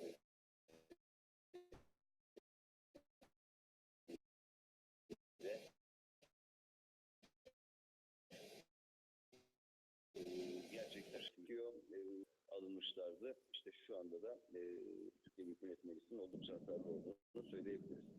29 albay, 5 general, toplam 34 asker görevden alındı, uzaklaştırıldı. Bu bilgiyi az önce aktarmıştım. Türkiye genelinde ise 754 Türk Silahlı Kuvvetleri mensubunun gözaltına alındığına yönelik bir bilgilendirme yapıldı. Genelkurmay Başkanı'na vekaleten Büyük Ordu Komutanı Orgeneral Dündar'ın atandığını söylemiştik. Başbakan Yıldırım'ın açıklamasıyla. Adalet Bakanı Bekir Bozdağ'ın açıklamalarına tekrar Habertürk ekranlarında yapmış olduğu açıklamalara dönersek, şu ana kadar Ankara'da egemen oldukları bir yer yok demişti. Biz şu anda Habertürk televizyonunun bürosu Cumhurbaşkanlığı Sarayı'nın... Alican, Evet. bir virgül koyalım istiyorsan, sana döneceğiz çünkü CHP Grup Başkan Vekili Özgür Özel telefon hattımızda geceyi bombalanırken mecliste geçirdi. Bir dönelim ona, meclisteki son durumu alalım. Sayın Özel, geçmiş olsun diyelim. Teşekkür ederim. Hepimize geçmiş olsun. Şimdi son durum ne mecliste ve nasıl bir gece yaşadınız, anlatabilir misiniz? İlk önce Ankara'da bulunan milletvekillerimizle genel merkezde toplandık. Orada genel merkezin açık olması gerektiğini ilk anda düşündük. Daha sonra yaptığımız değerlendirmede meclise gitmenin, parti meclis üyelerimizi, genel merkez yöneticilerimizi orada bırakıp milletvekillerinin meclise gitmesinin uygun olacağını değerlendirdik. Geldiğimizde diğer partilerden de arkadaşlar vardı ve genel kurul salonunun açılması yönünde bir fikir birliği oluştu. Genel kurula girildi. Orada meclis başkanı açtı ve başkanlık divanına her iki partinin önce Adalet ve Kalkınma Partisi ve bizim birer grup başkan vekili olarak oturduk ve birer konuşma yaptık orada. Bu darbeye direnileceğini, demokrasinin, Türkiye'nin demokrasinin darbelerden çok çektiğini, seçimle gelen hükümetin seçimle gitmesinin dışındaki bir seçeneğin kabul edilemez olduğunu hep birlikte kararlı şekilde ifade ettik. Ben 93 yıllık bir parti olarak çok seçim kazanıp kaybettiğimizi ama bir tek darbecilere yenilmediğimizi ifade ettim. Adalet ve Kalkınma Partisi'nin grup başkan vekili darbeye karşı tüm meclisin birlikte davranacağını ifade etti. O sırada Milliyetçi Hareket Partisi'nin milletvekilleri de geldiler. Onların da kürsüye alındı. Onlar da benzer bir karar ifade etti. Bundan sonra milletvekillerine tek tek kürsüde söz verilecekti. Ve o sırada Levent Bey, Levent Kök kürsüyü kullanırken yanılmıyorsam veya o bitirdi Bekir Bey geldiğinde o sırada bu meclisin bu iradesinin darbeye karşı meclisi bir hedef yaptığı anlaşıldı. Çünkü o ana kadar herhangi bir saldırı altında olmayan meclise büyük bir patlama oldu. Üst camlar kırıldı. İçerisi toz duman oldu. Ve yine devam edeceğimizi ifade ettik orada hep birlikte. Ancak bir sonraki patlamadan sonra artık güvenliğin, Meclis Koruma Müdürlüğü'nün de çok şiddetli ricalarıyla hep birlikte sığınak kısmına inmeye karar verildi. Sığınağa inilirken çok daha büyük bir patlama oldu inildiğinde ve bugün sabah artık şimdi biraz önce sosyal medya hesaplarımızdan paylaştığımız fotoğraflar ortaya çıktı ki yani özellikle muhalefet kulisi denen yani Genelkurmay tarafta olan muhalefet kulisleri yerle bir olmuştu. Gece boyunca 7-8 kez çok şiddetli bir deprem gibi sığınaklar yerlerinden oynadı. Hatta bir ara hani bir çökme olup orada kalınır mı dışarı mı çıkılmalı da tartışıldı ama güvenli yerin sığınak olacağı söylendi. Gece boyunca herkes işte arayanlara durumu anlatmakta geçirdi. İlerleyen saatlerde meclis başkanının davetiyle partilerin grup başkan vekilleri ve geçmiş dönem meclis başkanlığı yapanlardan burada olanlarla bir odaya geçtik ve orada saat 2'de meclisin toplanmasına karar verildi. Bu sırada Halkların Demokratik Partisi'nin grup başkan vekili telefonla arayarak ikideki oturumda şey olacağını şu anda silah sesleri geliyor da tekrar. Siz meclistesiniz değil mi? Mecliste sığınakla biraz yukarıdaydık. Şimdi silah sesleri geldi. Tekrar içeri doğru yöneliyoruz.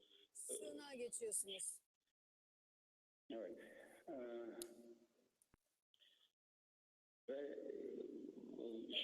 işte şimdi yavaş yavaş dışarı çıkmıştı ama şimdi içeri doğru tekrar gidiyor. Dışarıda yine silah sesleri var ama bu hani meclise doğru bir atıştan ziyade yukarıda uçan bazı helikopterlere meclisi korumak amacıyla atılan sesler de böyle duyuluyor ama Şimdi Genelkurmay Başkanlığı da aslında Ankara'yı bilenler bilir. Biz anlatalım. Genelkurmay'da da çatışmaların devam ettiğini biliyoruz. Hemen çaprazında yer alır. Yani meclis kampüsünü düşünecek olursak çaprazında yer alır Genelkurmay karargahı. Oradaki çatışmanın seslerini de duyuyor olabilirsiniz. Öyle değil mi Özgür Bey? o değil. Bu şey 2-3 kat aşağıdayız. Yani bu meclisi koruyanların işte gelen helikopterlere falan karşılık verdiği ses olabilir. Bazen de Kobra tipi bir helikopterle gelip tarayıp gidiyorlar. Evet. Yani zaten fotoğrafları da gördüyseniz meclisin dış duvarları delik deşik. Yani böyle sanki aylarda süren bir çatışmadan çıkmış gibi bir görüntü var. Özellikle Halkla İlişkiler binasının olduğu kısımda ve ana binanın kulis kısımlarında.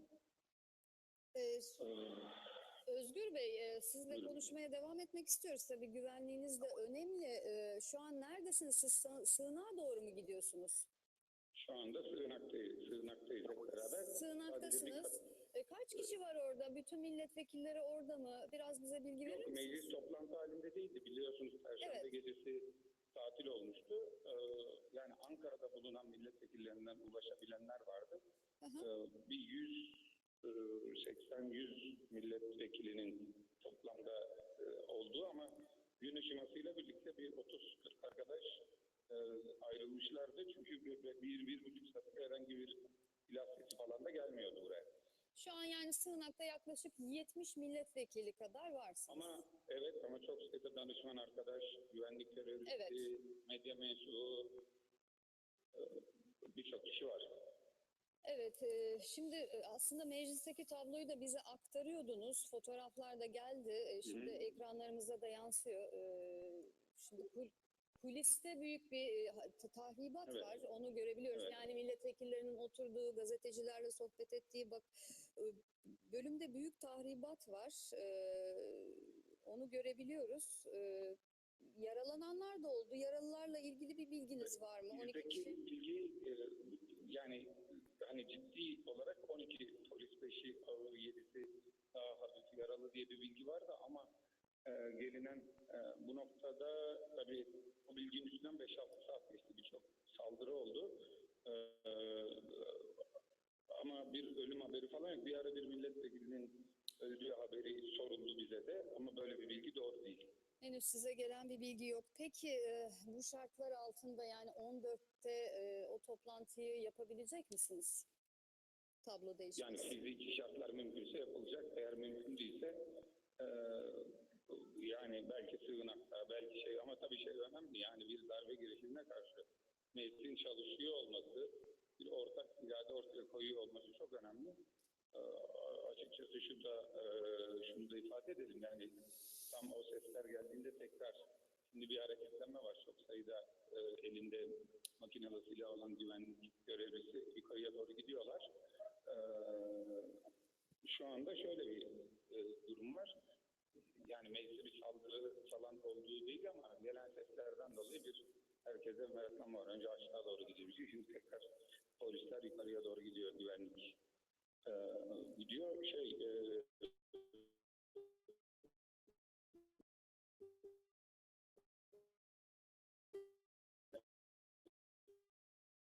Aslında son bir buçuk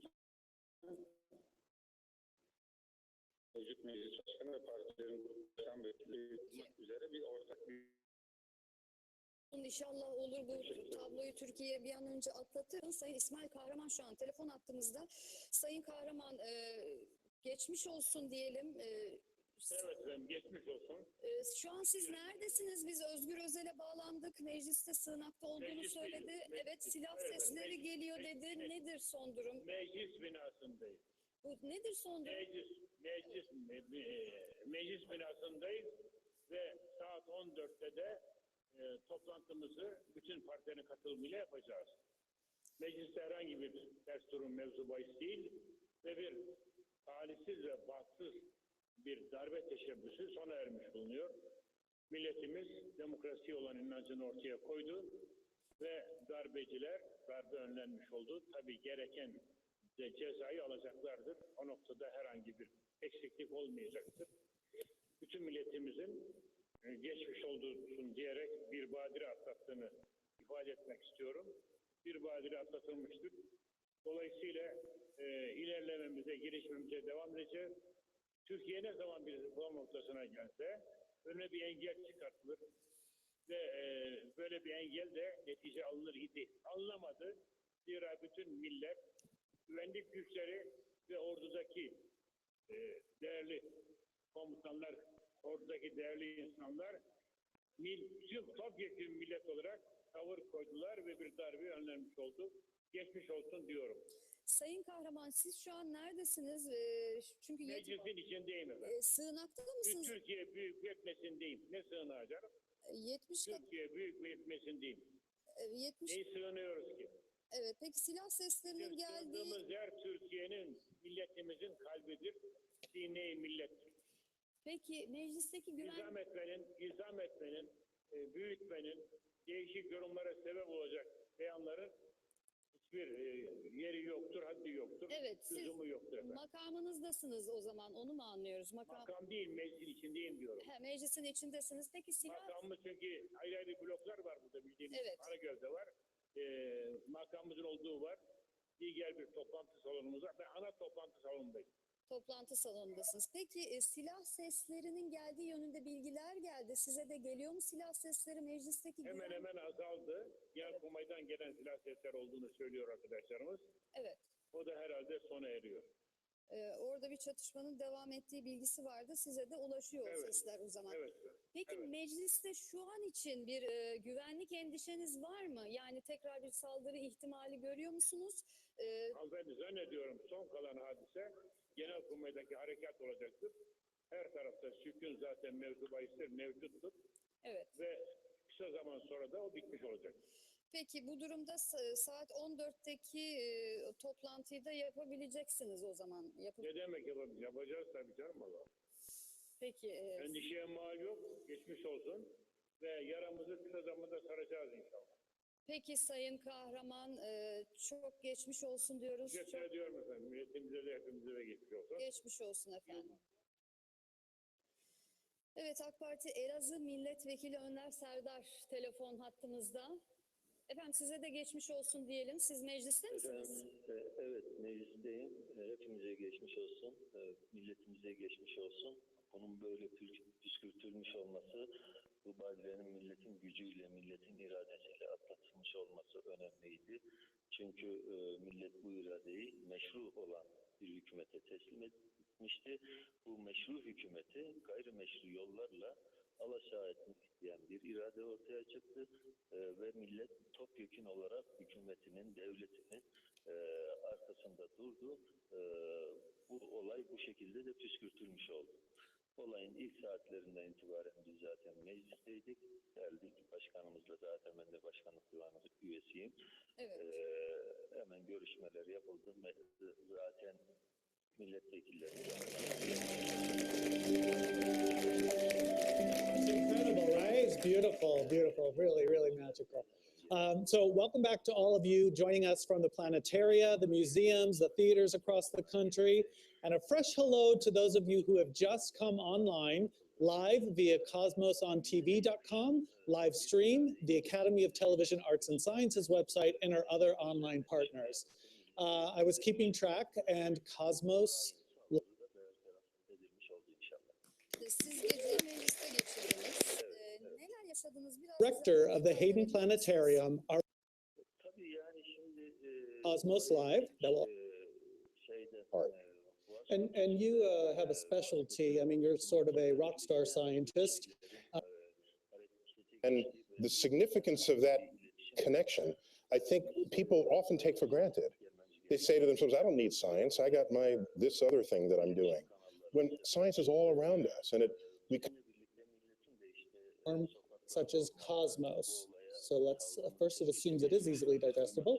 But what are you most excited to bring to the public in this form? Yeah, that question presupposes that Cosmos is a delivery vehicle for science knowledge. While we do some of that, I don't think that's what's most memorable about it. So if you ask, what do I think is sort of the most significant aspect of science that it communicates, it's the fact that science, the universe, nature is not only knowable, but how we have come to learn how it works has become a fundamental part, has been folded into our civilization, into how we live our lives. And the significance of that connection, I think people often take for granted. They say to themselves, I don't need science. I got my this other thing that I'm doing. When science is all around us, and we confront major issues going forward in the 21st century about energy and health and security, and the solutions to those problems are derived from investments and innovations in science and technology. So for me, there might be some other answers here, but for me, Cosmos's biggest scientific message is that science is all around us, and science can be not only in your mind, but in your heart. And you have a specialty. I mean, you're sort of a rock star scientist. And I think we all benefit from that because you have a specialty of making things understandable for the layperson. And I know that's one of the reasons why you're such an amazing participant in this project. And I know that's one of the reasons that you connected with Seth and why you thought Fox was a good home for it, which I think actually sort of ties into this. So why did you think it was important to have it be somewhere like Fox and National Geographic? Well, first of all, it was Neil who introduced me to Seth, which I will be eternally grateful. And when Carl Sagan was alive and we were working together, we weren't trying to reach the people who read the New York Review of Books. We wanted to reach everyone because we believed that this knowledge is a birthright. It belongs to all of us. You want to reach the Kardashians. Everyone, every single person. And so when Seth proposed that we take Cosmos to Fox, which, for a moment it was a bit of a head snap. But then it was like, wow, that's brilliant. You really are a genius. That is brilliant because that's who we want to reach. And then when National Geographic joined with Fox to make this the largest rollout in the history of a television series, this was a great fulfillment of a dream, really. And I can't imagine a better place. I've got to tell you that Mitchell Kenold and I started out on this road 7 years ago, went to the usual suspect networks that would probably want a science-based series. And it was really interesting to both of us that while everybody wanted Cosmos, they knew it was kind of a unique form of science-based entertainment, that that they wanted to control it. They wanted to be able to edit out the uncomfortable parts. And I said no. And I am so glad I did because then Seth brought us to Fox and National Geographic. And in the 4 years that we've been working together, that has never once been an issue. And I'm so thrilled to have the freedom to make the Cosmos that we hope will be worthy of the original. Fox specializes in discomfort. Yeah, that's right. Well, you know, we've actually discussed the head snap was happening on both sides because there were many of us at Fox that were saying, Cosmos on Fox? No, you know, how are we going to do that? Those of us who've had the pleasure of being a part of the project have been, you know, absolutely impressed and overwhelmed. The universe really doesn't make anything in one. To think that Earth is special and alone, no, we're one of multiple planets. The sun, no, sun is one of billions of other suns. Our galaxy, not one of 100 billion galaxies. Our universe, maybe we're one in a multiverse. And if you follow this reasoning, perhaps the multiverse is just one of many. You just blew my fucking mind. Wow. We could be just in one multiverse. You have a 7-second delay. Among many multiverses. So, and our brain evolved off the serendipity. Nobody killed themselves right now, okay? Please. So just got to stay open to that possibility. It's impossible. You should quit. Because it was mind-blowing to me, was Iceland. First, the country is misnamed.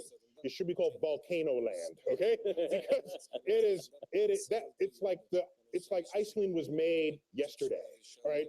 There's steam, right? Gurgling soils and places where plants. Anywhere but here, anywhere. Forms that include those that are radiation resistant, as well as life that you can freeze dry, re-liquefy, and have them come back to life.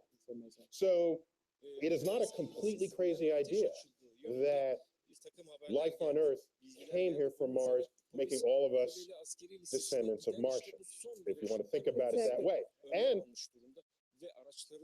says, do you have those kinds of conduits to the frontier? You'll also be very happy to know that every one of our theaters was sold out tonight. We had people in New York in 20-degree weather waiting for several hours.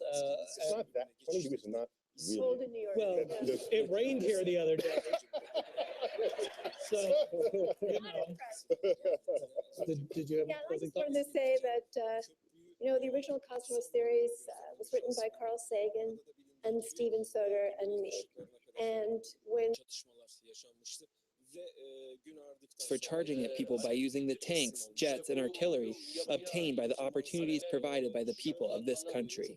President Obama was briefed by his national security team on the unfolding situation. I don't have any details at this point in time. I hope there will be stability and peace and continuity within Turkey. But I have nothing to add with respect to what has transpired at this moment. Turkey is a key NATO ally in the Middle East and has the second biggest military in the Western Alliance. It is one of the most important U.S. allies in the fight against the Islamic State. If successful, the overthrow of Erdogan would be one of the biggest power shifts in the Middle East in years. The U.S. Embassy is urging all Americans to seek shelter. In Washington, Catherine Herridge, Fox News. Donald Trump chooses Indiana Governor Mike Pence as his running mate, and now Republicans and Democrats are weighing on the decision. Donald Trump announcing Indiana Governor Mike Pence as his VP pick on Twitter, with the formal announcement postponed until tomorrow because of the terror attack in France. Pence ended his re-election bid in order to run alongside Trump. We love Indiana.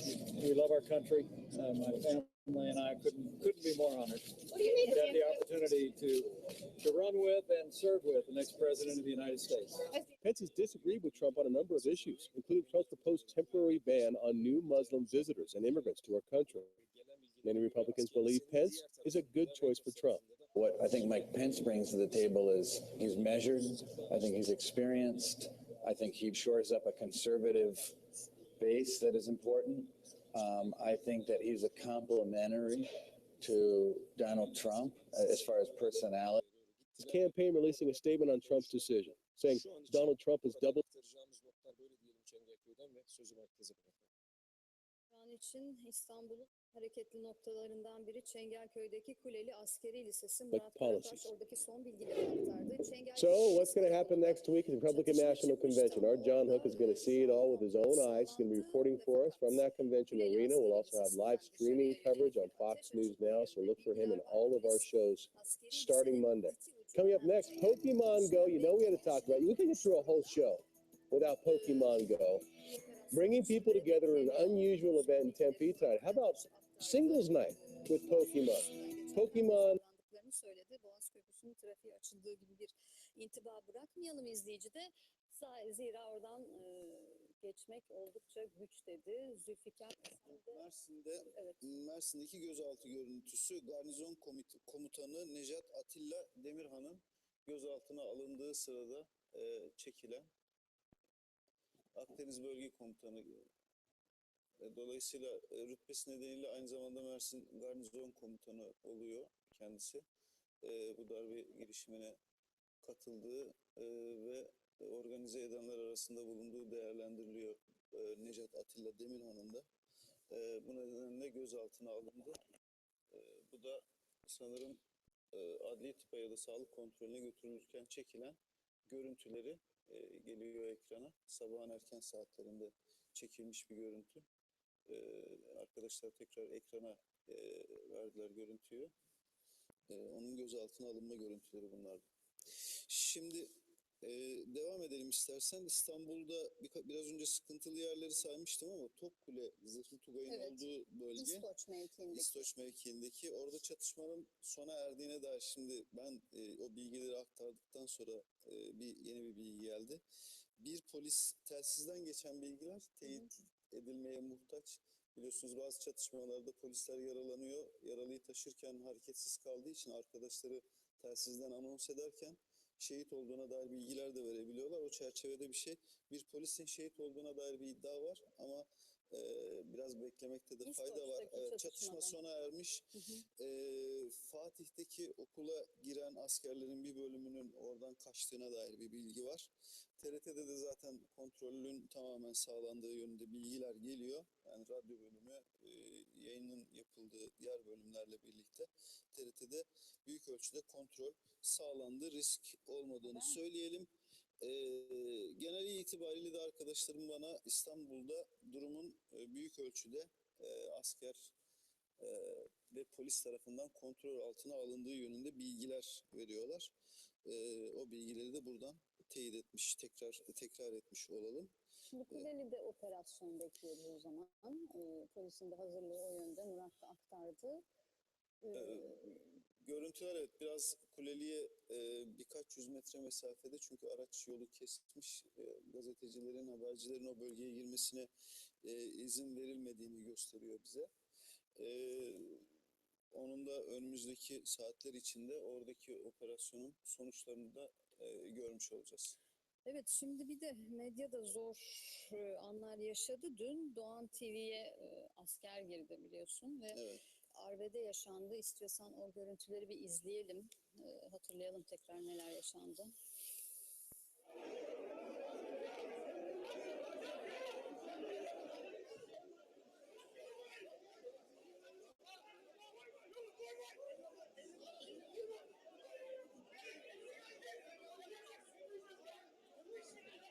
Abi yabancı değilim.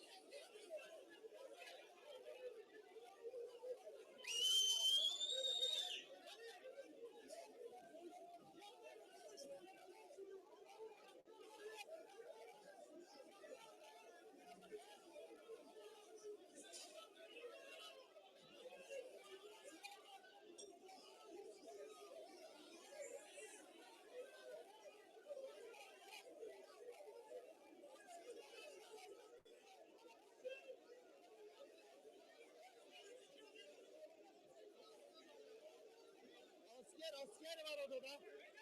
Asker.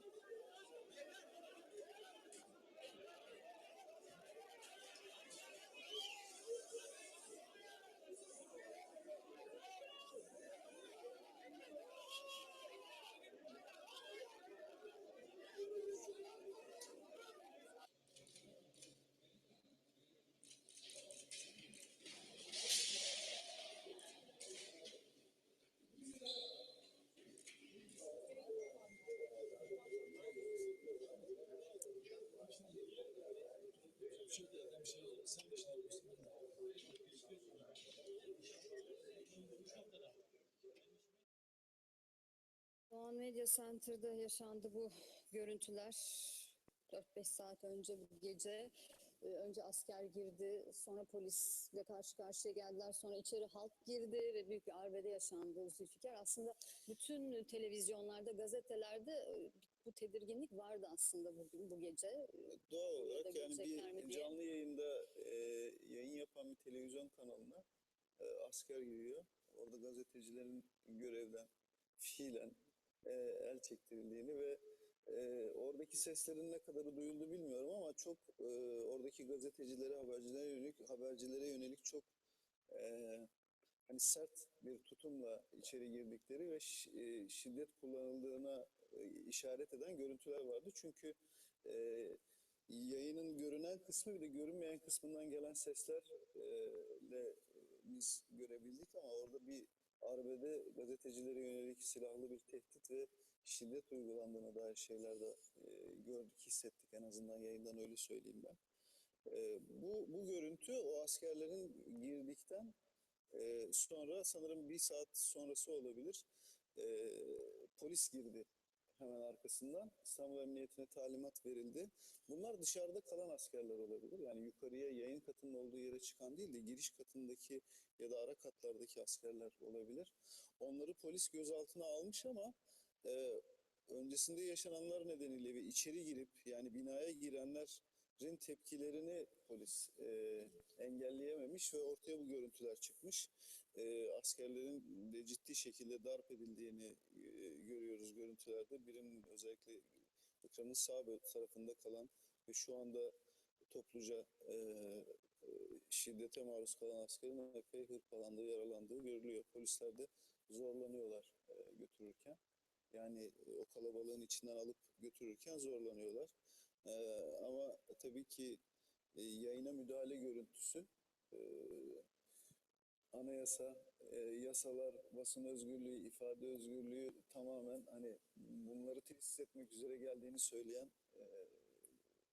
askerlerin hangi seviyede bu darbenin sonuçlarını göstermesi açısından önemli bir görüntüydü. Evet, zaten canlı yayında da gördük.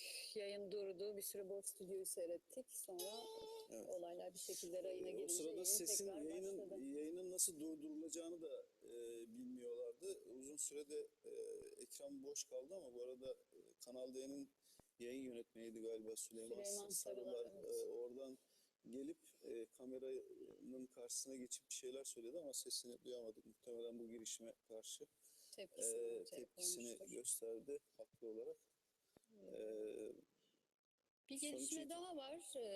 Onu Ege Ordu'da tüm General Memduh Akbilen'le bir albay ve bir yüzbaşı gözaltında. Bu yaklaşık bir saat önce verdiğimiz 5 albay, içlerinde bir albay da vardı sanırım. O isimlerden birisi ya da birkaçı, sanırım 2 isim var orada. 5 general, evet, o isimlerden albay, 34 asker. O Ankara'dan gelen, görevden el çektirilen karargahtaki ile ilgiliydi. Tamam. Bu Ege Ordu'daki gözaltılardan bir tane general var evet içlerinde. Onun adı da Memduh Akbilen'miş, bu son dakika bilgisiyle öğreniyoruz ama daha önce aktarmıştık bu bilgiyi. Bir albay ve bir yüzbaşı da gözaltında. Şimdi gözaltıları konuşacağız ama tekrar Vatan Caddesi'ne gidelim. Sorel Dağıstanlı emniyetin oradaki son durumu, son bilgileri aktaracak bize. Sorel, seni dinliyoruz. Bekleyiş devam ediyor diyemeyeceğim çünkü vatandaşlar da aldı, grup da aldı. Şu anda oldukça sakin diyebiliriz ama yine de yollara konulan tırlar ve iş makineleri